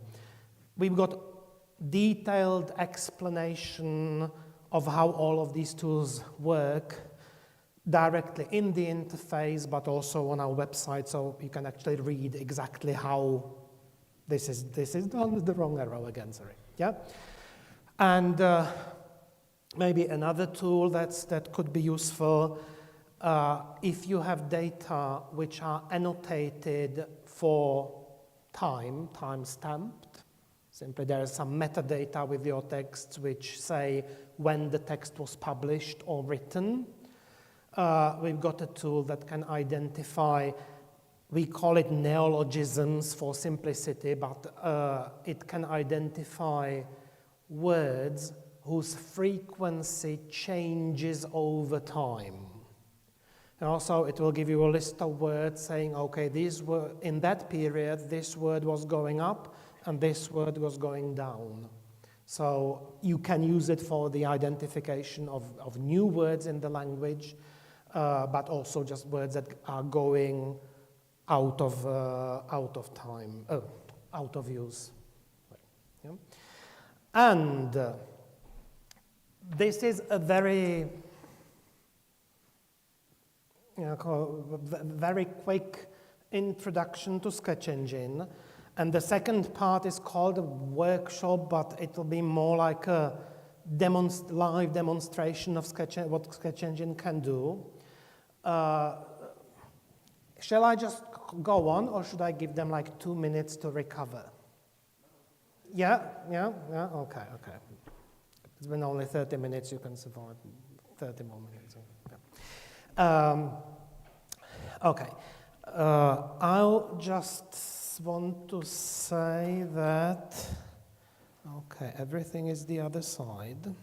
Sketch Engine also has a localization into Arabic where everything goes the other side, yeah? So I can understand that this could be very useful to you, but very confusing to me. By the way, all of you will get 3 months of access to Sketch Engine. You can upload your own data up to 1 million words and test how it works. You will have access to all our corpora in all the languages, so you can test how it works.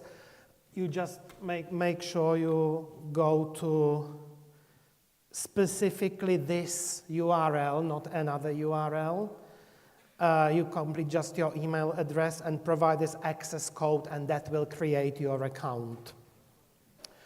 So please take a photo of it or a note of it. And now I'm really scared how that will work. So I will.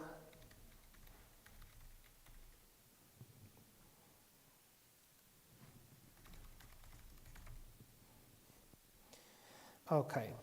Yeah. It's easy to Google Aspect because there are not very many things in the world that are called Sketch Engine, luckily. So I will just log in. I'm actually using the university computer to show you that you don't need to install anything or you don't have to be an IT person to start to use it. You just log in and that's it.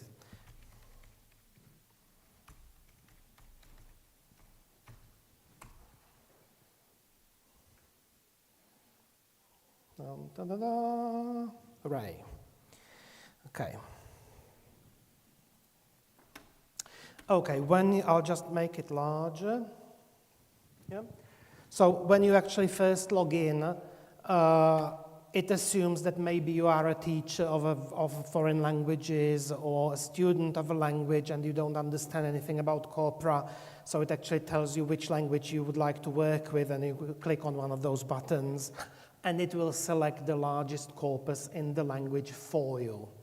But if you are more aware of corpora, you can search for a particular corpus.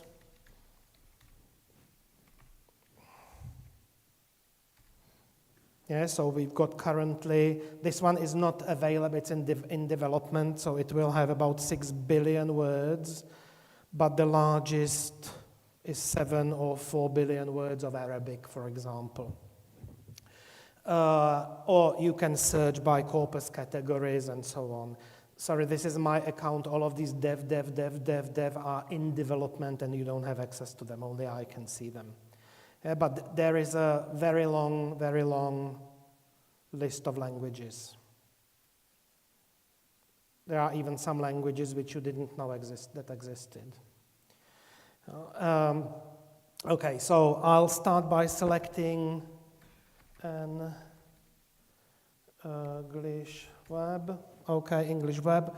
That's 52 billion words. So now the corpus is selected, and the dashboard shows you what you can do, which tools are available for working with the corpus. So everything is available apart from parallel concordance, because this corpus is monolingual, so doesn't have the other language part, and that's why you can't use it. The trends, the neologisms don't work because this corpus is not annotated for time, so you'd have to select a different corpus. And obviously you can't extract bilingual terminology again because the corpus doesn't have the other language part. And I'll click on the word sketch. I'll search for the word ticket, and Sketch Engine tells me that these are the most typical collocations of the word ticket. And if I want to, I can display some statistical information, so I'll just display the frequencies. And you can see that these collocations are not displayed by frequency, they are not organized by frequency, they are as if in the wrong order. But that's intentional because they are organized by the typicality or by the strength of the collocation, how strong the collocation is. And I can even display the scores and all the bits They've got all the settings. They've got tooltips. So if you are not sure what the score is, what it means, you can read about it. If you don't know what log dice is, you can click on it and read about the statistics that we use for that. But in a nutshell, the reason why purchase is higher than buy tickets, well, first, why do we sort it by typicality and not by frequency? This is because usually what is frequent in a language is not interesting or useful. Because, for example, get tickets is very, very frequent. Yeah?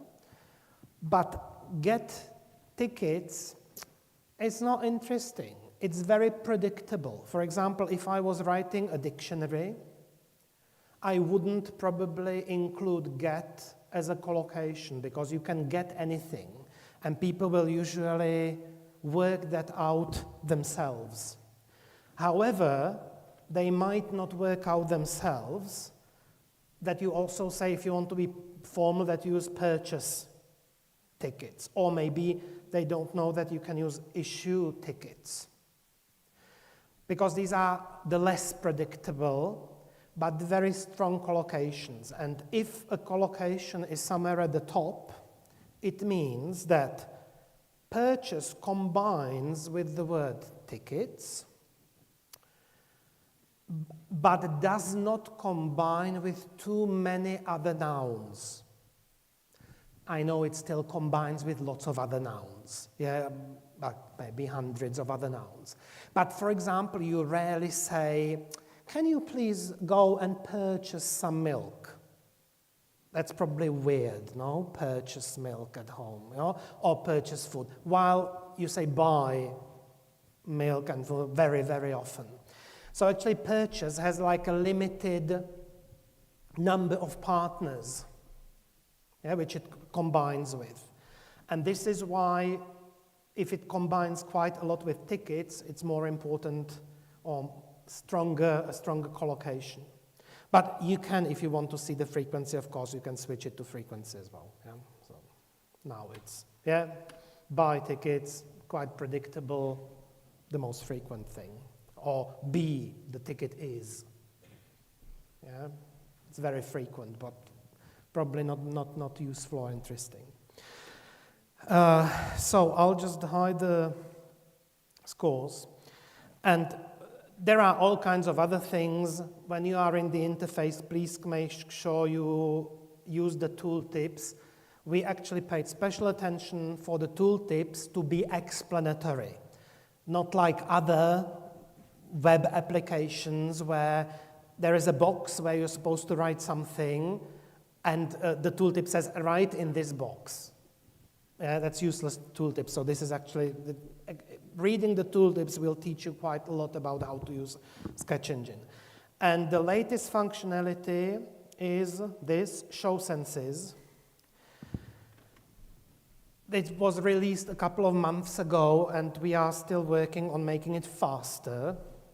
So maybe I'll just leave it, keep it working, and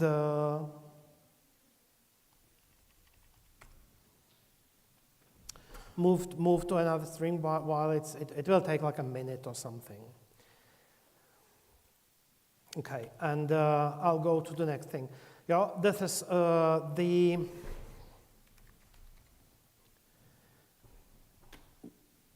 am I doing? Sorry. Yep.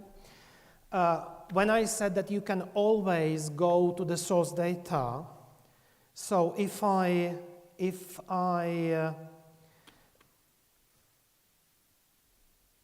find something that I want to get more information on, purchase tickets, I can simply click on the concordance, and Sketch Engine will actually display the concrete sentences from which this information was retrieved. So I can see, yeah? And as you can see, Sketch Engine, it does not analyze just the words found next to each other.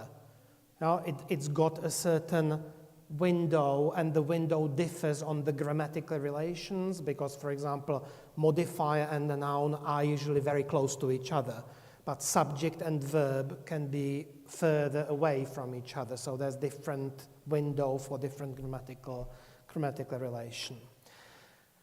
And okay, we are done with the senses. So Sketch Engine was able to identify 3 different senses. The first one is not given a name, but it shows words from the same semantic field or area. So the orange collocations are connected with this winning something, like ticket that has to win something.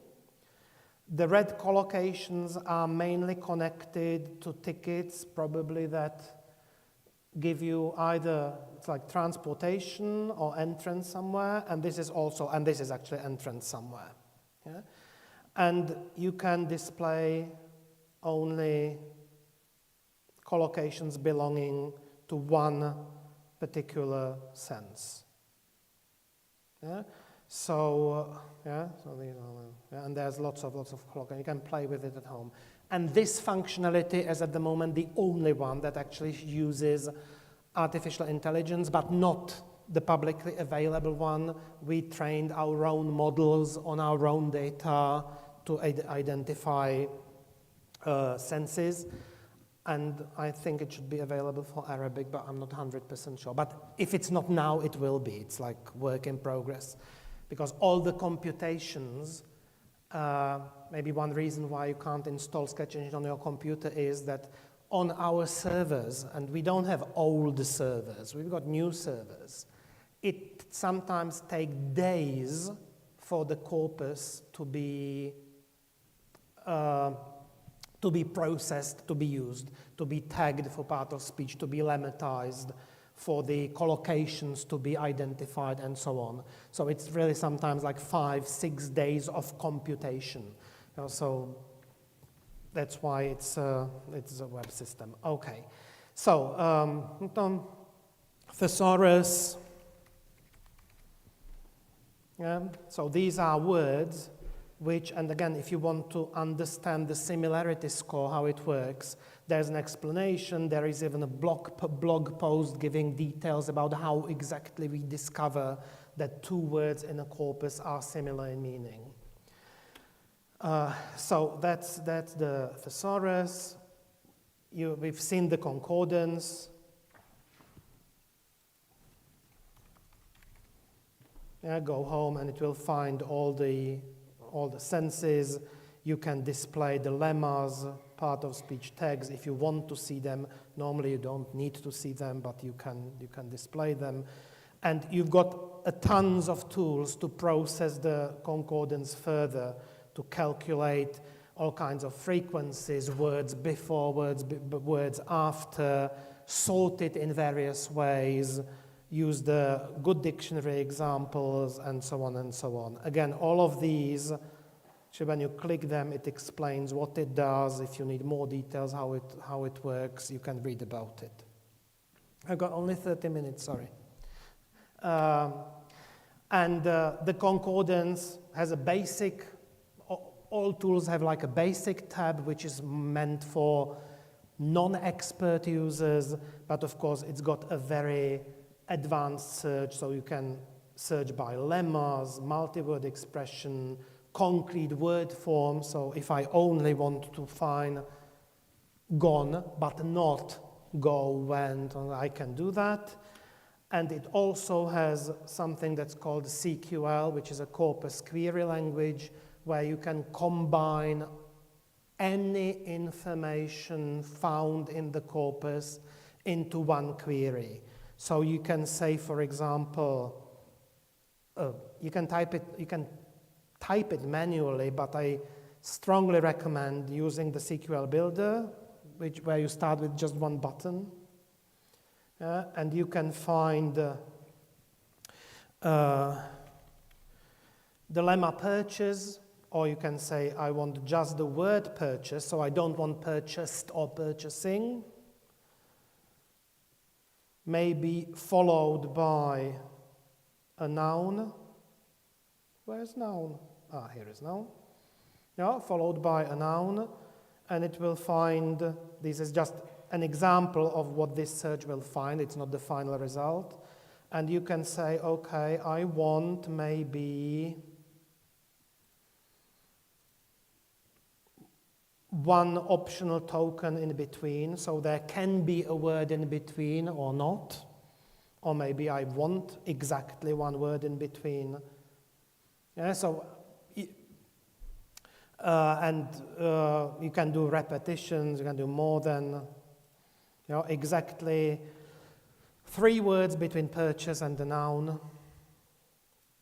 It's not as easy to find, so it might take some time, but yeah. Again, I could do like a whole day course on using CQL for analyzing your corpora. So, so this is it. This is the word list, so a list of most frequent words, lemmas, adjectives, adverbs, conjunctions, nouns, blah, blah, blah, blah, blah, blah, blah. You can specify words starting, beginning, ending, containing something, and so on. The same for n-grams, bigrams, containing a word, and so on. And the terminology extraction. This was the digital photography which you used before. But what I want to demonstrate mainly now is building your own corpus. So,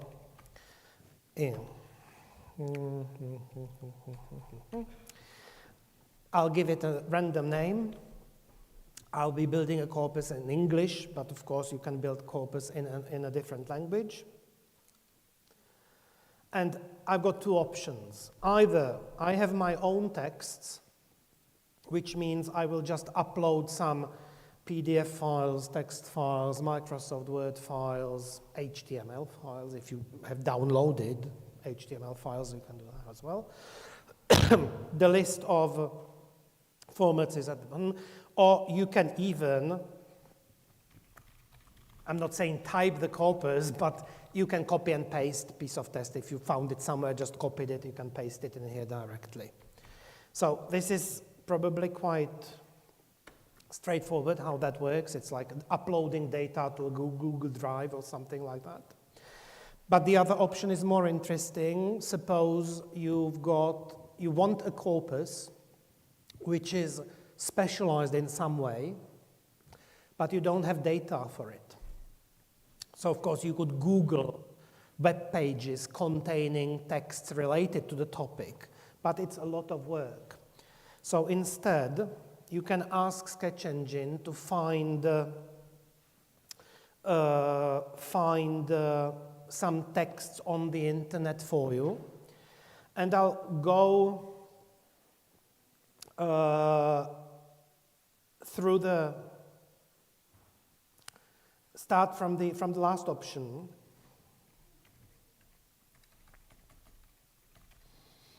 Yeah, I can type www.cnn.com, and in theory, it'll download all the cnn.com website.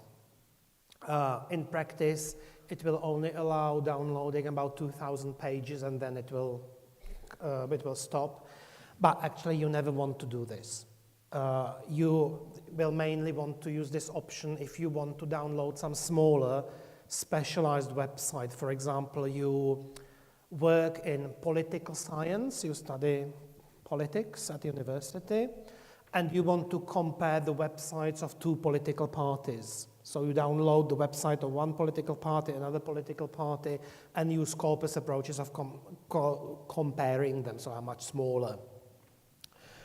Because downloading all of CNN would mean you would download home news, international news, probably gardening, cooking, God knows what, whatever sections they might have, sport, and that's pointless. So I'll come back to this later. But there is option of downloading the whole website, or you can download a concrete page. Yeah, so you can download like Sketch Engine, EU dot, yeah, oh, sorry, dot,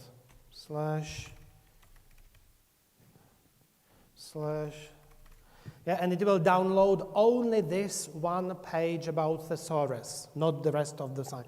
And you can provide a list of many.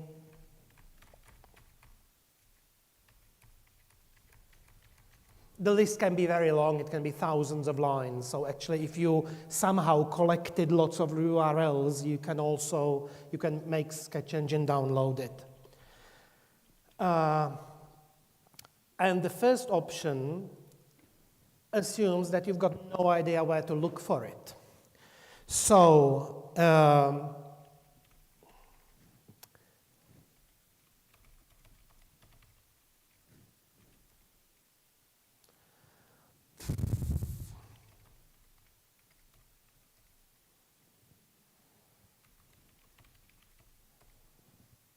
yeah, if I'm looking for a corpus of how people look after their teeth,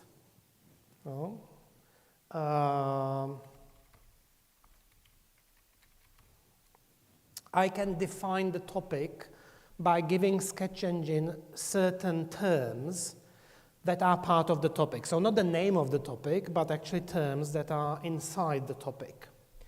And when I do this, Sketch Engine will send these keywords to Bing, not to Google, but to Bing, the alternative Microsoft Google search. If you're asking why not Google, Google doesn't offer this service. They don't. We can pay Bing to let us use them. We can't pay Google to let us use them.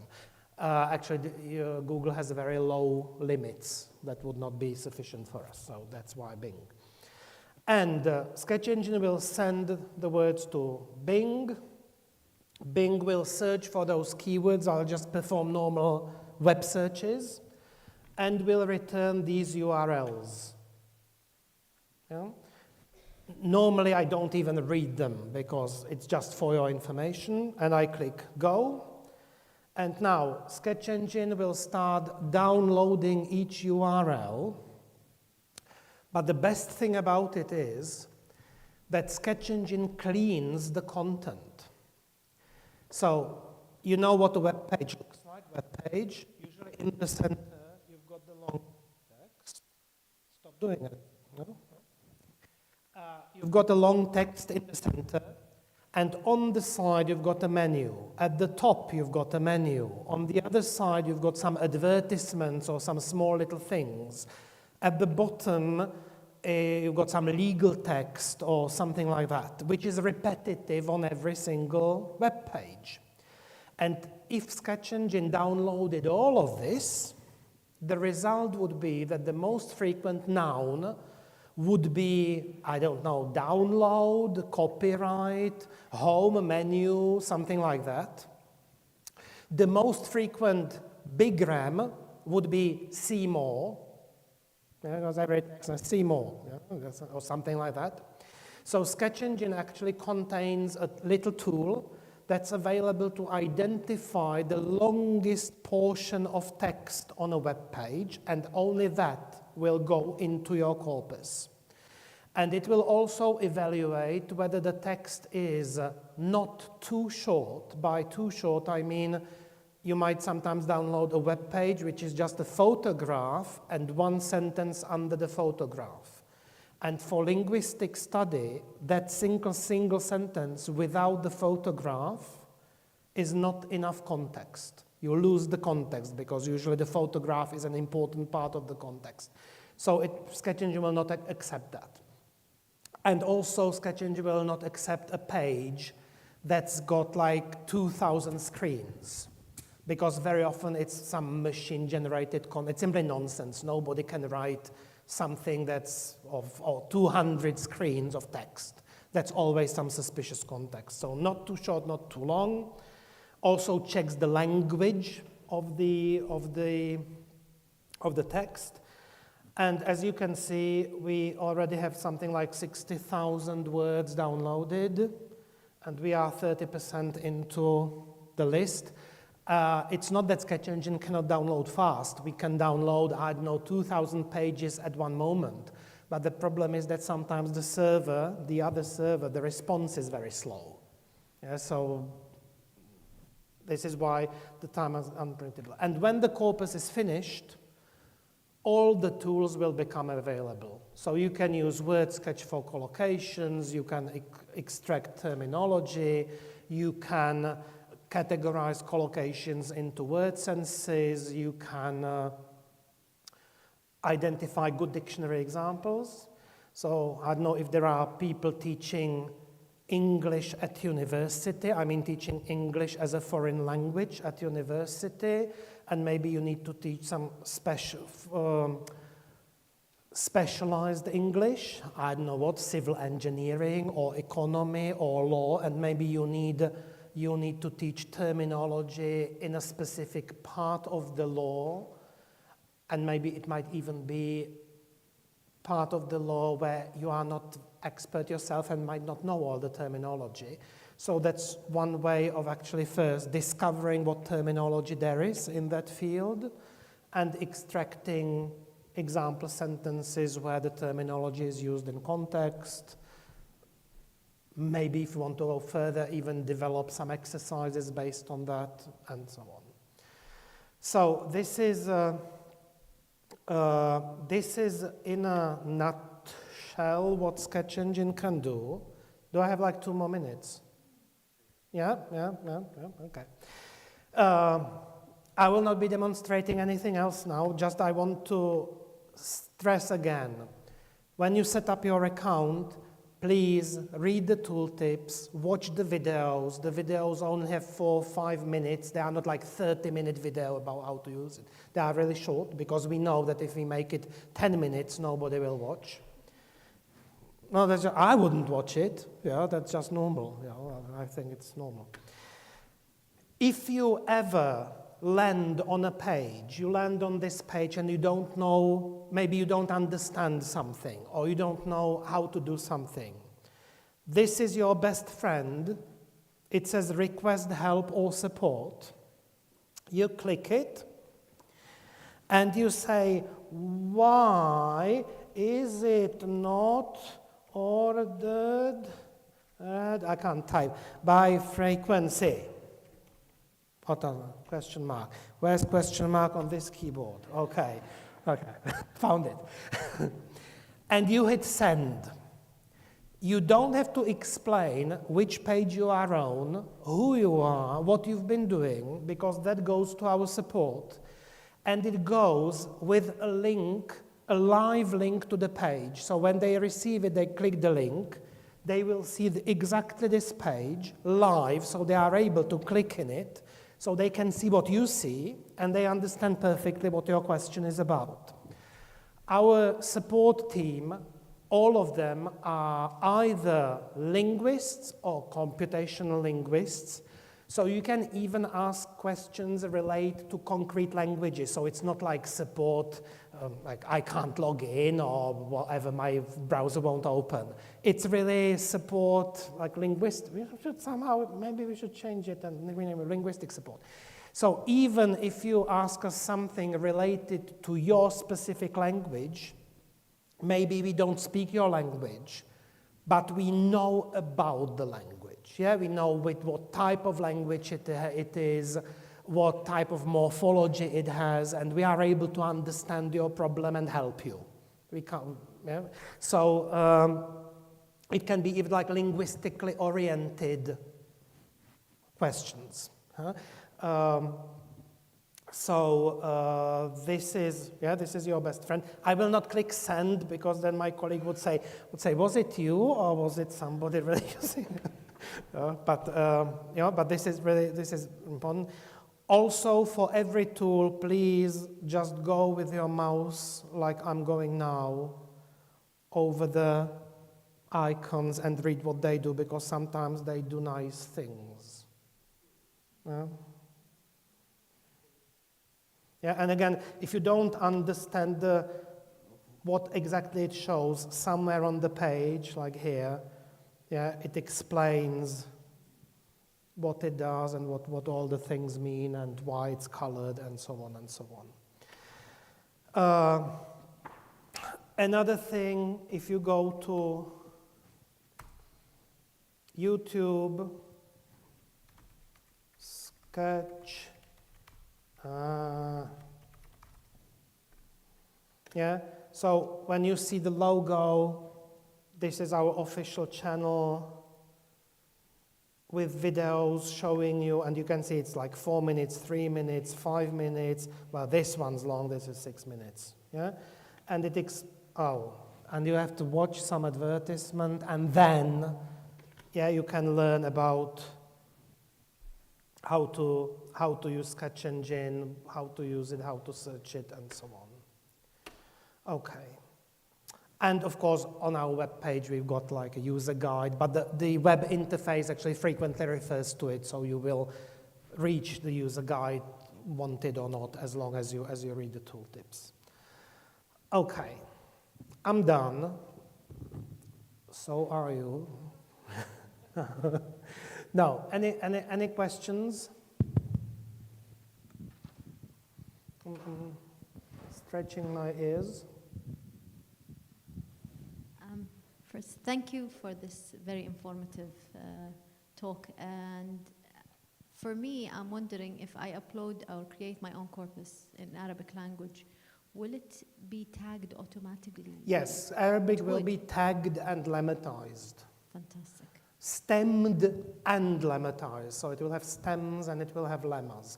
That's a very new thing, couple of months only available, because we couldn't find a tagger, because I should say, all those taggers and lemmatizers that we use for all the languages, they are not developed by us. We don't have the expertise to develop it for 100 languages. So we use available taggers and lemmatizers, and we couldn't find one for Arabic which we could acquire. We could find ones which the author wouldn't let us use them. So, but finally we found one. So yes, it will be tagged and lemmatized. I can maybe, if I do R1010, and if I do concordance, and if I'm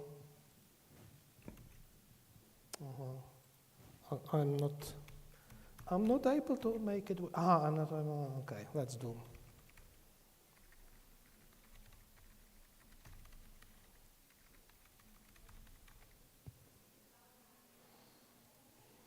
Oh, Jesus. Did it record? Yes. And this is time in Arabic, yeah? Yeah, great. Great.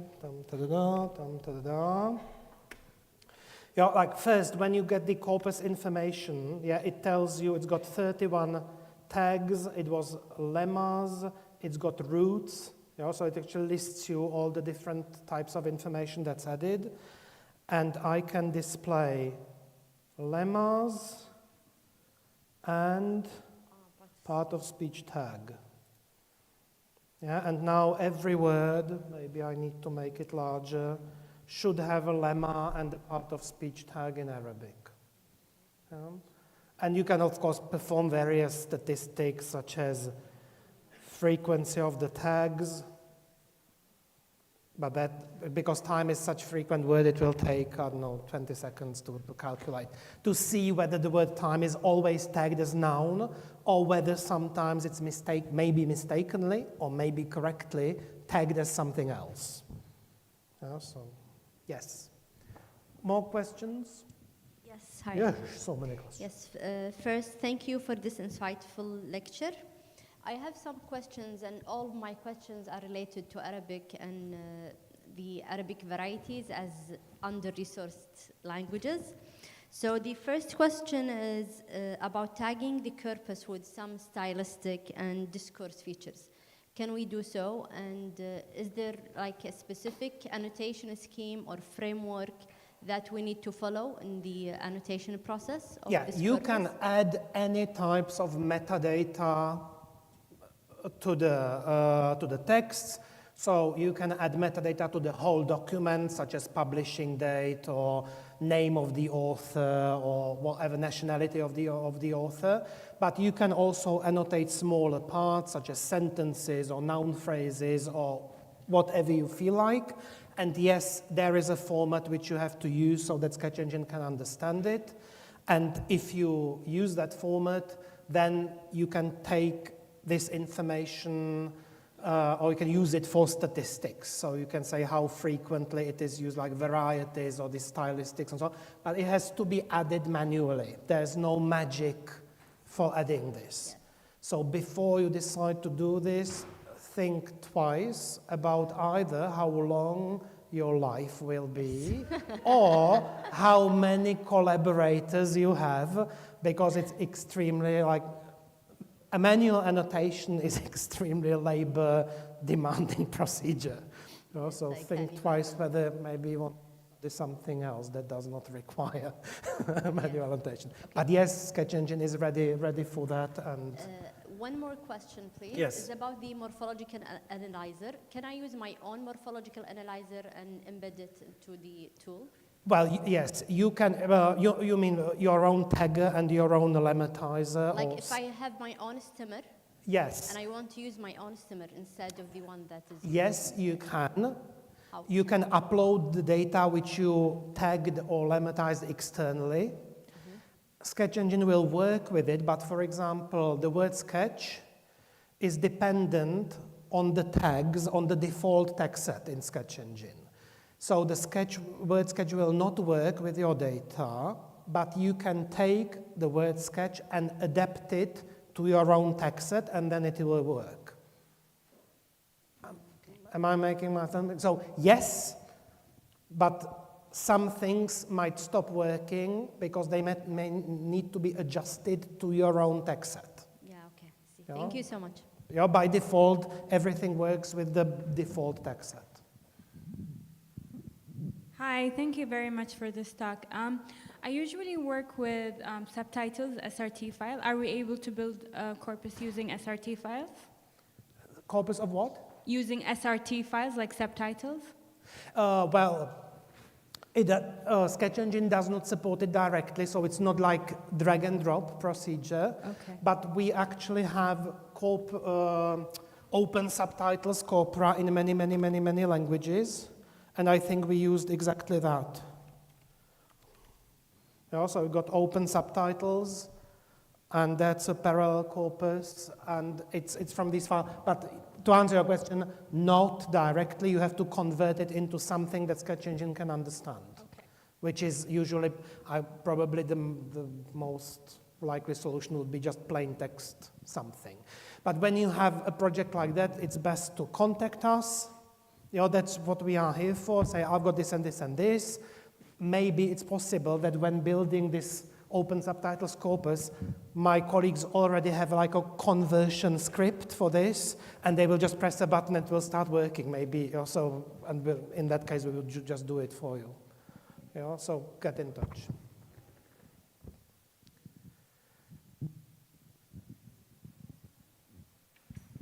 Hi. Thank you very much for the lecture. I have a question, please. If I ever search like a very small word, for example, "and," would I face the problem of searching or like the engine giving me as a suffix instead of like the word, the exact word? Like if I ever search, for example, the word "and," would I ever face the problem of showing me friend, trend, such words? No. All our corpora are tokenized, which means they are divided into individual words. Okay. So it doesn't look like that on the screen, but internally, it's just a sequence of individual tokens. So you can achieve what you describe, but only if you explicitly want to. So you can search for words ending or beginning with a particular letter or group of letters, but generally no. If you type "and," it will only find "and" as the whole token. Yes. Okay. So not starting or not "and." That's the standard behavior. But you can achieve the other thing as well if you want to. Okay. Anyway, I'll be around during today and during tomorrow, so please feel free to get hold of me. I've got my laptop with me, battery is charged, we can sit down somewhere, I can show you how things work, how to do things, and so on. And maybe that was actually, thank you for that question about subtitles. If you are into some kind of specific project, it's a good idea to discuss it with us beforehand, how feasible that would be, what you want to do. As I said, all of us are either linguists, computational linguists, or people from natural language processing. And it's sometimes people have a project in their mind, and when they finally get to Sketch Engine and try to collect data, they discover that Sketch Engine cannot do it, or maybe that their data are in the completely unsuitable format, and they have to start again. So if you've got complex projects, please contact our support and discuss it with us before you start. It's a good idea, to avoid disappointment. Thank you.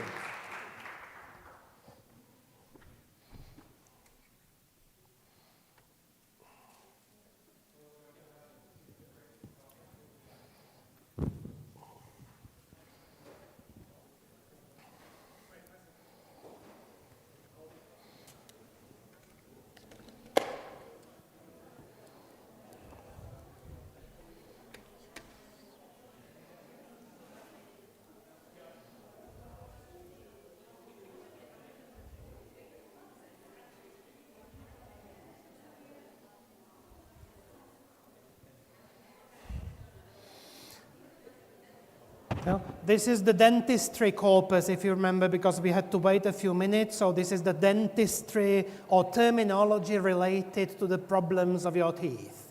And you can tell that it's actually very relevant to the topic. So that's how it works.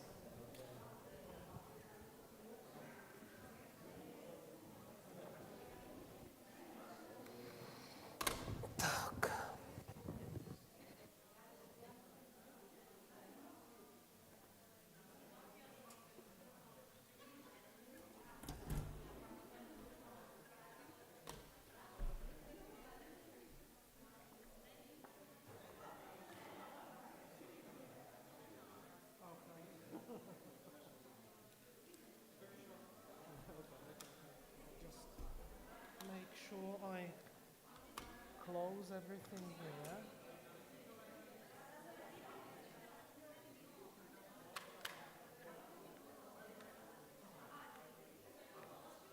Hello, give me a second. I just need to shut everything down here.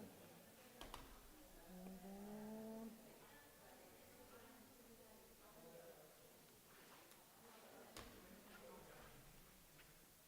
mouse, okay. Okay, I think that's it.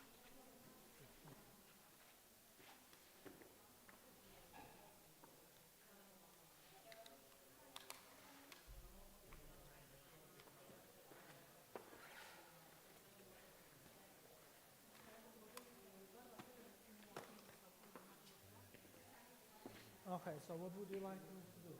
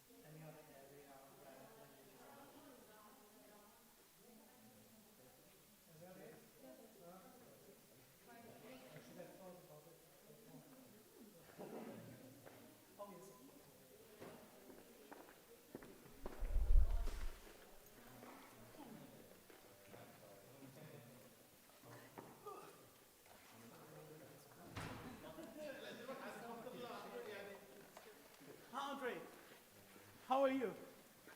How was it? I'm fine. Yeah. I think it was okay. Yeah. That's good. That's good. That's good. The higher ups, Dr. Iman Shah, I think she asked you a question. She's the vice dean for academic affairs. Right. Okay. Okay, and she's been in constant debates with me. Not debates, let's say. She wants you.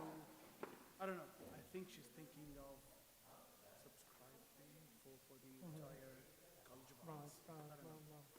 I think your visit here is really critical. Yeah. I think we can see a lot more interest from like Middle East or Arabic speaking world now that we have like full support for Arabic, because it was missing for a very long time because we couldn't find a suitable tool. I compiled the Kuwaiti Arabic corpus and I fed it into the sketch engine, and it worked beautifully. Oh, right. Yeah. So I can see that the potential. Yeah, it's not as strong as the English or the English tool and how it treats it, but it's really something. But obviously, if we see more interest in Arabic, we can develop the other tools to match the complexity for English. So it's not that it's not possible to do. It is possible. I know. So, for example, the word sketch doesn't have as many categories as there are in English. So, if we see that our users would like to have an additional category in there, we can add. But now it actually runs into the problem that we may not fully understand which categories would be relevant to Arabic. Because some of the categories are like universal, they are relevant to all languages, but then others are very language specific. This is Aladdin. Oh, nice to From meet you. this university, this department. These are my colleagues. Oh, great. Andre, we have a coffee break. If you like some cakes and coffee. And by the way, we have a dinner, fine dine restaurant, fully sponsored by the LSPC team. Okay, and we have to be there by 8. Okay, so what do I do? Okay. Okay. You either share a ride with one of the speakers at Grand Hyatt. I'm perfectly fine with that. Or I can send you a car. No, I can. No problem sharing. Just we have to work out how. Just tell me when I should be where. When I should be at the reception. I have your WhatsApp now. Yeah, okay. Okay, right after the conference, after I sort everything out. Okay, I'll tell you what to do. Yeah, and we are going probably straight from here. No, I think you have some time to go. Okay, so like refresh or. Okay, so just let me know when there is a car going back. Yeah, I am aware. When there is a car going back to the hotel. Okay. So that I can share the car with somebody again. Sure. Sure. Just need to give you some coffee or? No, I'm great. I got a bit of water. Okay. Then I'll have some coffee and then come back for the long-awaited talk. Inshallah.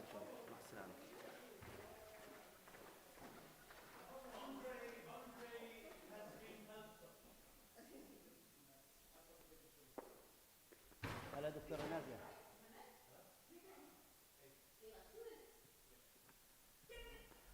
دكتورة نازية. المفروض يعني هذه تبدأ خلال دقيقتين.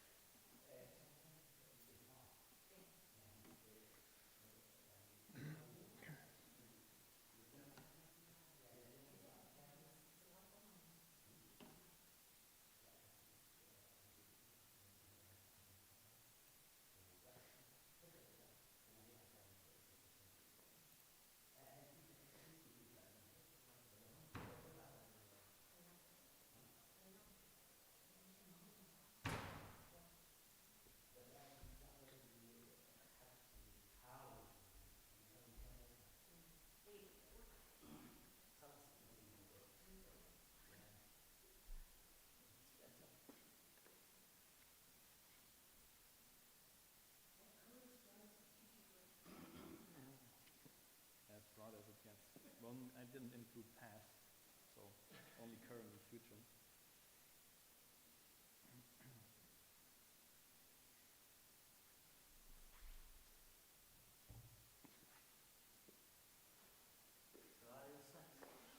I think so, yeah. I mean, I can get started. I can get started if you want me to. I hope that at least like 2 or 3 more people might join. I mean, it's late already, so. I think everybody's tired. That's okay. Yeah, everybody's just,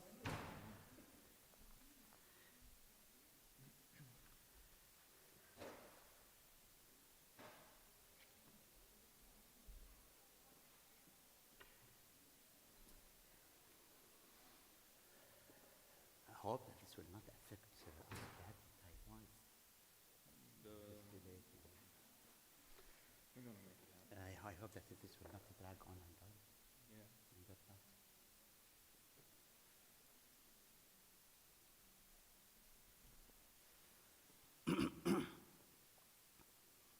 So is this working? All right, great. Yeah, I think I would also probably need a microphone, right? Is that one working? Yeah.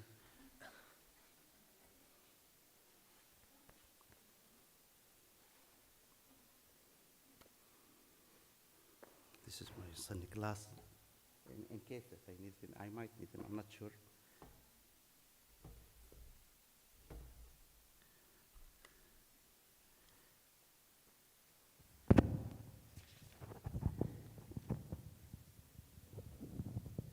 Touching this screen, does it affect this one? I don't think so. No. So you can put your stuff in.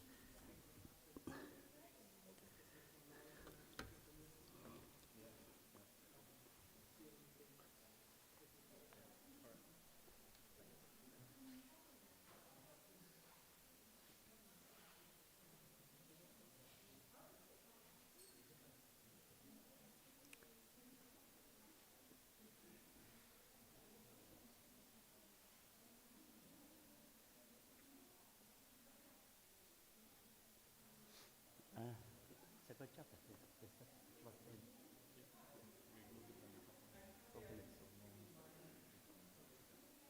Yeah.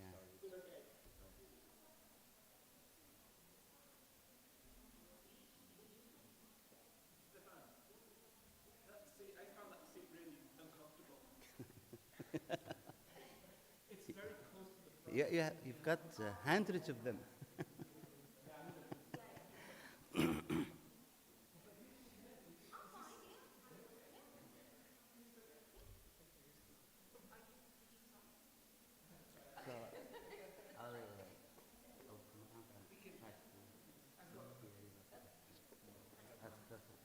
I also got my camera right here, so I'll start it when I start talking. But you said 45, and then I'll wrap it up. Okay, yeah. What Maybe did my you bring? Yeah. Maybe my reading glasses. Yeah, whatever works for you. Yeah. That's great. So we are on the same page. Yes. So I will definitely stick to it.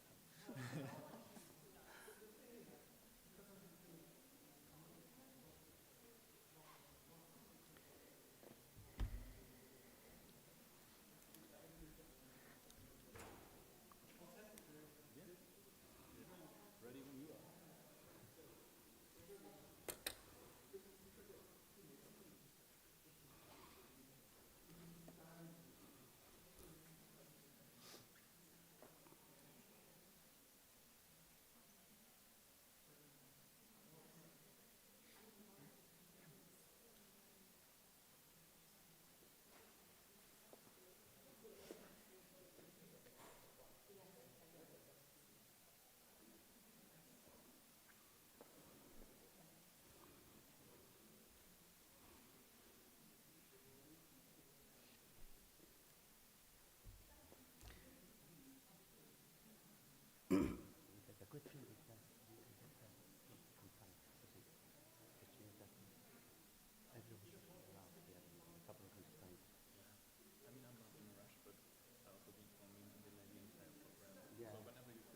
It's the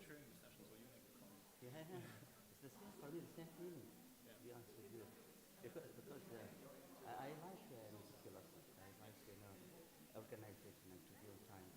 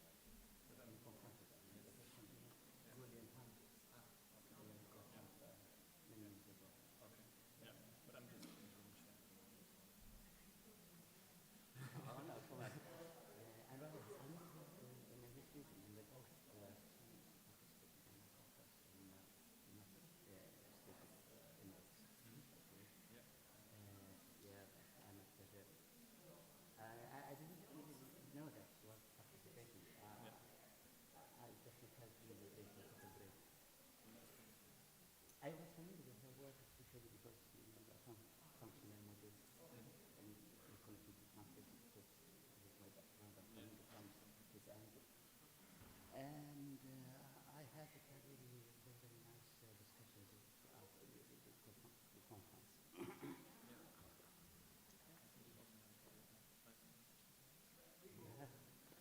Oh. Can we start?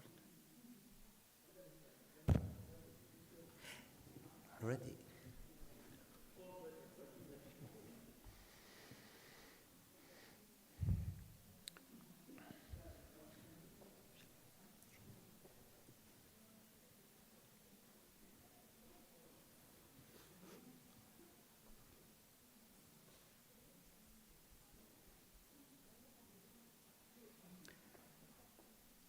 Right, I think we can start right now. Okay, so good afternoon, everyone. It is really my very great pleasure to introduce today's third keynote speaker, Dr. Tobias Bernaisch. Dr. Tobias Bernaisch is senior lecturer for English linguistics in the Department of English at Justus Liebig University in Gießen, Germany. He is also currently the interim chair of the English linguistics in the same department, same university. His research focus is English corpus linguistics, gender-lectal variation, historical linguistics, lexicogrammar, sociolinguistics, varieties of English, and he produced the first comprehensive corpus linguistic account of Sri Lankan English. He is also interested in modeling linguistic epicenters in South Asia, Australia, and New Zealand, among others, of course. And he has been involved in the compilation of large-scale corpus linguistic resources, such as the Sri Lankan component of ICE and SAVE. He uses multifactorial statistic modeling techniques to provide descriptions, of course, for the areas of his interest. He is also a member of the editorial advisory board for the journal World Englishes, and he contributed numerous articles, and also he has done a great deal of reviewing for the journal. Dr. Bernaisch is really a prolific author. For example, just this is an example, in 2022, he managed to get himself published in many internationally recognized journals, and he published about 7 or 8 pieces of research.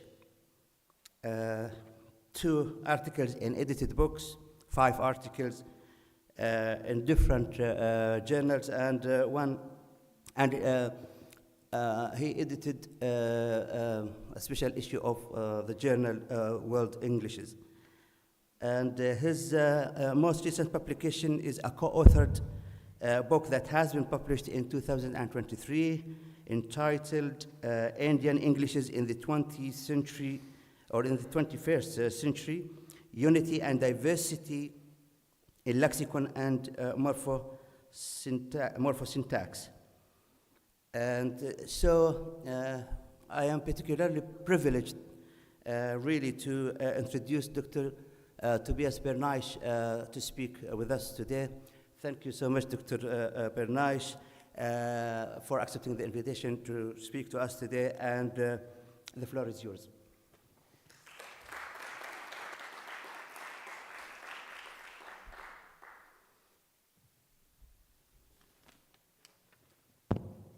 Yeah, thank you so much for those more than kind words, I have to say.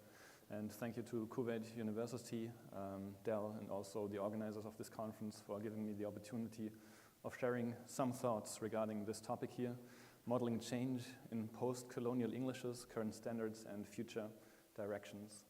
Now, not everybody here is into different world Englishes, not everybody is into the English language in the first place, but I nevertheless hope that there's going to be something in it for you as well, because of the fact that the very essence of this talk is testing some established models in a field in the light of empirical data. So sometimes these models that we encounter may seem too big, too important to actually ask the question, are the hypotheses that they formulate, are they actually testable, and do they stand the test with empirical data? And this is the overall idea of this talk. So to what extent do theoretical models and statistical models actually connect, and also should they connect? And I think there's a clear answer to that.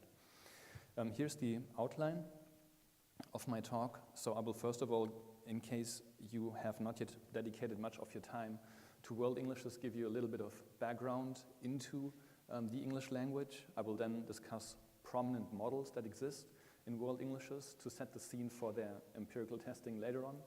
And then I will talk about this relation between theoretical, in our case, social linguistic models, and empirical modeling or empirical testing. In the light of this relation, I will then present 3 pilot studies that have kind of tried to address this question: to what extent can prominent models in World Englishes be tested?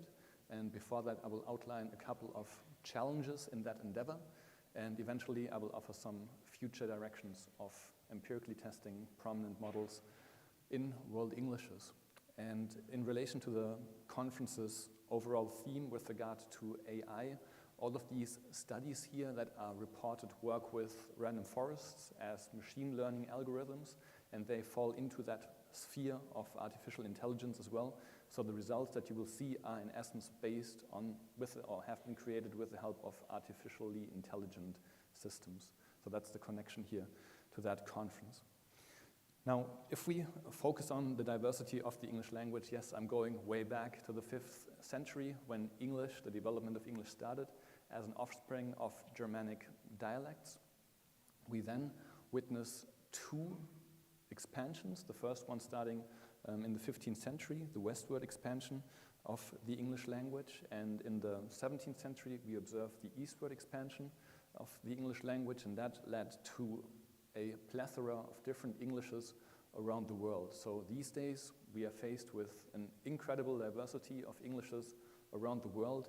Here you can see a figure taken from the Electronic World Atlas of varieties of English that shows you in which parts of the world English is spoken and what kind of different types of Englishes. First language varieties, second language varieties, pidgins and creoles are spoken in different parts of the world. So a huge diversity. And that means that these days we use the term World Englishes to discuss different dialects of the English language. Now, these kinds of discussions are to be held in certain spirits. And one of these spirits is descriptivism. I'm not going to make you enjoy the entirety of that quotation, but I just want to point out that descriptivism is key to the description of world Englishes, because when we encounter new structures of English around the world, then we want to keep an open mind. We don't want to say that's right or that's wrong. We want to describe that linguistic structure and understand who uses it in which contexts. And in this slide, it's important to keep an open mind to describe the structures that we actually encounter. At the same time, another very central aspect for world Englishes is the pluricentricity of English, meaning that English doesn't have one single center of development anymore, but there are different centers of development worldwide. Yeah? These can boil down to regional, national varieties. These can boil down to entire continents. But English no longer has a single center of development. There are different centers of development in, say, Australia, in South Asia, also in Canada and in the United States. So English as such is a pluricentric language. Now, you can probably imagine that the language contact that English has been exposed to through its expansion towards the east and also towards the west has led to also a diversification of its structures. And this is what Schneider captures with the help of the notion of structural nativization, standing for the emergence of locally characteristic linguistic patterns and thus the genesis of a new variety of English. And this structural nativization, the localization of English in a new territory, is evident on many different levels of language organization. So we can look at the smallest level, the sound level, for instance, phonetics and phonology, and we can find differences in pronunciation. I will try to play back this audio, and I would actually invite you to guess where that speaker is from. If that doesn't work, I'll have to fake the accent, and I hope you're going to forgive me for that. But let's try the audio first. Yeah, I have to fake it. All right. It's going to be horrible. So please call Stella, ask her to bring these things with her from the store. That's one variety, okay? And you can probably already tell that I used a couple of features that are characteristic of a particular regional variety of English. It was meant to be American English, and some of these features that stand out in American English are, for instance, like the post-vocalic R sound. The TH sounds are really interdental fricatives. But that's not always the case in all varieties of English around the world. So I've specialized in my work on Sri Lankan English quite a lot. And in Sri Lankan English, and I also beg everybody for forgiveness in case they listen to that right now. In Sri Lankan English, the same stretch would sound quite different.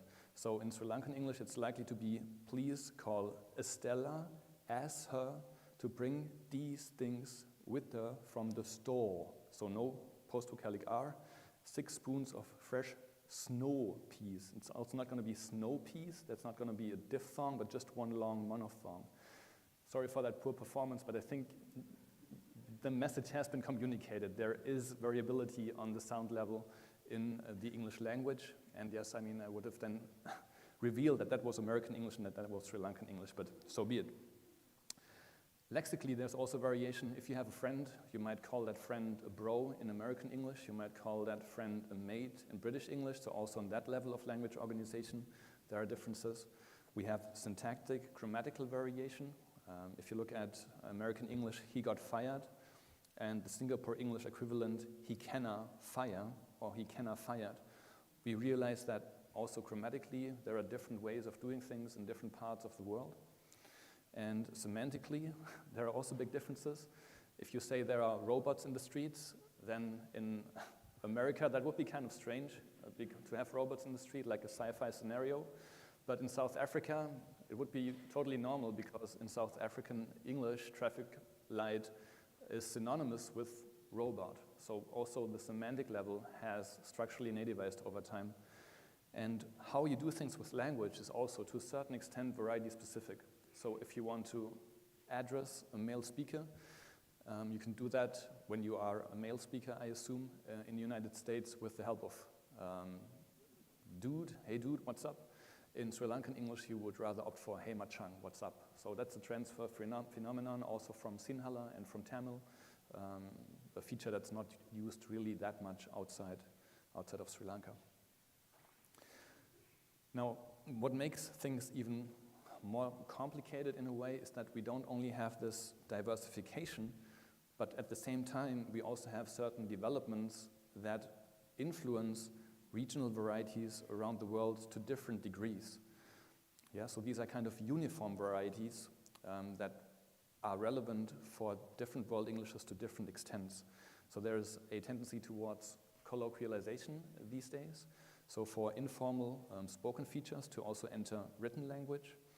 There is a trend towards democratization, showing equality between people as we communicate. There is densification. We try to compress information. So if you have the choice between the food of the dog, that kind of genitive construction, or the dog's food, then in a densification spirit, the dog's food, the shorter, more compact version, would be probably the preferred variant. And we also have regionalized developments in the form of linguistic epicenters. So there may be certain model varieties that dictate or influence other varieties in the region.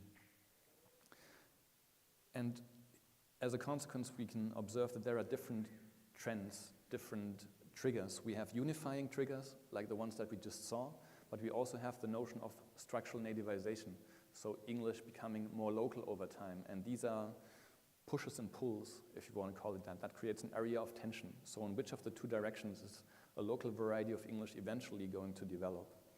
And you can probably imagine that different people in the past have tried to capture that diversity on a global scale. I mean, you can't talk about models in world Englishes without mentioning Katru's three-circle model from 1985. It's a static model in the sense that it allows a categorization of different varieties into the inner, the outer, and the external. The inner circle stands for native speakers of English, traditionally speaking, people in the United States, in the UK, in New Zealand. They have been classified as the norm-providing speakers. The outer circle is the group of second language speakers for whom English also occupies some sort of official function. Countries like India or Singapore are classically members of the outer circle. And then we have the expanding circle, where English is more functional and doesn't take on that many official functions. Yeah. But as such, this kind of model kind of captures the diversity of English in three neat categories. It's almost 40 years old. And I mean, if I invite you to think about the size of these circles over time, then you can probably imagine that adding 40 years of time to that model, that would lead to the outer and the expanding circle increasing much more in size than the inner circle. So I think that was also Katru's point in 1985. He wanted to call people's attention to the fact that over time, the outer circle and the expanding circle are going to become more and more important, and his prediction has been proven right. There are, however, not only these static models of the English language, there are also dynamic models. One of the earliest dynamic models that I'm aware of is Mohawk's life cycle of non-native Englishes.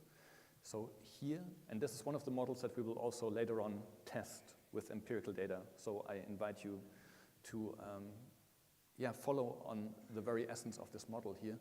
It says that English, if it's brought to a new territory, say in India in 1600, English takes root and is transported to that new place.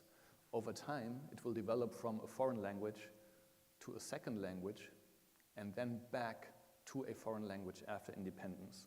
So that's Mohawk's prediction over time. We have a localizing variety, but after independence, that degree of localization is going to fade again, and other varieties are going to influence that new variety anew. So there's going to be a reorientation towards British English or American English after independence. Yeah? Just to give you a bit of a more detailed perspective on that.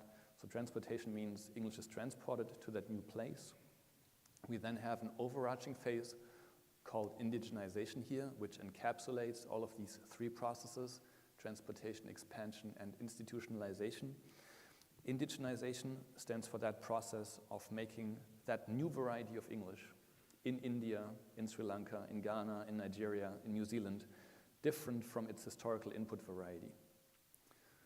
And this process entails expansion in the sense of English entering new social linguistic domains, the private areas of communication, for instance, administration, education, and also the institutionalization of that new variety through creative writing, the localization of teachers, the media and language policies and use. And then, after all of these localization developments, Marx predicts a restriction phase. He says, although we have this localized new variety of English, this new variety of English is going to fade again and reorient itself towards an exonormative, an external variety again. So British English and American English are going to become more influential again for this variety. This is one of the earliest dynamic models of the English language in the world Englishist paradigm. The most prominent model is probably this one. If you have ever worked on world Englishes, no way you have not yet seen this model. This is Schneider's 2003-2007 dynamic model of the evolution of post-colonial Englishes. 5 phases, partly overlapping. He also argues in favor of a foundation phase first, so English is brought to a new territory and it takes roots. He then says in the second phase, we have a tendency towards exonormative stabilization. So in case a new variety is created, it's going to orient itself towards British English or American English, a variety outside the locale where English is now used. Yeah? So it's, for instance, an Indian English speaker looking at a British English grammar to understand how sentences in Indian English should be formulated. That's an exonormative orientation. And that, according to Schneider, is phase 2. Nativization in Schneider is pretty much, I'm oversimplifying here, but it's pretty much indigenization in Mohawk, meaning new structures of the English language develop and establish themselves. And these new structures, and that's the important transition here in Schneider's model, these new structures are taken up as the norm in the phase of endonormative stabilization. So in phase 4, a variety commits to its own unique norms and linguistic structures in the sense that they take up their own norms as linguistic means of orientation. The big difference with regard to Mohawk's model is that Schneider doesn't, after independence, posit there's going to be a restriction phase, but he argues there's going to be a differentiation phase, in the sense that that new English that just developed, localized, indigenized, that English is not going anywhere. It's going to stay in that country, and it's going to diversify in the form of new social and regional dialects of English. So if we wanted to, in a very simplistic way, fully aware of it, visualize these two models and their relation between British English, the historical input, and a post-colonial English, then in Mohawk, it might look something like this. So if British English was stable, which it isn't, fully aware of it, but if we assume that British English is our standard, then Mohawk would say, well, over time, the post-colonial English becomes more and more different until it reaches independence, and then it reverts back to British English as a model for orientation. If we do the same thing for Schneider, there are some parallels, I would say, but this last phase is going to be different in the sense that we have a diversification now of dialects. So English doesn't necessarily only look at British English or American English for orientation then, as in Mohawk, but we have these new social and regional dialects emerge in this last phase, according to Schneider. Now, who's right? If you think about Indian English, right, we would have to look at the time span from 1600 to the present day to really empirically check which of the two models is right. And that already opens up the debate of should these models actually be tested? And there is debate in the field of world Englishes about that. Because we now have to talk about the relation between these theoretical models, these are social linguistic theoretical models, and empirical data. And Hund in 2021 actually argued that there is a perceived gap between theoretical and statistical modeling. So there's a gap between the models we just looked at and what statistics can actually contribute to our understanding of these models. While the aim of theoretical models like Mohawk and Schneider is to arrive at a bird's eye view of variety types and the socio-culturally complex processes underlying their evolution, statistical modeling of variation provides a mole's eye view of the structural variation. So she argues that the two models have different, the two approaches have different foci. So on the one hand, you have these theoretical models that focus on very large-scale processes. Statistical modeling, in contrast, is supposed to zoom in on one piece of structural variation. She continues to argue that Schneider's dynamic model aims to capture the complex historical, social, and cognitive processes involved in the evolution of post-colonial Englishes. Moreover, the model intends to cover the processes common to the emergence of both English as a native language and English as a second language varieties, whereas empirical studies often either implicitly or explicitly aim at testing for structural differences between the two variety types. So here the argument is the two approaches, theoretical models and statistical models, want different things. She argues that the theoretical models want to show unity, statistical models want to show diversity. That's up to debate, of course. Just because you check for differences across varieties statistically doesn't necessarily mean that the model cannot also show unity. So that's something that needs to be debated, I think. And then there's one last argument with regard to the burden of proof. So who is actually supposed to show that the models that have been posited, like Mohawk and Schneider, are valid? And here's what Hund 2021 has to say. She says, rather than requiring theoretical models to provide empiricists with operationalizations for testing, one could ask what the statistical models in turn have to offer to the theorists in order to allow them to advance their models. So she, in essence, puts the burden of proving that these models like Mohawk and Schneider have valid contributions to make, not on the theoretical modelers, but on the statisticians. So what do the statisticians actually have to offer to the theorists in order to advance their models? And that's not an undebated perspective, to say the least, right? Because this kind of argument puts the theoretical modeler coming up with these social linguistic models in a very comfortable position. And this is what is verbalized here. I'm not going to read it to you, but if you are a theoretical modeler and a statistician finds that your model doesn't hold in the light of empirical data, then the theoretical modeler can say, well, you operationalized my model in ways in which you shouldn't have done it, so the fact that your statistics disprove my model, that's not a valid approach. Or, of course, in case the statistics prove the theoretical modeler can say, yeah, I told you all along. See, the statistics work in my favor, and I'm happy to quote you and to show that my model actually works. So Van Patten et al. Actually argue that whenever you come up with a theory is supposed to account for or explain observed phenomena. So here's an approach that tells you if you have a theoretical model, then it should readily connect with empirical data, and there should not be a divide between the two. Actually, Schneider himself, in 2004, who is responsible for the dynamic model, he argues that the most promising road to a possible detection of early traces of distinctive features is a principled comparison of performance data collected along similar lines, that is, systematically elicited corpora. So here's a theoretical modeler who actually calls for the integration of empirical data in the modeling process. So if you want to test these types of social linguistic theoretical models, how can you actually do that? I'm going to walk you through certain challenges that we have to face whenever we want to do that, and I will report on the findings from 3 papers, actually, that have dedicated themselves to the question of whether Mohawk or Schneider, or both of them or none of them, actually relate to statistical analyses of corpus linguistic data. Yeah. So let's start with those challenges.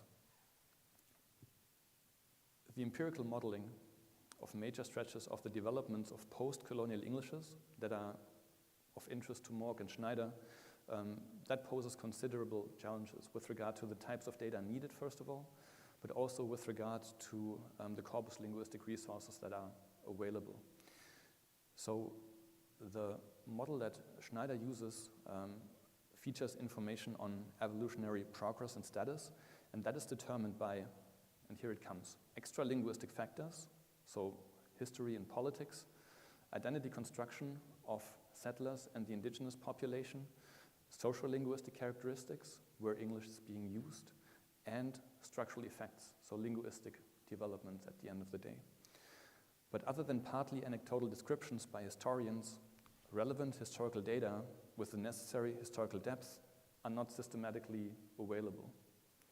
And Mohammed's work on Kuwait English is also a testament to that. I mean, you tried to retrace the development of English there, and you had to rely on only partly documented developments. And I don't think that that's an exception. I think that's rather the rule in world Englishes. But yet, the models that I just presented make very strong statements with regard to the developments of English over time, although we only have very well documented data for maybe the last 10, 20, or 30 years. To make things even more complicated, even if we had authentic historical social linguistic data, like attitudes, or corpus linguistic data with a similar historical depth, we would face the issue or the challenge that these two types of data would come from different people. So we don't have corpus linguistic data and attitudinal data from the same speakers. We would have them from different sources, and combining the two is anything but straightforward, really. So we need other types of data in addition to corpus data, but it doesn't look much better for corpus linguistic resources, to be honest. So despite a few noteworthy exceptions, Fuchs and La Liberté, corpus data representing post-colonial Englishes are usually short-term diachronic at best, or even synchronic. So that means if you want to corpus linguistically explore the developments of varieties of English around the world, you won't get very far. I mean, there are a couple of projects that provide data, but this is just a very small selection of varieties that's covered there. And these historical corpora usually lack fine-grained speaker information, fine-grained, like age and gender is usually not available, and the types of text that you find are usually those of the type of parliamentary discourse or newspaper articles, where that kind of information is also almost impossible to retrieve or retrace over time. And it's also often only just one genre that's available, so you can't look at stylistic variation or anything. So what do? Just give up? Well, you can probably still try your best with the data that's available to see to what extent maybe even the last 10, 20, or 30 years can be modeled with the help of corpus linguistic data. And this is what these 3 papers that I just pointed out, what they try to do. But one last comment, and I think that's as diplomatic as I can put it. So the lack of and issues with such historical data trigger implications for the degree to which prominent models of post-colonial Englishes connect with statistically reliable evidence. Yeah? So given that there's hardly any data for the last centuries for most of the varieties, the question is, on what kind of data have these models been built? Yeah? So I will, in the context of these 3 pilot studies that I wanted to share with you, pick out what Moag and Schneider have to say about certain developments in world Englishes and how empirical data can connect with these hypotheses. So the first pilot study focuses on whether there is an effect of independence. Here, there's a quotation from Moag: English is bound to revert to the status of a foreign language. So once you have independence, as we saw earlier, Moag says English, the localized English, is going to reorient itself towards British English or American English, an exonormative model. So that's Moag's perspective. Schneider says political independence is a precursor of linguistic independence. So there is an effect of the political independence of a country in terms of its linguistic structures after independence. And this is the first effect that we want to check. Does independence really lead to a linguistic change in the variety at hand. We're not looking at a direction, not at a reorientation right now or a localization. We just want to check, is there a difference before and after independence in how the linguistic structures are being used? Because both of these models actually state that. And here's a paper that Nina Funke and I submitted to a journal, actually it's accepted by now, on Hong Kong English, based on newspaper articles from 1993 to 2002. And in Hong Kong, it's a special situation, I'm fully aware of it. In Hong Kong, we have the handover from the British to China in 1997. So yeah, the lease of the Hong Kong territories ran out in 1997, but then yeah, the Hong Kong territories did not become independent, but they became a special administrative region of the People's Republic of China. And this 1997 date is pretty much in the middle of this admittedly very narrow time frame. So the question is, can we observe a difference in the linguistic structures prior to and after independence? We looked at particle placement as our alternation of choice. We looked at the alternation between constructions like Jules looked up a word or Jules looked a word up. And I'm not going to walk you through each and every predictor that we annotated our findings for, but we integrated all of the predictors that earlier literature had considered statistically significant. And we also, of course, coded for year. Yeah? So we were interested in this contrast here. I mean, is there a difference before and after independence? But we can't just look at year in isolation. We need to take all of the other factors into account as well in order not to bias our model towards that temporal difference.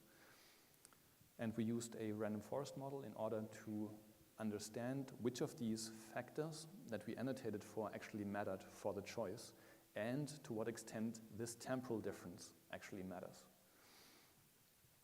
And here are the findings from this random forest model. And this is a variable importance plot that gives us insights into how much the overall random forest model, which is kind of an AI technique, how much the random forest model would suffer if one of these predictors was left out. And you can see at the very top there are a couple of interaction predictors, but we don't see year for a very, very, very long time. The first occurrence of year is at position 26, and the second occurrence is at position 27 of that variable importance plot. So, I mean, there's no clear cutoff point in determining in a variable importance plot whether something is kind of still important or not so important. But if I were the judge here, I would say positions 26 and 27 in the form of an interaction predictor is maybe not that important anymore. So it's not a grounds to say, yes, I mean, the independence is an important structural trigger for linguistic change. That's definitely not the case. So in other words, what this here suggests is that the effect of a country's independence, as hypothesized in Moak and Schneider, cannot be confirmed, given that structural adjustments around the handover in 1997 with the particle placement alternation appear to play an aggressively marginal role, but the findings, and these are the caveats, are based on a very short time frame, like 3 or 4 years before and 3 or 4 years after independence. It's only based on one alternation and only based on one type of data. So there are a couple of caveats, but still, I mean, this kind of first study points in the direction independence doesn't really change linguistic behavior, at least in the short run. And that goes against both Moak and Schneider, actually. Nina Funke in 2021 then conducted more research into Hong Kong English, namely into the dative alternation. That's actually an award-winning ICANN paper, which is one of the biggest corpus linguistic conferences of the English language. So I'm happy to share her findings on this with you here. So she, this time around, didn't look at whether independence had an effect, but looked at the direction of the effect. So would independence of English in Hong Kong lead to a reorientation towards British English or towards more localized features? Again, resonating in the first case with Moak. So Moak says there's going to be this reorientation to British English.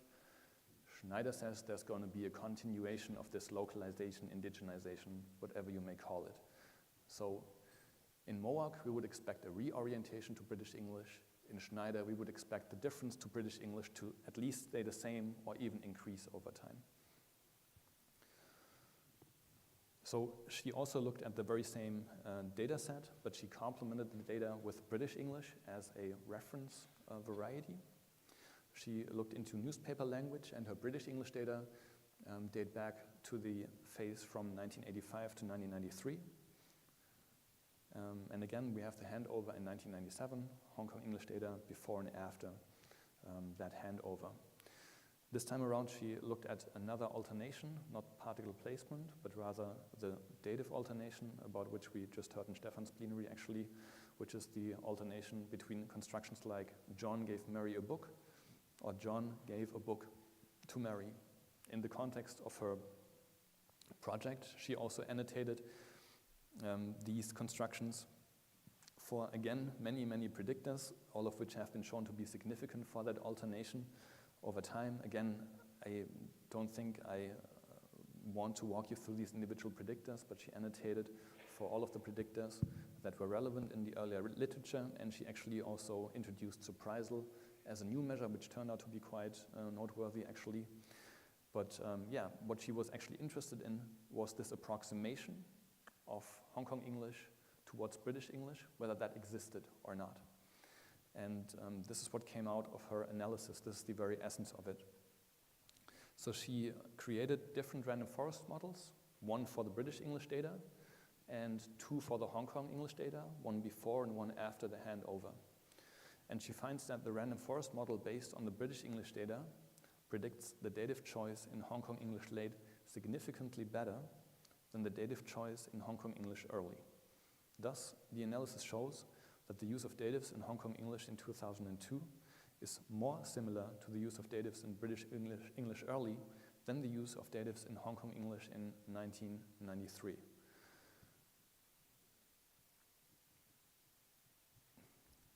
So that's kind of first initial evidence for MOAC, in the sense that we find that the British English data better predicts the Hong Kong English choices after independence. So it might be an indication towards a restriction phase, towards Hong Kong English reorienting itself towards British English.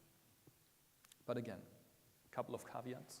It's a very short time frame again that was being studied. It's only one alternation. It's only newspaper data. And to be honest, in the special case of Hong Kong, we can't even say that Hong Kong became independent. We witnessed a handover, but we didn't witness Hong Kong independence. So maybe Hong Kong is not the ideal case to test this. So we move on to Indian English, which is probably one of the most prototypical post-colonial Englishes. Yeah? And again, we test the same thing that we just tested in the Hong Kong English data, namely the direction of the effect of independence. Yeah? Again, I know I'm restating this all the time, but I think it's important to restate that. MOAC, reorientation, Schneider, further diversification. And Lily Galeppo, in the context of her study in 2023, also looked at the dative alternation, which you are now very much familiar with, in case you have not been familiar with it beforehand. So she, this time around, looked at British English data and Indian English data on the basis of a wider time frame. So she investigated data from the 1930s and the 1960s, and data from British English and Indian English from both of these points in time. And the Indian independence, again, is pretty much in the middle, in 1947. So we have like 15 years before and 15 years after Indian independence. We have data for that. As I said, she also looked into the dative alternation, double object, as opposed to prepositional dative. She focused in terms of her annotation on all of the predictors, the most salient predictors in her context for annotation. And she annotated the data for time and also for variety, because that's what one would eventually be interested in. So her findings are summarized in this quotation here. For the 1930s, the classification accuracy for the British model on the Indian data amounts to 80%, and for the 1960s to 75.19%. The British model is a better fit to explain the Indian data in the time period before the independence than after that. The deduction follows that Indian English has further deviated from British English in its dative choices. So before talking about the caveats, we have scenario 3. We now have British English, as a stable entity, we have a post-colonial English which is predicted worse after independence compared to before independence, which would kind of fall in line with Schneider's overall argument. English is going to diversify over time. Again, we have to be careful here because we only look at one alternation, we only look at one set of data. But I mean, if that is not a call for more research, then I don't know what is. I mean, there are 3 pilot studies, and not many studies have looked into that to begin with, but these 3 pilot studies actually already showed 3 very different results. First result, where we investigated particle placement, showed that there was no effect, no notable effect of time of independence. We had this other study on the dative alternation in Hong Kong English that showed the reversal that MOAC actually predicted. And then we do have this last study here that would actually fall in line with Schneider's argument. So this is definitely then a reason to say we should look into this hopefully more systematically. And I would like to use the last couple of minutes, if I may, to outline a couple of hopefully future directions in which we could take this further. It's not much, it's the last slide, so I hope you bear with me. So in terms of varietal scope, we should probably look at more post-colonial Englishes in the first place. At this point, only Hong Kong English and Indian English have really been studied in this way. There are many more post-colonial Englishes out there that deserve that kind of attention. But if we want to do that, we should also include more control varieties. So as I told you at the beginning, my work has focused on Sri Lankan English for quite a long time. And this year is the world system of standard Englishes provided by Maya in 2013. And he actually argues that we have hypercentral varieties. He argues that that's American English, driving the development of English around the world. There are some supercentral varieties, regionally important varieties, and then there are central varieties. And my argument would be, if you want to look at one of these central varieties like Sri Lankan English, it would also make sense to look at supercentral varieties of the region. So in this case, Indian English, control for these developments there, and also for American English at the same time, so that you don't miss out on any pan-regional developments that might be relevant to the variety you are concerned with.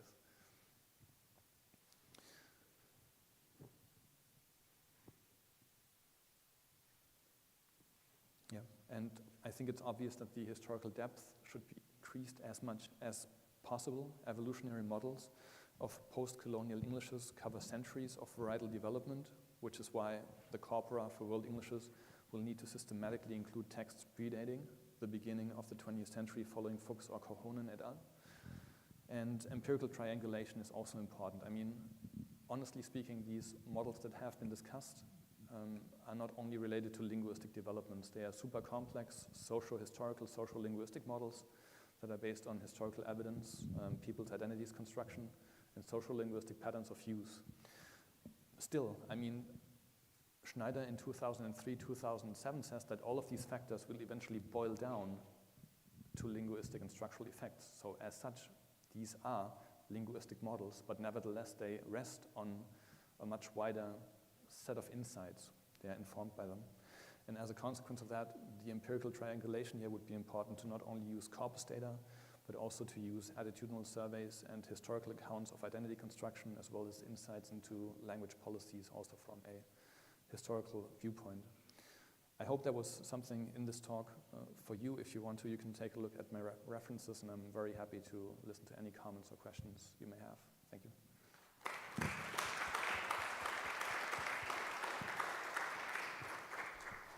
Thank you, Dr. Tobias Bernays, for this interesting and informative presentation. And I think we can afford a couple of questions before we close off this session. So, do you have any questions from the audience?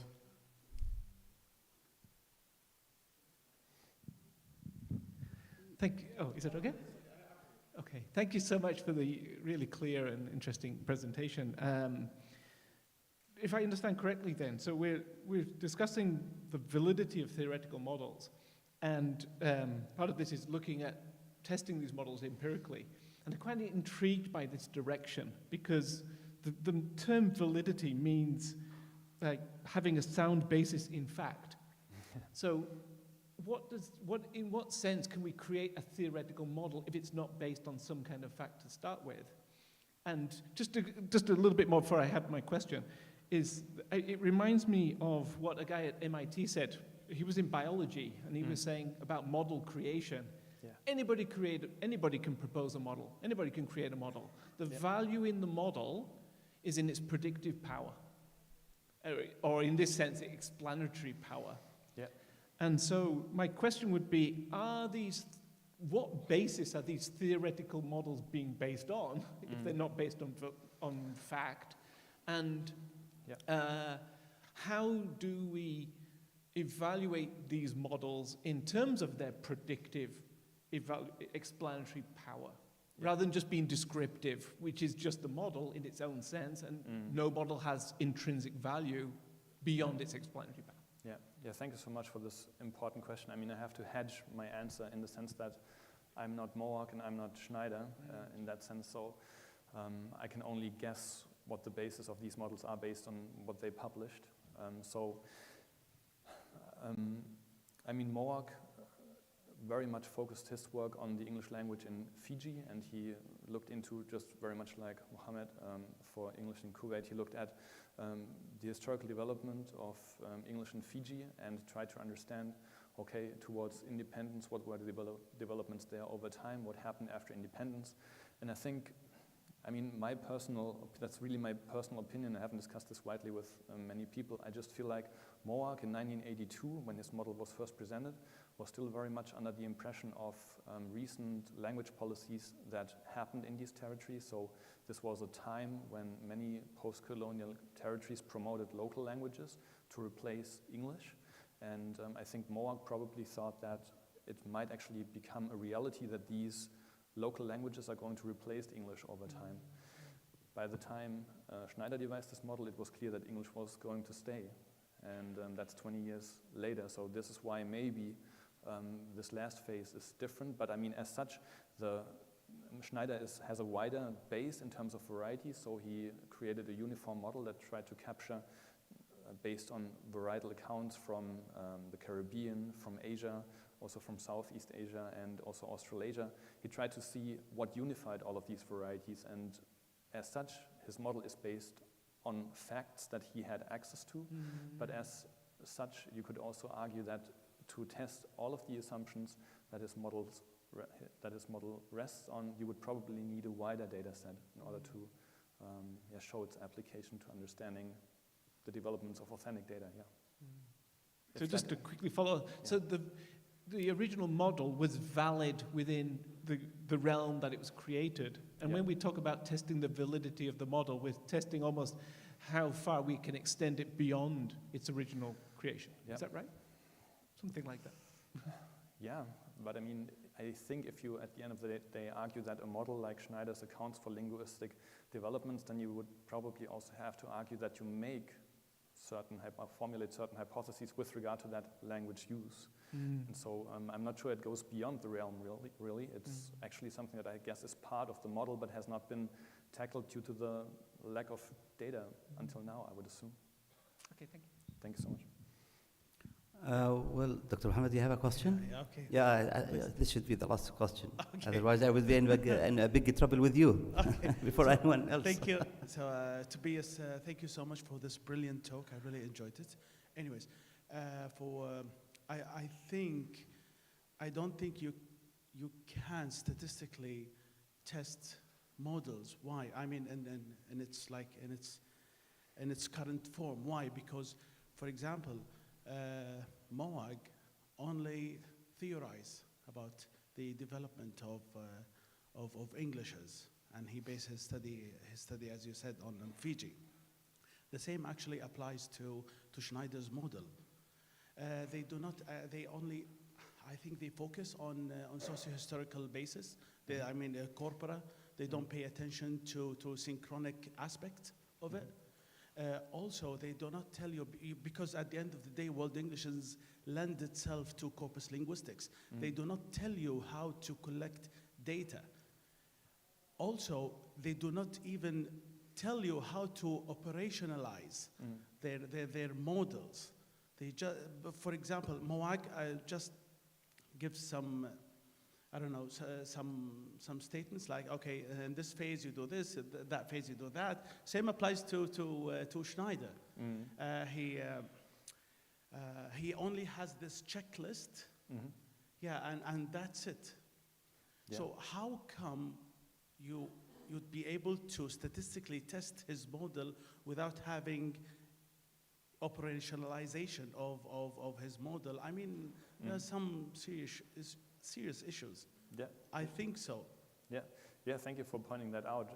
It takes us right into that kind of rather theoretical part of that talk. I mean, this puts the theoretical modeler like Schneider or Moag into an ideal position. You know, they create their theory based on whatever type of information they have available to themselves. They craft an attractive story. I mean, it's great to have Schneider come in and say, hey, there's a unified development of post-colonial Englishes all around the world. I have picked a couple of varieties and I show this unified development. But I mean, if you don't base that on data, that of course calls into question, I think, very much the validity of the model, and particularly when that model doesn't come with operationalizations that are empirically testable with observed data, then the question really is, how valuable is that model? And I think it's important to find that out in one way or another. And in case, I mean, and Schneider says, yes, we have all of these like attitudinal, social linguistic, identity construction related pieces of evidence that we need, but he also states eventually all of that, there's a monofactorial causal relation between all of these, and all of this is going to boil down to linguistic effects at the end of the day. And if you can't see these, if you compare data from before to after independence, then the question is, well, what does that mean? Does that invalidate Schneider, or would Schneider then say, yeah, I mean, this is an invalid operationalization of my theory. So this is just the beginning, I think, of this exploration, really. And it's something that really very much interests me. But yeah, I'm very thankful for your thoughts on that one. Well, Dr. Mohammed, I think since you are one of those who contributed to putting the housekeeping-related rules, okay, I think we need to take the green light from you just to afford one question from our beloved students, okay, because we should give them the chance. Do we have any question from our students, the backbenchers? No questions? Where? Okay, yes, please, go ahead.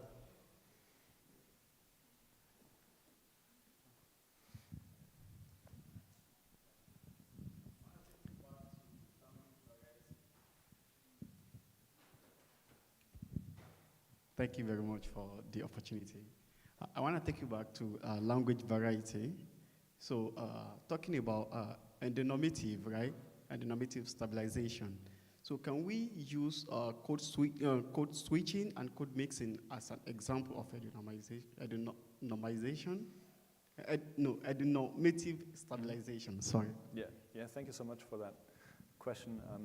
I mean, the idea of endonormative stabilization is that once you have a localized variety of English, that these norms of that localized variety and the structures that are usually chosen are taken up as the norm. So, I mean, if you talk about code switching, you in essence assume that there are two languages that you go back and forth between.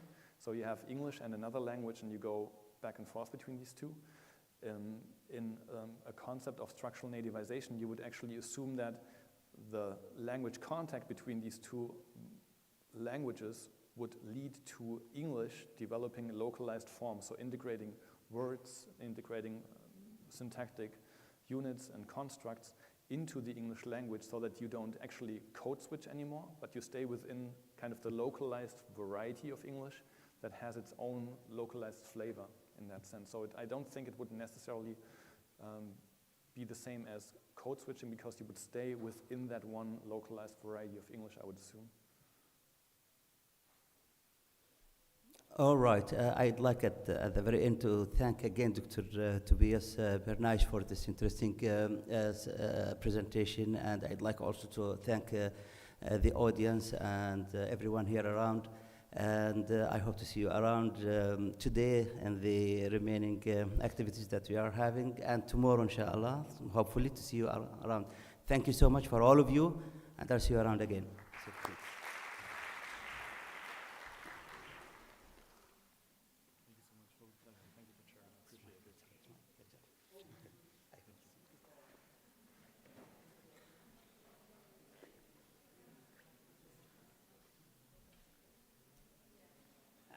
Right now we have like 1 hour for networking or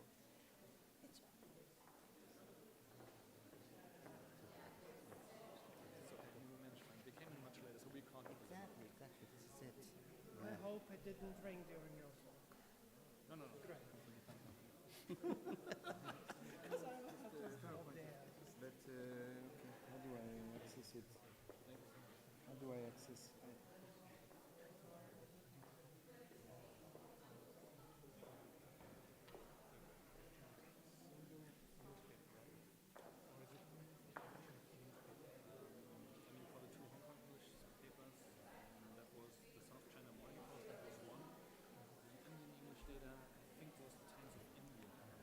Okay, no, I'm just asking for the 2024 Hong Kong one. How do I access this thing?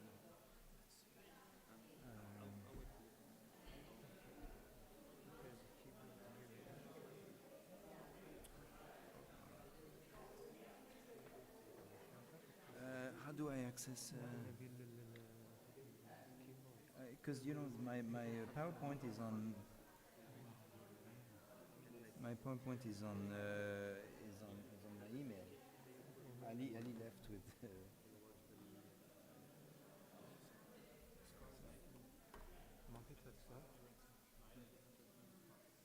You need a keyboard. No, they took the keyboard.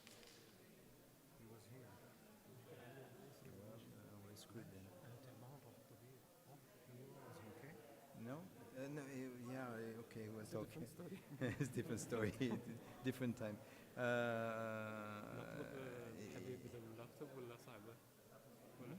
We don't have a laptop, huh? Shall I ask somebody?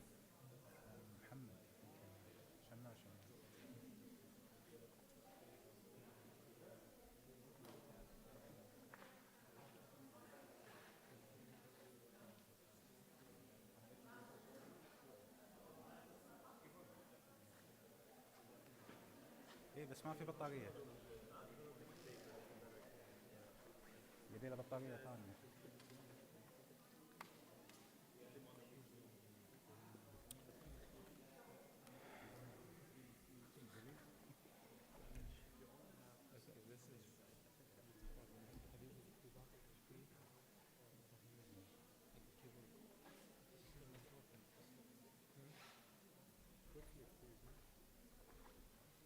Because I have to leave at 5. It's too late. It's going to be too late. Yeah. Maybe we should cancel. Maybe we should cancel because I will not be finished. I have to go. It's alright, you can cut it short. Yeah. It's okay. It's better than to cancel, you know? Yeah. If you leave at 5, that means. Okay. Well, the presentation is 20 minutes anyway, so you can finish and you're going to say. هذا فلاش ما أخاف أحد. It's not ours. See, Ali left with a flash drive. We'll talk, but he's in the hospital.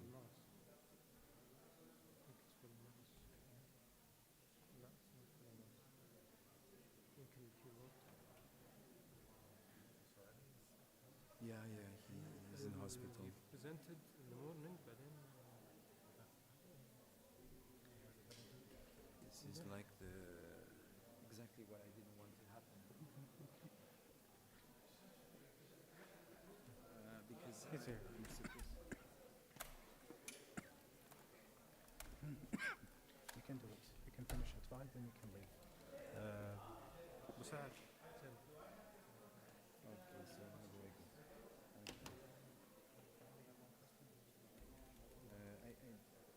It's working.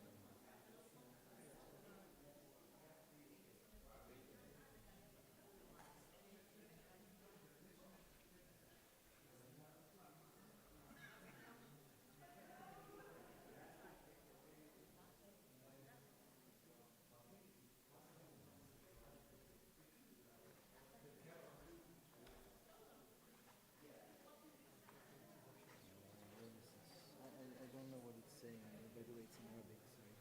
I can't. I don't know what it says. YouTube, it wants me to.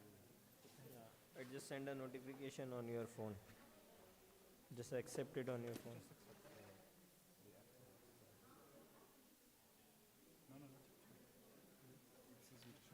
Yeah, the same. Just a minute. Yeah. Yes. Okay. It's done. Done? Okay.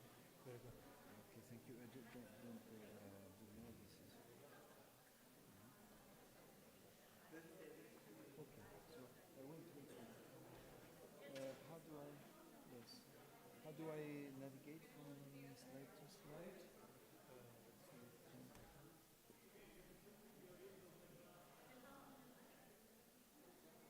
Like this, maybe. You'd have to scroll. Okay. Is this That's a okay. PDF? Is this a PDF or presentation? It's a PowerPoint. Just give me. Just give me.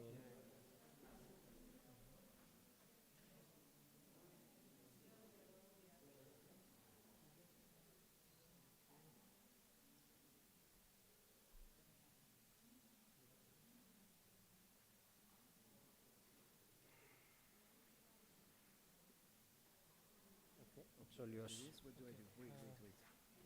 Like Just this, use this. No, just use this. Okay, this. Okay.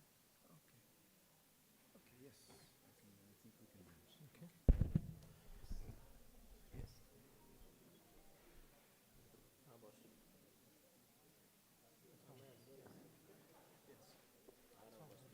Busy. Okay. Busy. Yes. Okay. Thank you.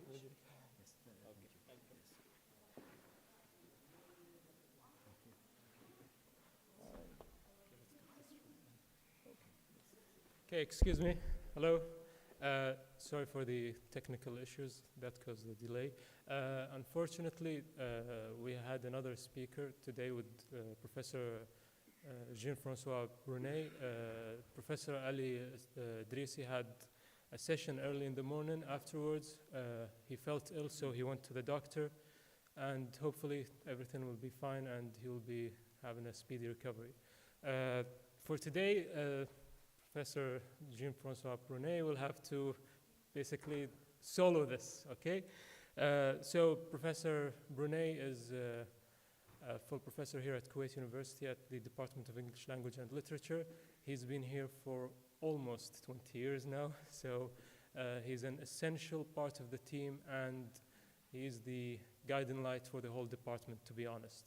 I'm really honored to present him today, and hopefully we'll finish on time. Sorry for the delay again, Professor.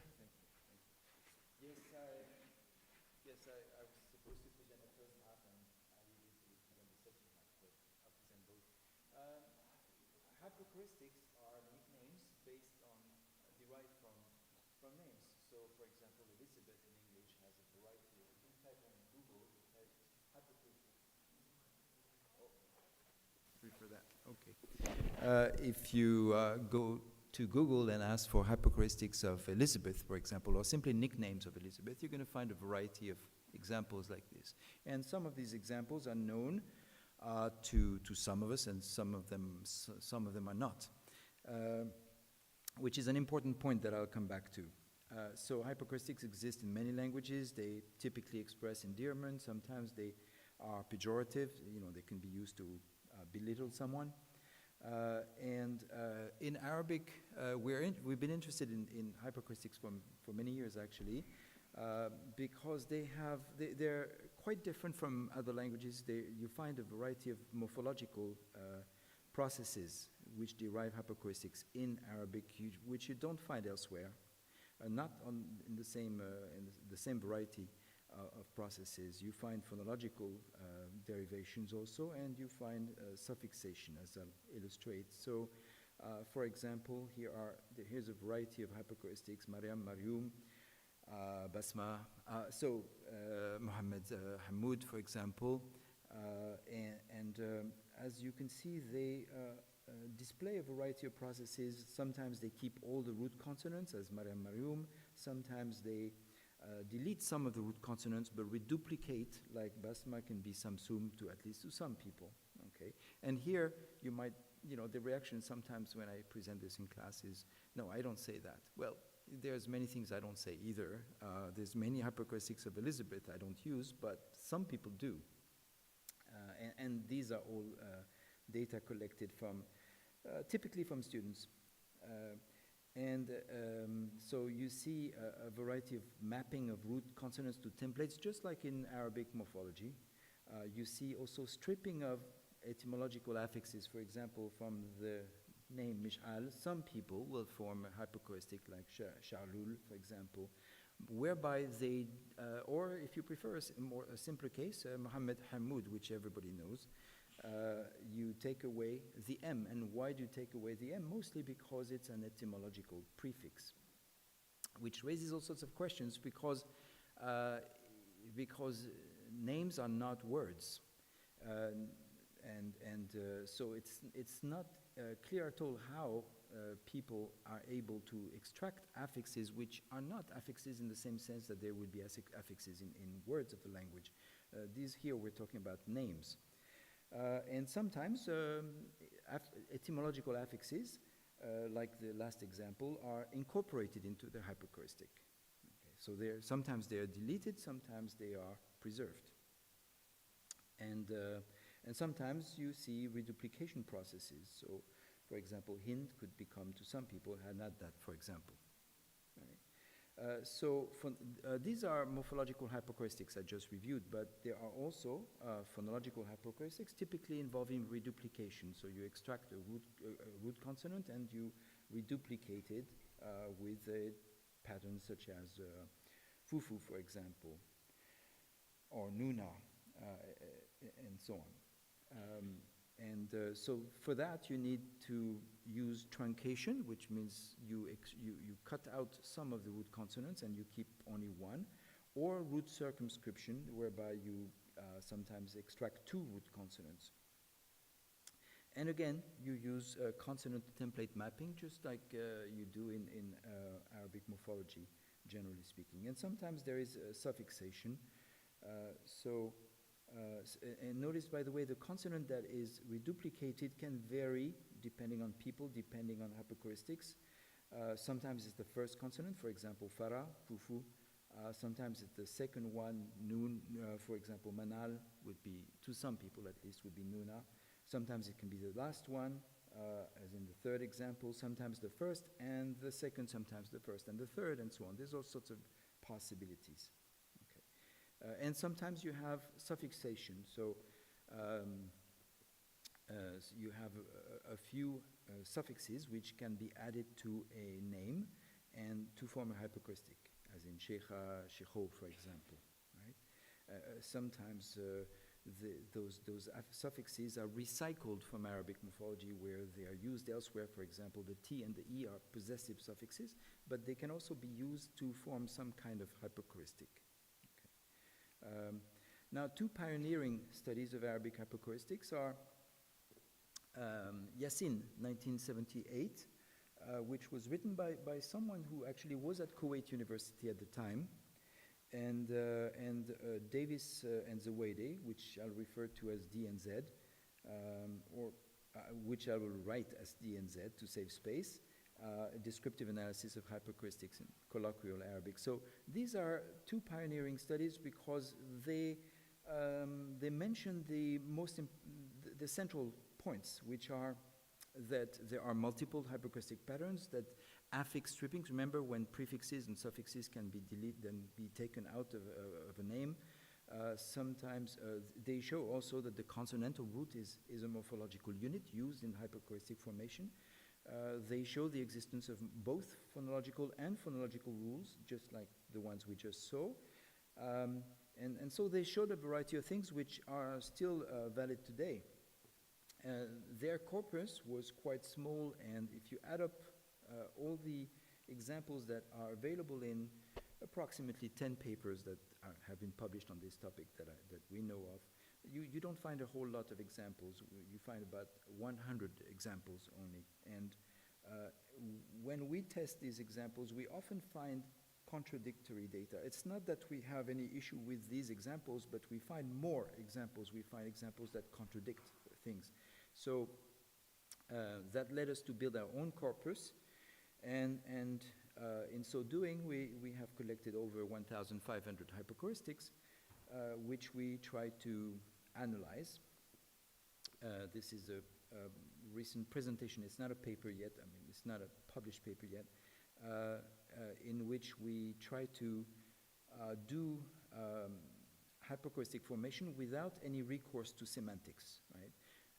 And the problem with what's wrong with semantics, the problem with semantics is that proper names don't have meaning in the semantic, in the sense of denotational meaning, right? So, okay, so how are hyperchoistics collected? Mostly through introspection. People tell you, well, you know, for this name, that's what I would do, right? I have to go a little bit faster because time is short. Davis and Zawede do tell us what kind of method they use. They use essentially multiple choice questions, which that means they give people, okay, here is a name, and here are 5 different hyperchoistics you could form from them. Which one do you like? And if you don't like one, add the one that you like. But that's essentially priming people, because you're not giving them the choice to come up with their own hyperchoistic. You are giving them a selection to choose from. And they make a variety of claims. For example, they say only root consonants are preserved, but Farwane, for example, 2007, points out counterexamples. She says, well, Manal, for example, can, to some people, be Manula. So it is possible to preserve, in some cases, etymological prefixes. And also, Davis and Zawede say that you can only reduplicate the first consonant, but sometimes we find that people reduplicate the second or the third, right? So, Davis and Zawede resort to the semantics, to the etymological sense of names, which poses all sorts of problems, because very often people cannot tell you what the etymology of their name is. That's something I've observed many times in class, right? John Stuart Mill in 1843 argued that names lack the denotational sense of words. So there is a problem with an analysis that resorts on the sense of names when names are not, names do not have sense. Okay, so what kind of methods have we used? I have to go a little bit fast. First, well, of course, introspection, I just discussed it. Field work, meaning in class, one-to-many, we ask people, here's a name, what do you do with it? We ask students. And that method has its advantages because you have a lot of students, so you can have a lot of responses. But we've also observed that some students are more, let's say, perhaps proactive than others, and they tend to censor dissent. So they say, okay, I say this, and anyone who wants to say anything else says, nah, that's just wrong, you know. I'm the one who knows what the correct hyperchoistic for this name is, and so, you know, and so they tend to intimidate other students. You don't have this problem when you do field work one-on-one. That means you're sitting with one student and you ask them, okay. But the problem with this method is it's very time-consuming in the sense that, can I have 5 minutes? Okay. You know, this method is very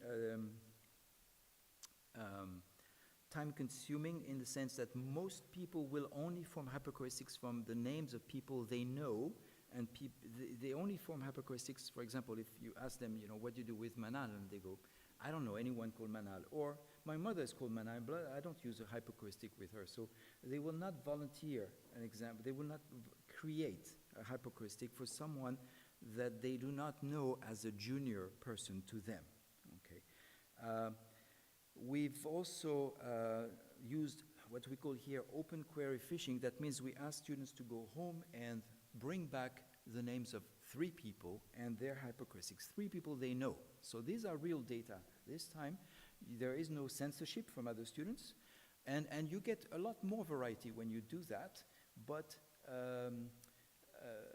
it's quite limited because people will only give you a couple of examples, and they tend to be the same examples because the names tend to be the same. There's not that many names actually in the population.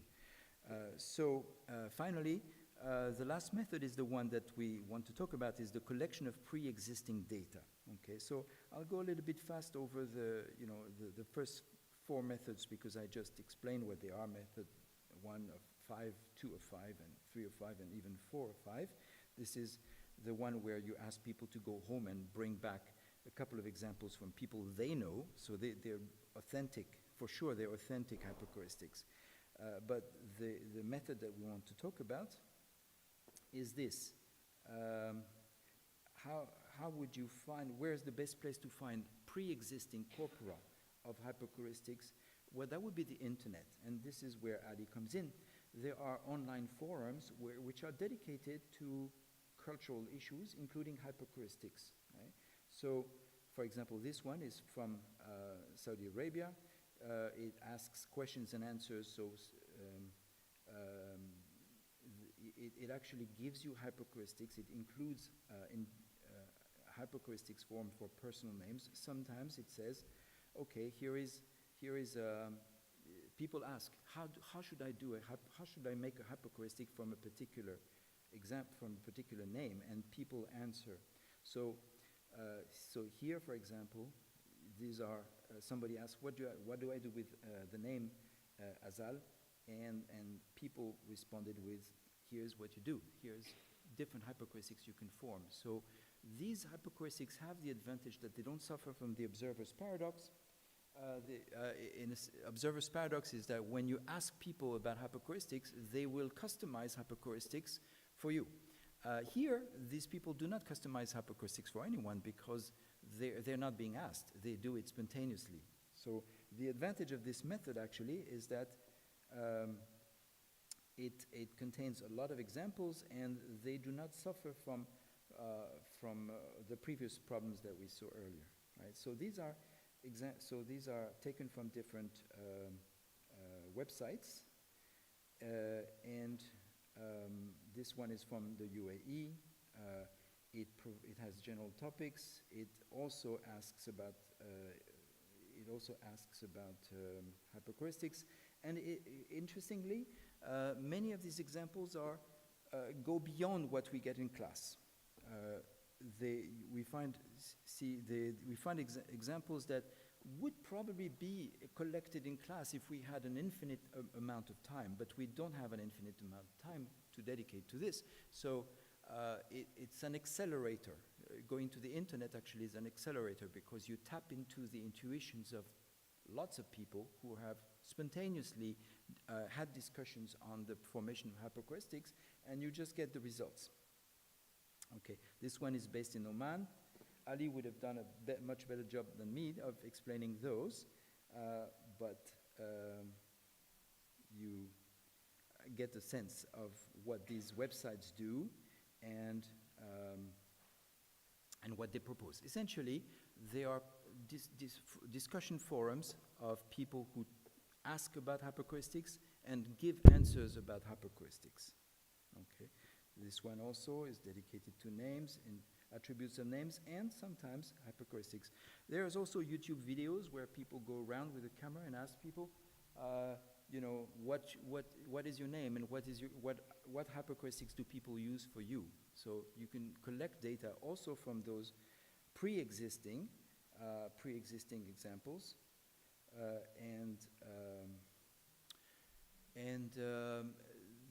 this explains how we are able to collect a much larger set of hyperchoreistics than through the traditional methods that we and other people have used. Thank you.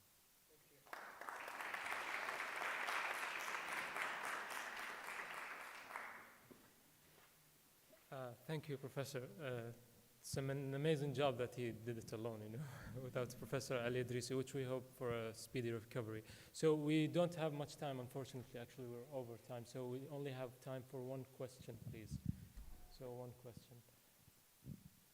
Yes, Dr. Ala. Okay, so first of all, I'd like to thank you so much, Dr. Joyce, for this interesting, presentation. I enjoyed this. I've got just one simple question. I still can't get my head around the idea that proper names don't have denotative meanings or denotations, especially in Arabic, especially when it comes to Arabic, because in Arabic most of the proper names have basic meaning or denotational meaning. And so here, for example, even from the ones that you have presented here, like awatif, which means emotions, right? Jihad is also a proper name, which is very well known in English, okay, which is the holy war, okay. Even in some areas, maybe less formally, you have got something like mhawish, which literally means fighter, right? And sometimes we might comment, depending on the certain communicative situation, on the denotative meaning. For example, if someone named mhawish and get beaten up, we would comment that we thought that you are really a fighter, so you are here drawing upon the basic meaning. Or someone called karam, which means generous or generous person, generosity. It has to do with karam, generosity, and if this person is not doing very well, generosity-wise, you would be commenting by falling back on the basic meaning that I thought that you are generous, right? So okay. Yes, I understand the I point. hope so. Thank you so much. Welcome. There is a whole literature on the semantics of proper names. Okay, and for example, well, somebody we should have cited here, Baxelaire has a whole book on this, and he makes this point that proper names do not have denotational sense, in the sense that you can be Mr. Young, but you're not young. You can be Mr. Baker, you're not a baker. Or you could be Mr. Amin, and you're not honest. And even though all the Amins I know are honest, but there could be some who are not, right? And they will still be called Amin, right? So if you introduce me to someone called Amin, and you say this person is Amin, I cannot say no, he's not. Because his name is whatever it is that his parents gave him. So that is what people call denotational sense. And proper names do not have it. On the other hand, what they have is etymological sense. That means it's possible. You're right, absolutely. That you can say that Amin comes from the word of Arabic that means honest, right? So that's etymological sense. Just like the word young, the name young comes from the English word, presumably, that means young. And but you can be very old and still be Mr. Young. One of these authors, Baxelaire, talks about three kinds of sense that names have. One is etymological sense. That's what you're talking about, actually, etymological sense. Okay, but it's not denotational sense. He also talks about connotational sense. That means if you tell me that somebody is Mr. Sakuraba, there's a good chance I'll think this person is Japanese because it sounds like a Japanese name. So that's connotational sense. And also there is encyclopedic sense. You might be called after someone. So really the sense of your name is really that it's the only reason why you have this name is because someone else had it in the past, maybe in your family or in history, right? So he makes this case that proper names have three kinds of sense: etymological, encyclopedic, and connotational, but crucially not denotational. So I would still agree with this old but still valid study by John Stuart Mill, who was an economist in his spare time, that proper names do not have denotational sense, and that's widely accepted in the literature on proper names, on onomastics. Yeah. Thank you. Thank you all. Thank you, Professor. Thank you to the audience, and sorry for going over time. That's it for today. We'll see you tomorrow, inshallah. We'll still have time for some networking and chatting if you want outside the hall. Yeah.